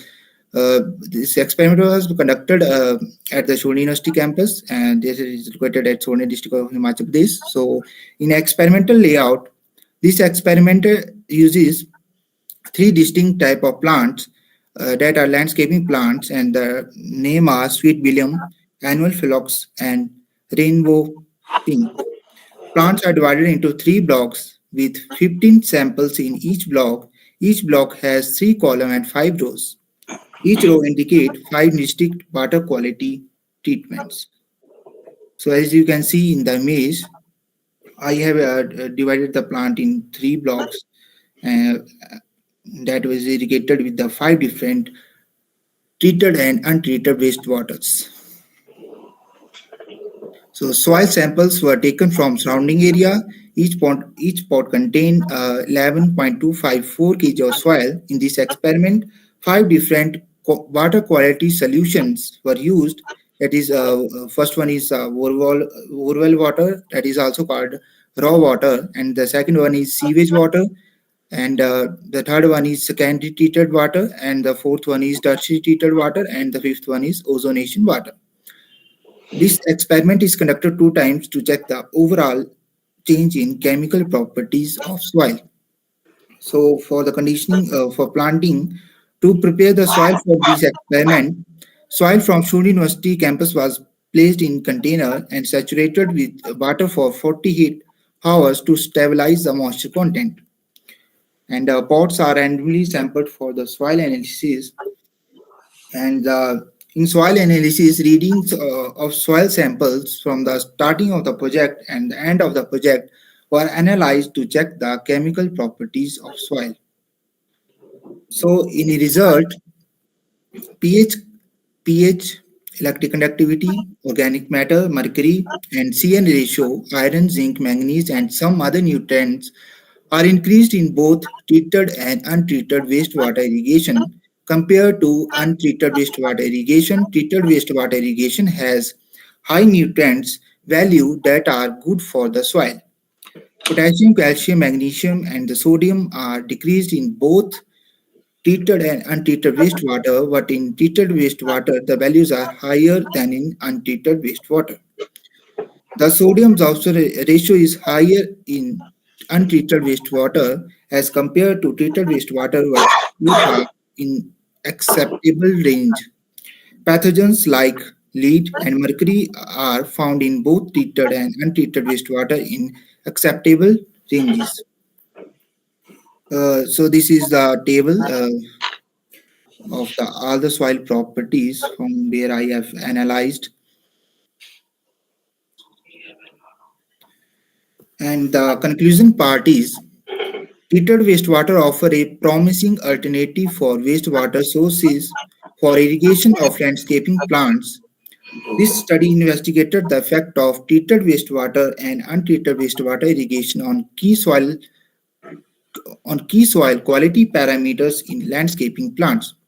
Treated wastewater demonstrate the benefits of improving soil nutrients content, and pathogens found in both treated and untreated wastewater irrigation are in acceptable ranges, so we can use treated wastewater in irrigation. So these are my references, and thank you.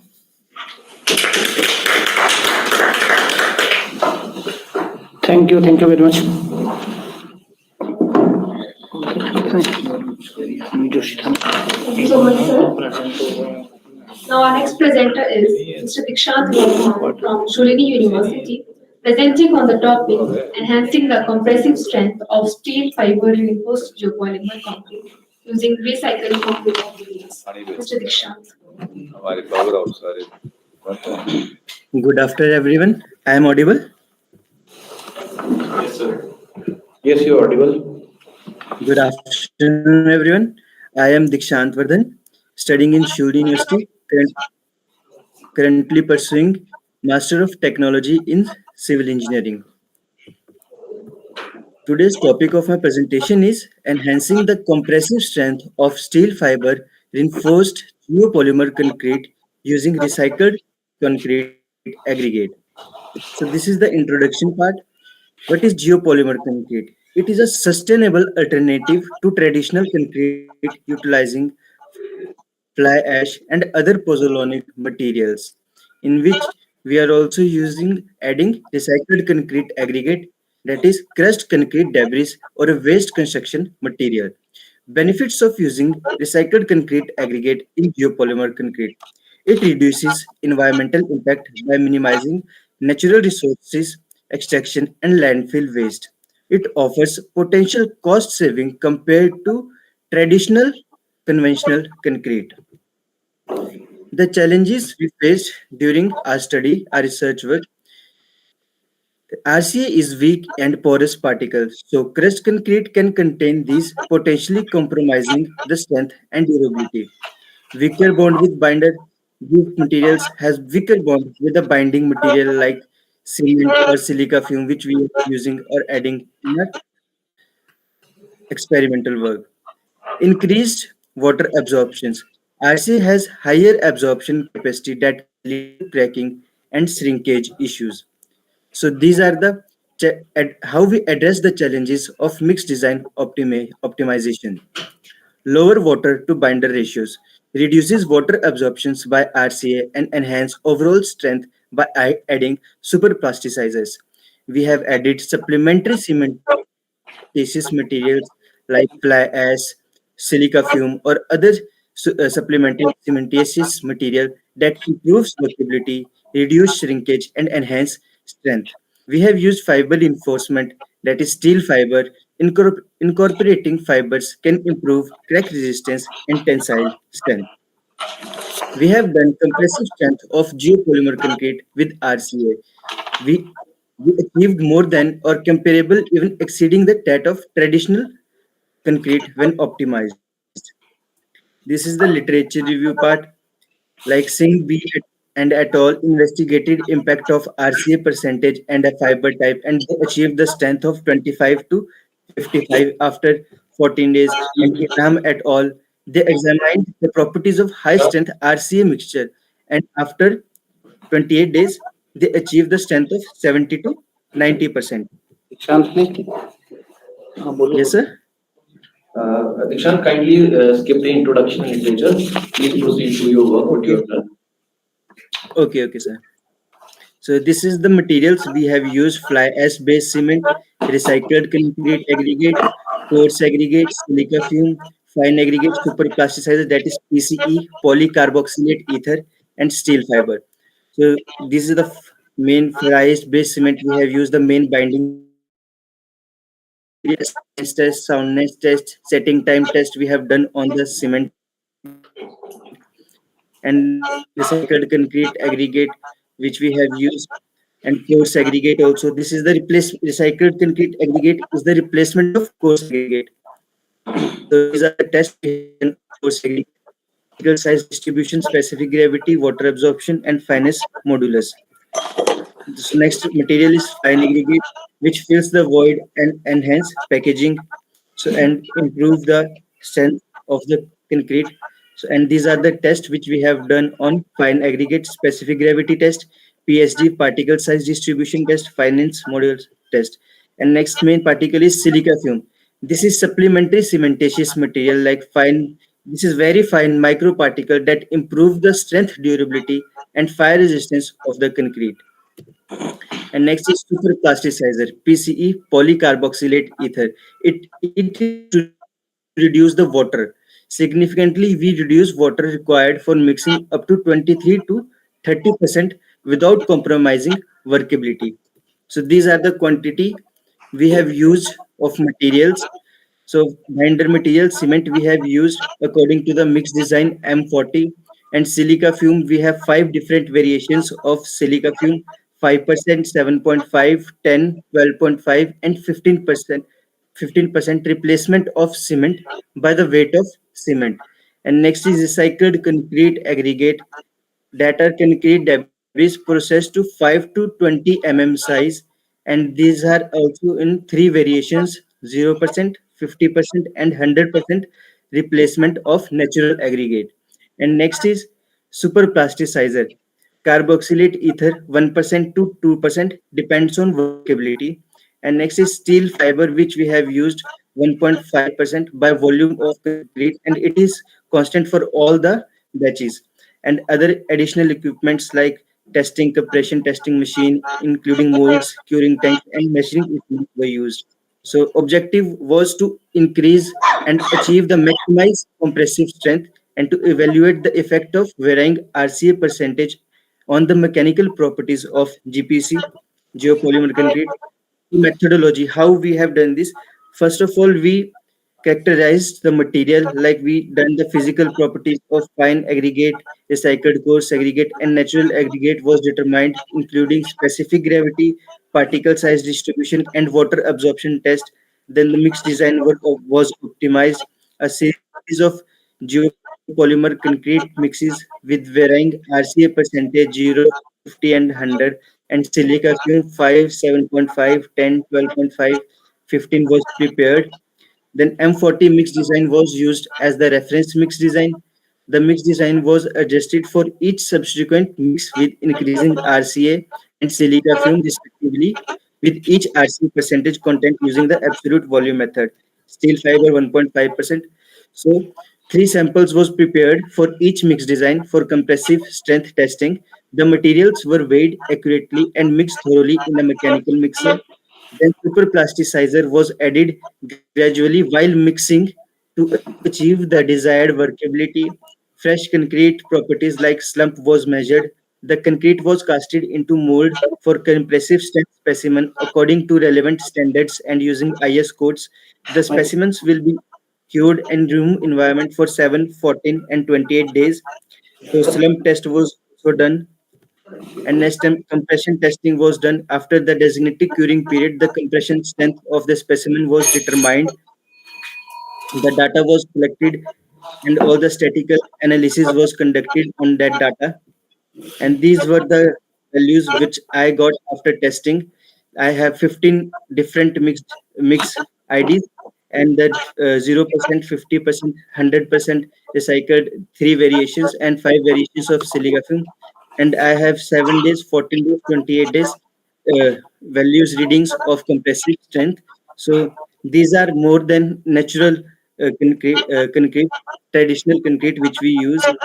This is the graph, like we can see. After 7 days, 14 days, and 20 days, the graph is increasing its values. And it is a fact that whenever we increase the RCA recycled concrete aggregate, the strength a little bit decreases. So we should use it with less than 50% or in between 30 to 35 or 40%. These are the references from which I have studied. Thank you.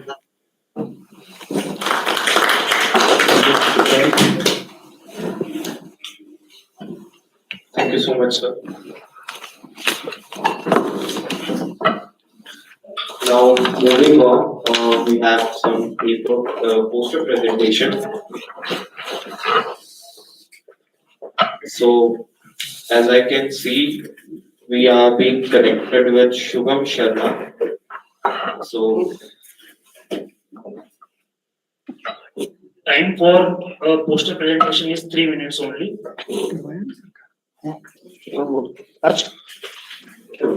the poster presentation will be 3 minutes shortly. देखो एक बार पूछ लो अर्शद आपने join कर लिया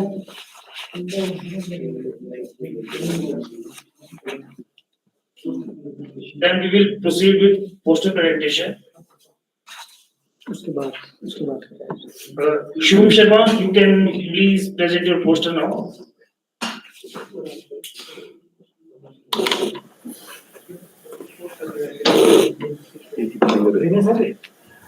Both, yeah. Mr. Shubham, you are not audible. Hello. Sir, am I audible? Yes, you are audible. Thank you, sir.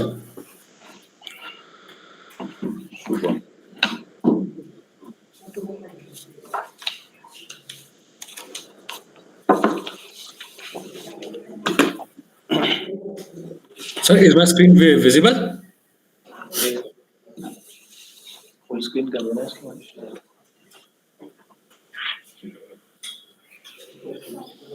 Full screen करो sir sir इसको full screen कर दीजिए प्लीज F5 दबाइए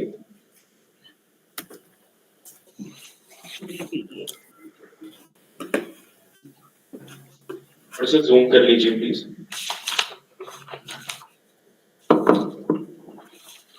बेटर ऐसे ही रहते हैं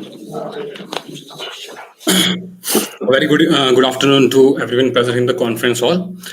My name is Shubham Sharma, and the title of my presentation is Green Synthesis of Zinc Oxide Nanoparticles Using Zinc 2 Complex as a Precursor with Sensing Applications. So here what we have done, we have synthesized a complex with taking hydroxamic acids as ligand and the zinc as a central metal ion.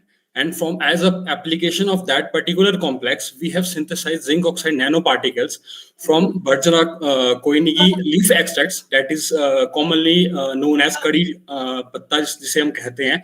हमने उससे जो है zinc oxide nanoparticles को जो है synthesize किया है. Generally, we know that zinc oxide nanoparticles generally find their use in various fields like optical, biosensing, gas sensing, photocatalysis, electrical, agriculture, food industries, and wastewater treatment.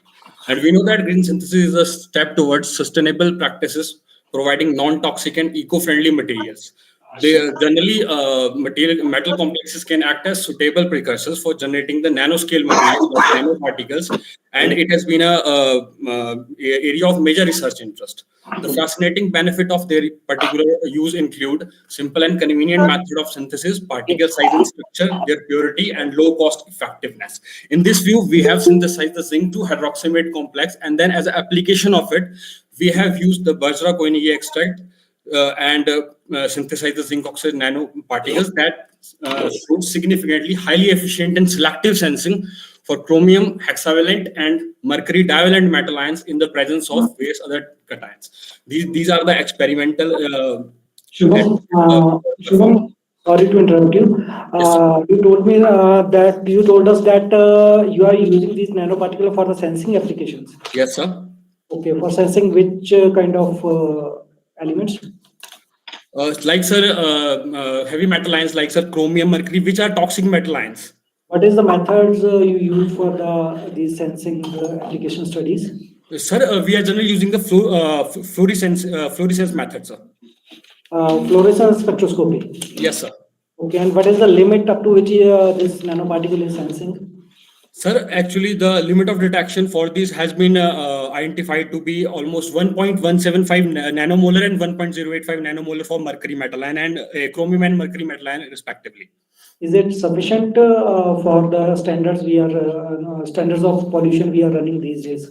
Yes sir, because in today scenario sir, अगर हम देखते हैं तो आज के time में जैसे different आपके कहीं पे भी वाटर को अगर हम कहीं पे भी देखेंगे तो वहां पर जनरली जो टॉक्सिक मेटल आयंस है जनरली हमारे इंडस्ट्रियल एफ्लुएंट्स होंगे, उसके थ्रू भी वहां पर जनरली ज्यादा से ज्यादा पॉल्यूशन होता है। तो उसके लिए हमने जिंक ऑक्साइड नैनो पार्टिकल्स का ही मतलब उसको एक यूज किया है ताकि हम उस पर्टिकुलर वाटर में या किसी भी चीज में हम उसको सेंस कर सके कि उसमें ये क्रोमियम या मरकरी मेटल आयन वहां पे प्रेजेंट है या नहीं है, क्योंकि उसने इन दोनों मेटल आयंस के लिए ही जो है एक सिलेक्टिव एफिशिएंट सेंसिंग उसने की है despite of presence of cadmium, bismuth, arsenic as well as light. Okay, very good. Well, one last question. What is the exact characterization which told you that zinc nanoparticles have been formed? Sir, actually, sir, we have done XRD analysis and scanning electron microscopy as well as particle size distribution and as well as SAM EDS mapping, which confirmed us that we have. TAM? Yes, sir, SAM. TAM has been done? No, sir, TAM has not been done. You can go for TAM also, no, for the confirmation of these nanoparticles. Thank you. Yes, sir. Definitely, sir, I will go for. Okay, very good presentation, Shubham. Thank you so much. Sir. Thank you, sir.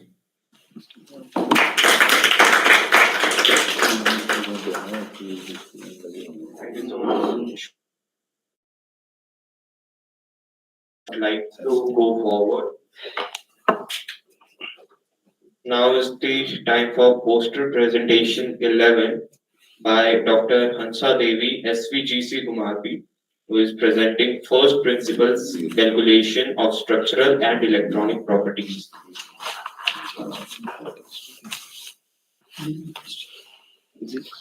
Good afternoon, everyone. Is I audible? Yes, ma'am. I'm Deepu from Mandi. I have done my master's in physics from Swami Vivekanand Government College, Gumami. Today I'm going to present my poster presentation on the study of first principle calculations of structural and electronic properties for DYCD intermetallic compound. So now I'm going to share my screen.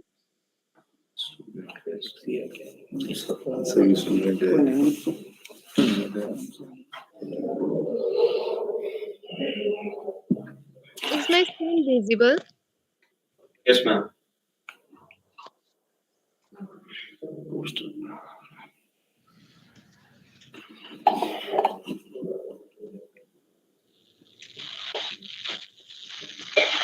Ma'am, it will be good if you goes directly to the application part. Okay, sir. First of all, I want to give an overview. In our work, we have studied the ground state properties and electronic behavior of binary intermetallic compound with B2 type structure. DYCD intermetallic compound are found to be stable in B2 type CSCL structure. And now I'm going towards the method of calculation. In our work, we have used the Win2K code. It is based on full potential linear augmented plane wave method. Win2K package allow to perform electronic structure calculation of solid using DFT, and we is the exchange correlation were treated using GGA and LSDA. This is the structure of DYCD intermetallic compound. This is B2 type CSCL structure.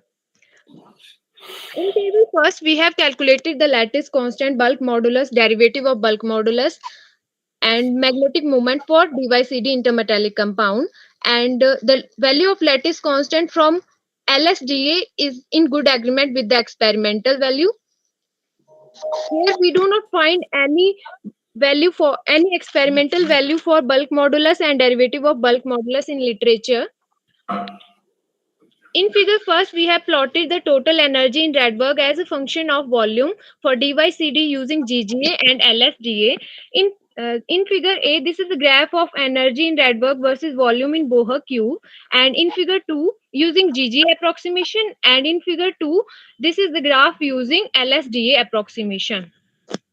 The spin polarized binary structure calculation along high symmetric direction for high symmetric directions for DYCD intermetallic compound using LSDA are presented in figure 2. This is the graph of energy in electron electron volt versus the K points, and we know gamma is known as the origin of K point, and at the Fermi level is at 0 electron volt. In the bands plot, we can see that there is the overlapping of conduction band and valence bands. So this shows that this compound is metallic in nature. The band which lie around -8 electron volt mainly is due to the contribution of 4D states of CD, while the cluster of bands which are situated below the Fermi level are 4F states are due to the presence of 4F states of dy, and these delocalized bands get shifted towards the conduction region for downspin. The 4s bands of CD are between -2 electron volt and -7 electron volt in the valence region for both the spins, spin up and spin down. For more clarification of nature of band structure, we have also plotted the total and partial density of states for this compound. These are the graph of DOS in states versus energy in electron volt. The state line at 0 electron volt indicates the Fermi level. The 4s states are located around -4.0 electron volt in the majority spin, means upspin, which crosses the Fermi level, and located around the zero point 0.2 electron volt in conduction region. In minority spin, mean downspin. In both the spin, there is a hybridization. In both the spin, there is a hybridization of 4f states of dy with 4p states of CD at the Fermi level and spread over the conduction region. From overall the total energy as a function of volume, band structure, and DOS, we following observation: the calculated value of lattice constant for dy/CD with GGA is in good agreement with experimental data. dy/CD is metallic in character, and 4f states of dy is responsible for its metallicity. The 4f states of dy combined with 4d states of dy and 4p states of CD are mainly contributing at DOS at Fermi level. These are some references of the research paper which have been used during our research work. Last but not the least, I'm grateful and we author are thankful to Peter Bella for providing the Win2K code. Thank you. Very good presentation, Amit. Just one question that can you tell the participants that what is the actual practical application of the thing you are preparing? Sorry, sir. Actual practical application of your work.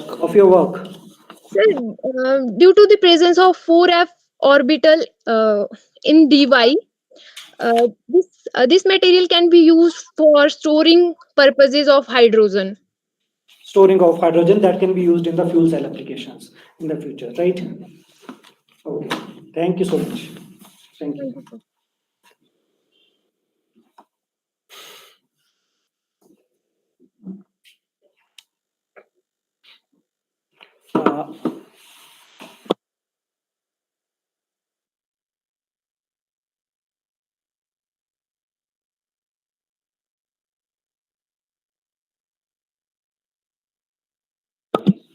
We have the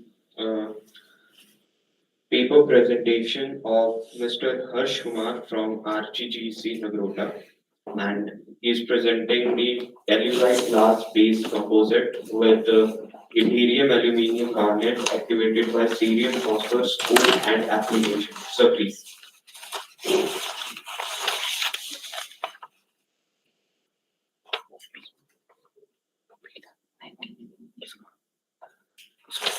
Harsh sir. Sir एक second अभिषेक sir, actually थोड़ा सा charge आज ना इसका भी principal का ही तो थोड़ी सी डार्क है, मतलब लास्ट रह गई। जी जी वो भी अप्लाई।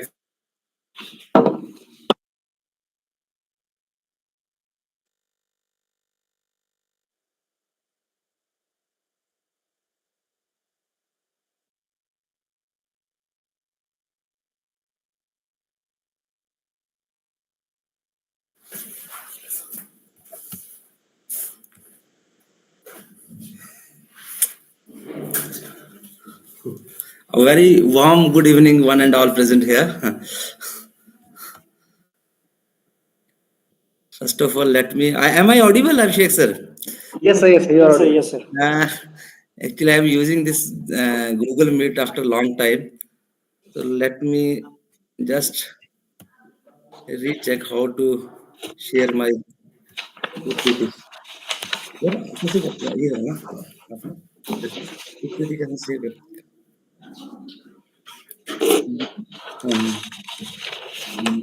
यही चलता था ना, अब इसमें तो आ ही नहीं रहा है।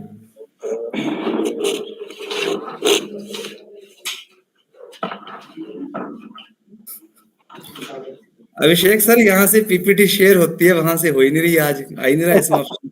कोई बात नहीं सर। अर्श बताओ जरा, ये स्टूडेंट थोड़ा करेगा सर। सर आपको नीचे 5-6 ऑप्शंस मिल रहे होंगे, माइक का, वीडियो का, सीसी लिखा होगा एक पे स्माइली बना होगा, बस उसके साइड में ही एक एरो का ऑप्शन है, ऊपर की साइड पर प्रेजेंट नाउ, राइट? आपको दिख रहा है? उस पे क्लिक कीजिए। अब इसके बाद आपको 3 ऑप्शंस मिलेंगे, क्रोम टैब, विंडो और entire screen, right? Is it visible? Sir, yes sir, clearly visible.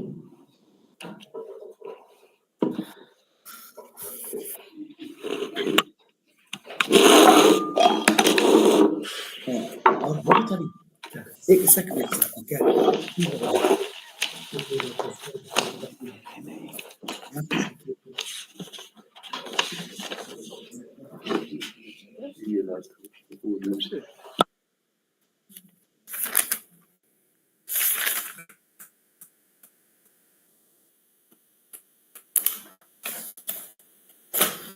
So good evening, one and all present here once again. My paper is on the topic telluride glass based composites with yak cerium nanophosphor. Basically, I am also working on nanophosphor. First of all, as we all know, what are the composites? We know that composites are made of different kind of moieties, which are not soluble to each other. They are integral part of each other. Composite, we all know that composite consists of two kinds of phases. One is reinforced phase and the second one is a matrix phase. The reinforced, we know, just like in our case, the glass is, we are using this telluride glass. So glass in our cases is a matrix, and the phosphor which we are adding, this is not phosphorus, this is phosphor. Phosphor which we are going to add in this is optically active phosphor, will act as a reinforce. So this is the basic theme of my paper. This is basically the large size pieces are of glass frits. Then we have the phosphor and some voids are there. The basic purpose of these voids is to produce material of different refractive index. So what will be the purpose of that? Because when the light enters in this kind of material, then this different refractive index material will provide to not escape the light from this the specimen.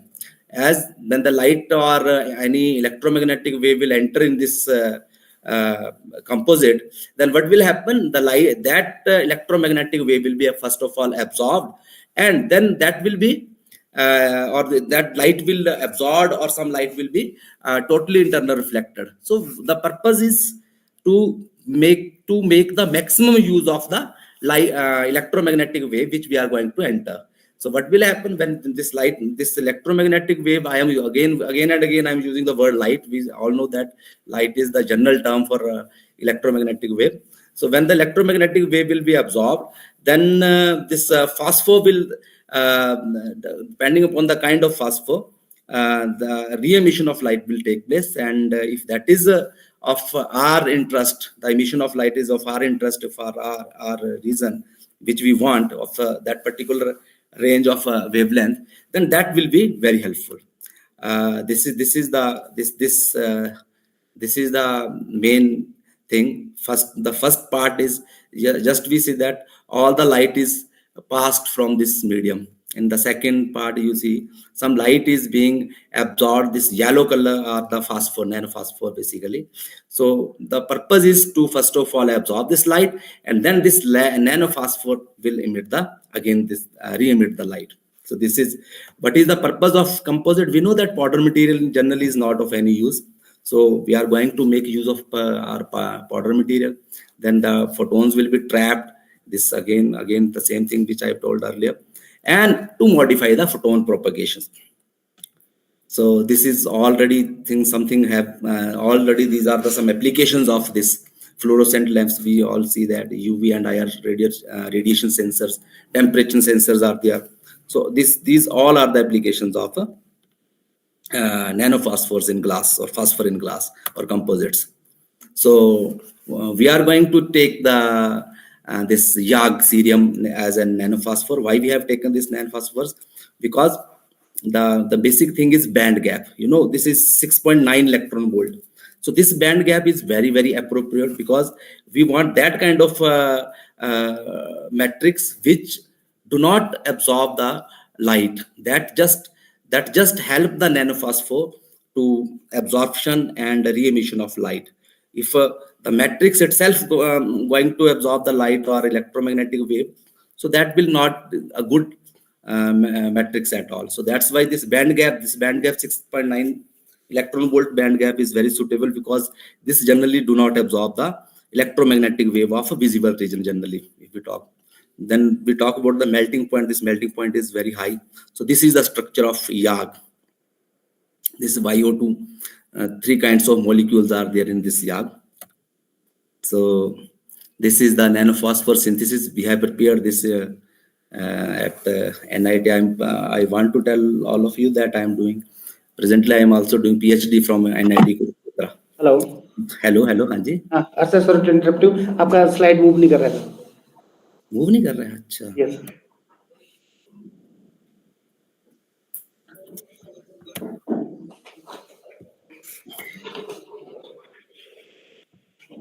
कर रहा है sir move? नहीं sir, fix ही है. नहीं sir, fix ही है. I think this can be because of some signal problem. Sir एक बार ही आप Google meet वाली स्क्रीन पे वापस आएंगे प्लीज. हाँ जी, ठीक है. हाँ, अब मूव कर रहे हैं सर.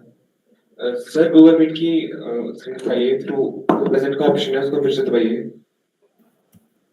हाँ जी, स्टॉप प्रेजेंटिंग करूं? ये सर अभी स्टॉप प्रेजेंटिंग करिए. अब प्रेजेंट का ऑप्शन को फिर से दबाइए. अब वो एंटायर स्क्रीन का सर ऑप्शन होगा सर, एंटायर स्क्रीन के ऊपर क्लिक करना है आपको. ओके. हाँ, एंटायर स्क्रीन में सर जो ये टैब है उस टैब के ऊपर क्लिक करें. Entire screen? Yes sir, entire screen में टैब बना होगा जिस पे आपकी विंडो शो हो रही है. Someone had told me that we should not share the entire screen. Okay, sir, I am going to do. You're actually showing the slide showing the entire screen. So Okay, sir. Okay.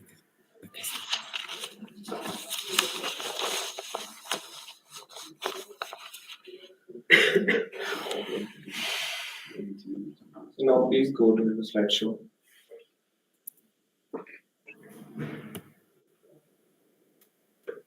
Now you can continue. Is it visible? Yes, sir. So this nanophosphors we have synthesized YAG cerium. We are using this as a phosphor. So this is the how we have make this at NIT Kurukshetra. This is the sir XRD pattern of YAG cerium, and this is very well matched with the standard YAG cerium. So the nanophosphor YAG cerium which we obtained is greenish yellow color, and this is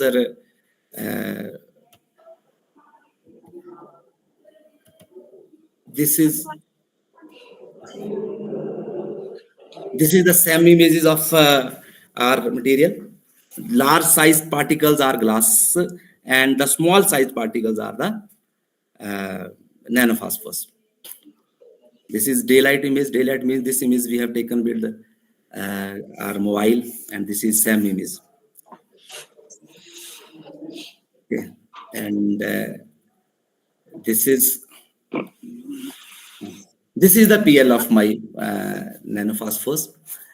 If we see, then we have this left hand side is of YAG cerium, and the right hand side we have use this composite. So what we see that we have some particular wavelengths at 560 nanometers. This is basically red light. Okay. And in the composites again, this is some excitations line at 5.6, and the final that this one is very important. This one is of a composite, and we have used YAG serum in various composition. For example, in this case, we have used 1:0.001% of YAG, and remaining is glass. So this some images, some results we have obtained here. From these results, if we find that the result of composites are very, we can say that we are going to, we are further, I'm studying this. These results are important because some wavelengths we have, the wavelengths which are available in the glass and the YAG serum, these some another kind of wavelengths are available, which we are going to study. So this is the photoluminescence of the material at different temperature. This is basically synthesis temperature. For example, if we see the first PL we have taken when the synthesis temperature was of 300 degrees Celsius, then after 400 degrees Celsius, and after that there is a kind of situation. And this is again this is PL of this YAG serum. Okay, this is a laser excitation. Basically, this is photoluminescence. This is laser excitation. This laser is there. We have excited at again 450 nanometers. We have glass, we have YAG, and different kinds of peaks we are going to have in the component. So these peaks basically, definitely these peaks will give us. We are going to study this. I'm doing these studies. That which wavelengths we are getting after doing this composite. So this is basic purpose of my paper. Okay, thank you.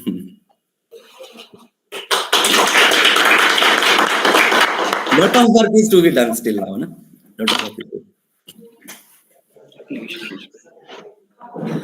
be. Sir? Yes, sir.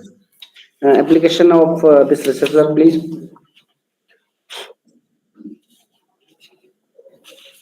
I think I have come out of this.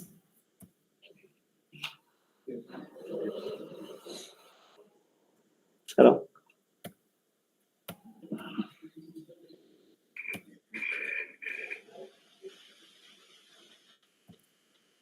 हाँ जी बेटा. Hello. हाँ जी. Sir, application.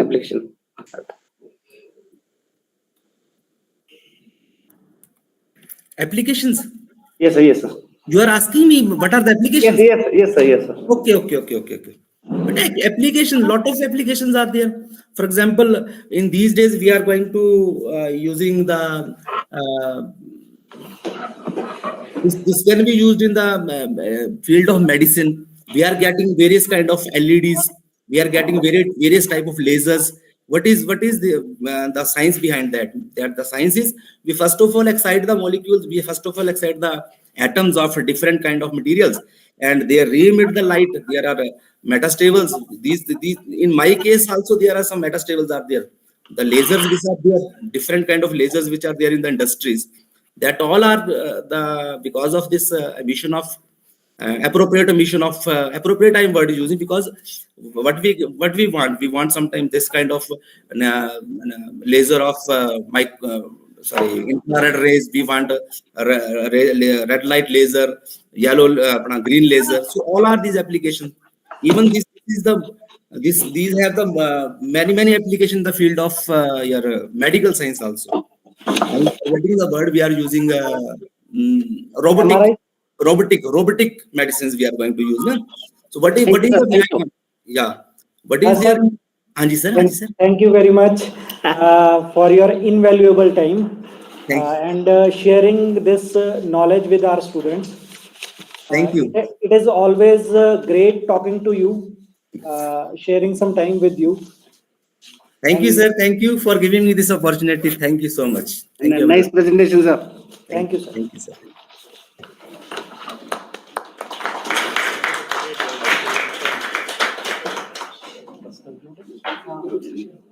Harshad जी की field पर poster वाला कोई नहीं sir थोड़े से तो इसको टिश्यू लोगे हाँ हो ही जाएगा तो इनको वहीं भेज देना सर हमेशा वो कुछ बोल रहा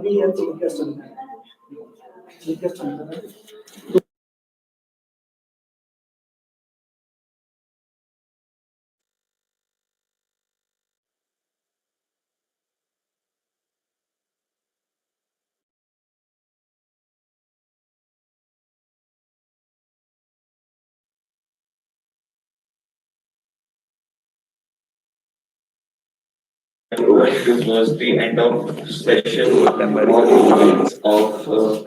Rtest 2K24. I would like to thank today's chairperson, Dr. Rakesh Kumar, who is the director cum principal of MGGC jury. I would also like to thank all the faculty members for the smoothly commencement of this uh, program. And with this, we would like to conclude this event. Thank you so much.